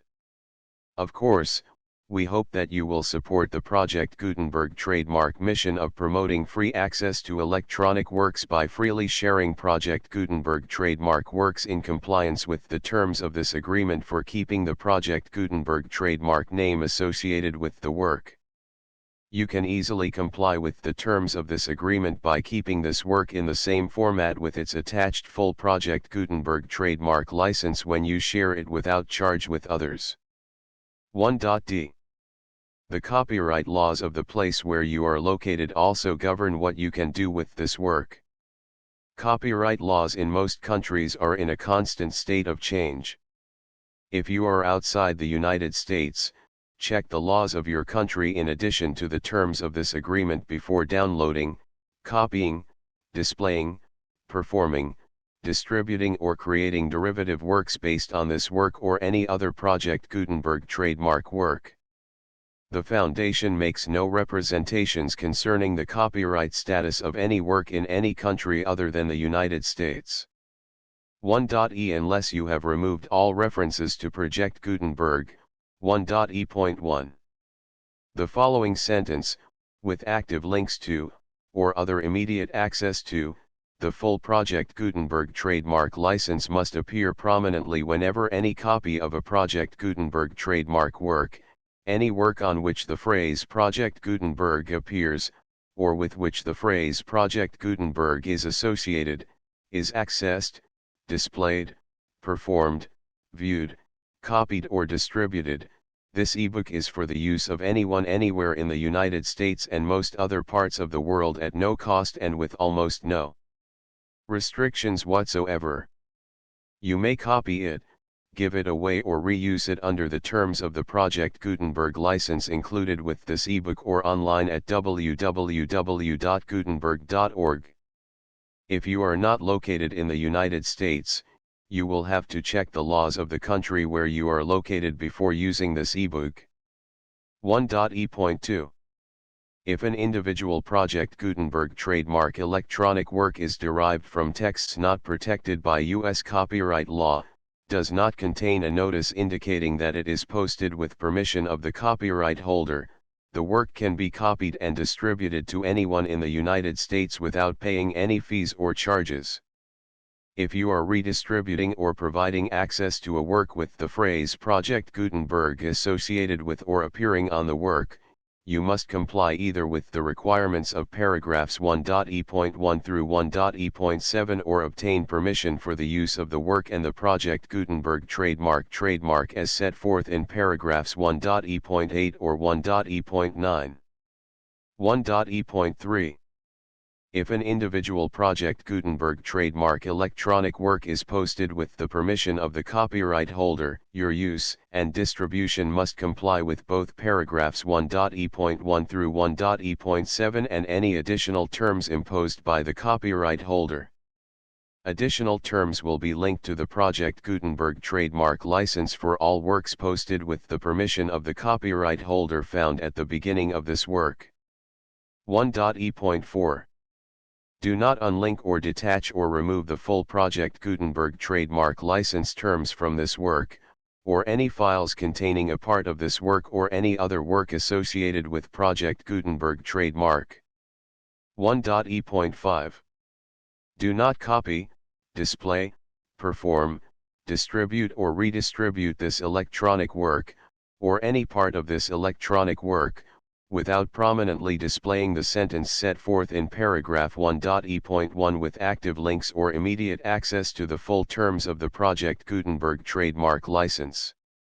1.e.6. You may convert to and distribute this work in any binary, compressed, marked up, non-proprietary or proprietary form, including any word processing or hypertext form.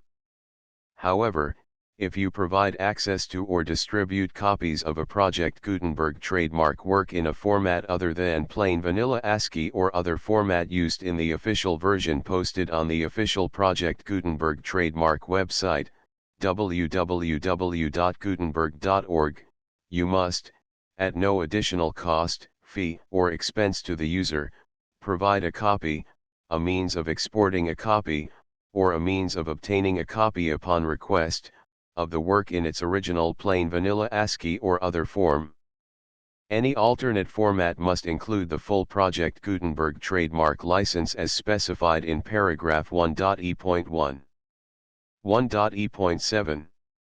Do not charge a fee for access to, viewing, displaying, performing, copying or distributing any Project Gutenberg trademark works unless you comply with paragraph 1.e.8 or 1.e.9. 1.e.8. You may charge a reasonable fee for copies of or providing access to or distributing Project Gutenberg trademark electronic works provided that, you pay a royalty fee of 20% of the gross profits you derive from the use of Project Gutenberg trademark works calculated using the method you already use to calculate your applicable taxes. The fee is owed to the owner of the Project Gutenberg trademark, but he has agreed to donate royalties under this paragraph to the Project Gutenberg Literary Archive Foundation. Royalty payments must be paid within 60 days following each date on which you prepare, or are legally required to prepare, your periodic tax returns. Royalty payments should be clearly marked as such and sent to the Project Gutenberg Literary Archive Foundation at the address specified in Section 4, Information about donations to the Project Gutenberg Literary Archive Foundation. You provide a full refund of any money paid by a user who notifies you in writing, or by email, within 30 days of receipt that he does not agree to the terms of the full Project Gutenberg trademark license. You must require such a user to return or destroy all copies of the works possessed in a physical medium and discontinue all use of and all access to other copies of Project Gutenberg trademark works. You provide, in accordance with paragraph 1.f.3, a full refund of any money paid for a work or a replacement copy, if a defect in the electronic work is discovered and reported to you within 90 days of receipt of the work. You comply with all other terms of this agreement for free distribution of Project Gutenberg trademark works. 1.e.9. If you wish to charge a fee or distribute a Project Gutenberg trademark electronic work or group of works on different terms than are set forth in this agreement, you must obtain permission in writing from the Project Gutenberg Literary Archive Foundation, the manager of the Project Gutenberg trademark. Contact the Foundation as set forth in Section 3 below. 1.f.1.f.1. Project Gutenberg volunteers and employees expend considerable effort to identify, do copyright research on, transcribe and proofread works not protected by U.S. copyright law in creating the Project Gutenberg trademark collection.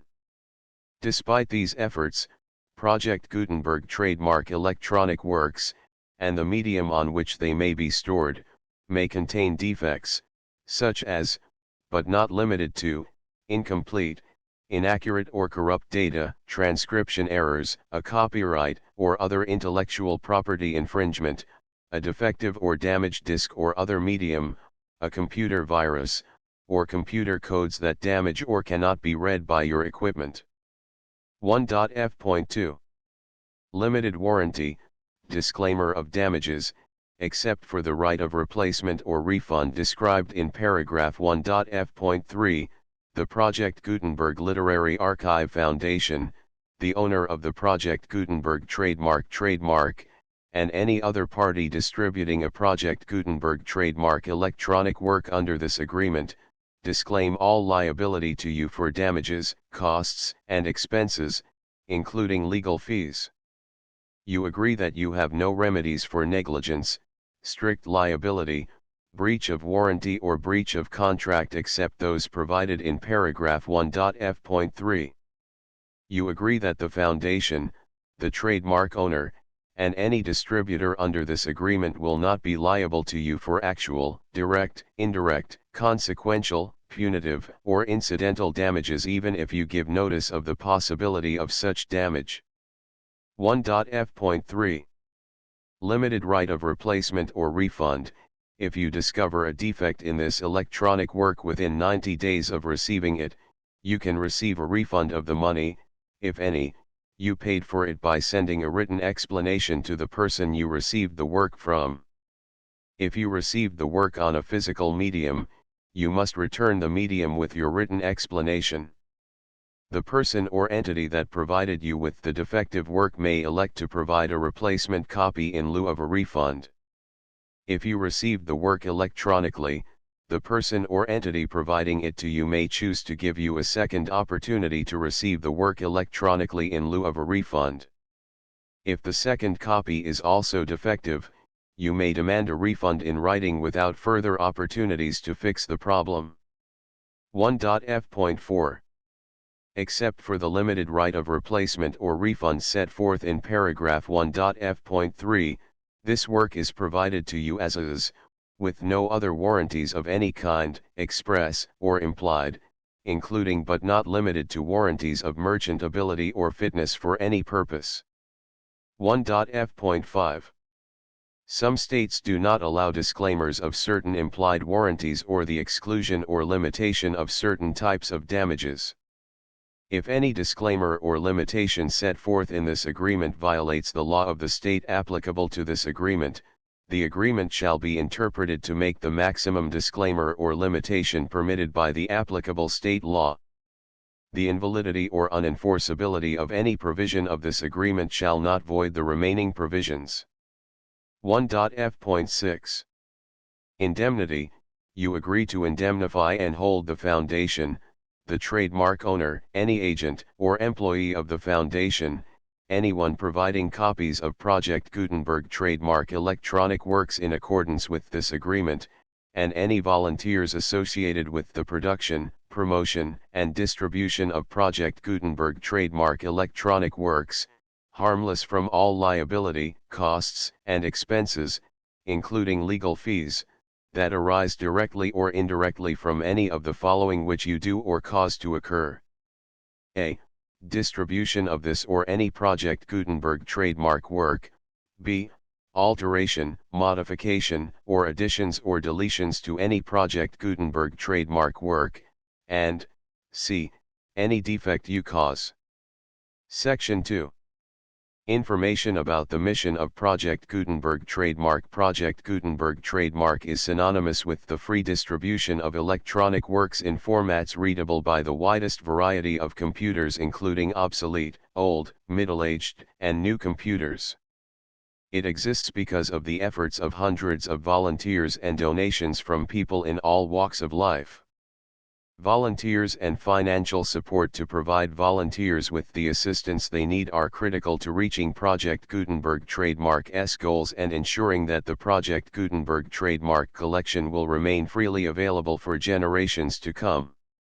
In 2001, the Project Gutenberg Literary Archive Foundation was created to provide a secure and permanent future for Project Gutenberg trademark and future generations. To learn more about the Project Gutenberg Literary Archive Foundation and how your efforts and donations can help, see sections 3 and 4 and the Foundation information page at www.gutenberg.org. Section 3. Information about the Project Gutenberg Literary Archive Foundation. The Project Gutenberg Literary Archive Foundation is a non-profit 501(c)(3) educational corporation organized under the laws of the state of Mississippi and granted tax-exempt status by the Internal Revenue Service. The Foundation's IN or Federal Tax Identification Number is 64-6221541. Contributions to the Project Gutenberg Literary Archive Foundation are tax-deductible to the full extent permitted by U.S. federal laws and your state's laws. The Foundation's business office is located at 809 North 1500 West, Salt Lake City, Utah 84116801596-1887. Email contact links and up-to-date contact information can be found at the Foundation's website and official page at www.gutenberg.org/contact section 4. Information about donations to the Project Gutenberg Literary Archive Foundation. Project Gutenberg trademark depends upon and cannot survive without widespread public support and donations to carry out its mission of increasing the number of public domain and licensed works that can be freely distributed in machine-readable form accessible by the widest array of equipment including outdated equipment. Many small donations, $1 to $5,000, are particularly important to maintaining tax-exempt status with the IRS. The Foundation is committed to complying with the laws regulating charities and charitable donations in all 50 states of the United States. Compliance requirements are not uniform and it takes a considerable effort, much paperwork, and many fees to meet and keep up with these requirements. We do not solicit donations in locations where we have not received written confirmation of compliance. To send donations or determine the status of compliance for any particular state, visit www.gutenberg.org/donate. While we cannot and do not solicit contributions from states where we have not met the solicitation requirements, we know of no prohibition against accepting unsolicited donations from donors in such states who approach us with offers to donate.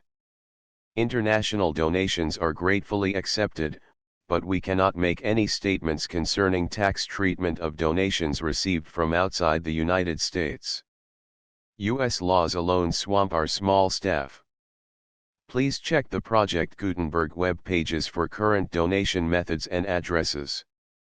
Donations are accepted in a number of other ways including checks, online payments, and credit card donations. To donate, please visit www.gutenberg.org/donate. Section 5. General information about Project Gutenberg trademark electronic works. Professor Michael S. Hart was the originator of the Project Gutenberg trademark concept of a library of electronic works that could be freely shared with anyone. For 40 years, he produced and distributed Project Gutenberg trademark ebooks with only a loose network of volunteer support. Project Gutenberg trademark ebooks are often created from several printed editions, all of which are confirmed as not protected by copyright in the U.S. unless a copyright notice is included. Thus, we do not necessarily keep ebooks in compliance with any particular paper edition. Most people start at our website, which has the main PG search facility, www.gutenberg.org. This website includes information about Project Gutenberg trademark, including how to make donations to the Project Gutenberg Literary Archive Foundation, how to help produce our new ebooks, and how to subscribe to our email newsletter to hear about new ebooks. White Fang Contents Part I Chapter I The Trail of the Meat Chapter 2 The She-Wolf Chapter 3 The Hunger Cry Part 2 Chapter I The Battle of the Fangs Chapter 2 The Lair Chapter 3 The Grey Cub Chapter 4 The Wall of the World Chapter V The Law of Meat Part 3 Chapter I The Makers of Fire Chapter 2 The Bondage Chapter 3 The Outcast Chapter 4 The Trail of the Gods Chapter V The Covenant Chapter 6 The Famine Part 4 Chapter I The Enemy of His Kind Chapter 2 The Mad God Chapter 3 The Reign of Hate Chapter 4 The Clinging Death Chapter V The Indomitable Chapter 6 The Love Master Part V Chapter I The Long Trail Chapter 2 The Southland Chapter 3 The God's Domain Chapter 4 The Call of Kind Chapter V The Sleeping Wolf The Full Project Gutenberg License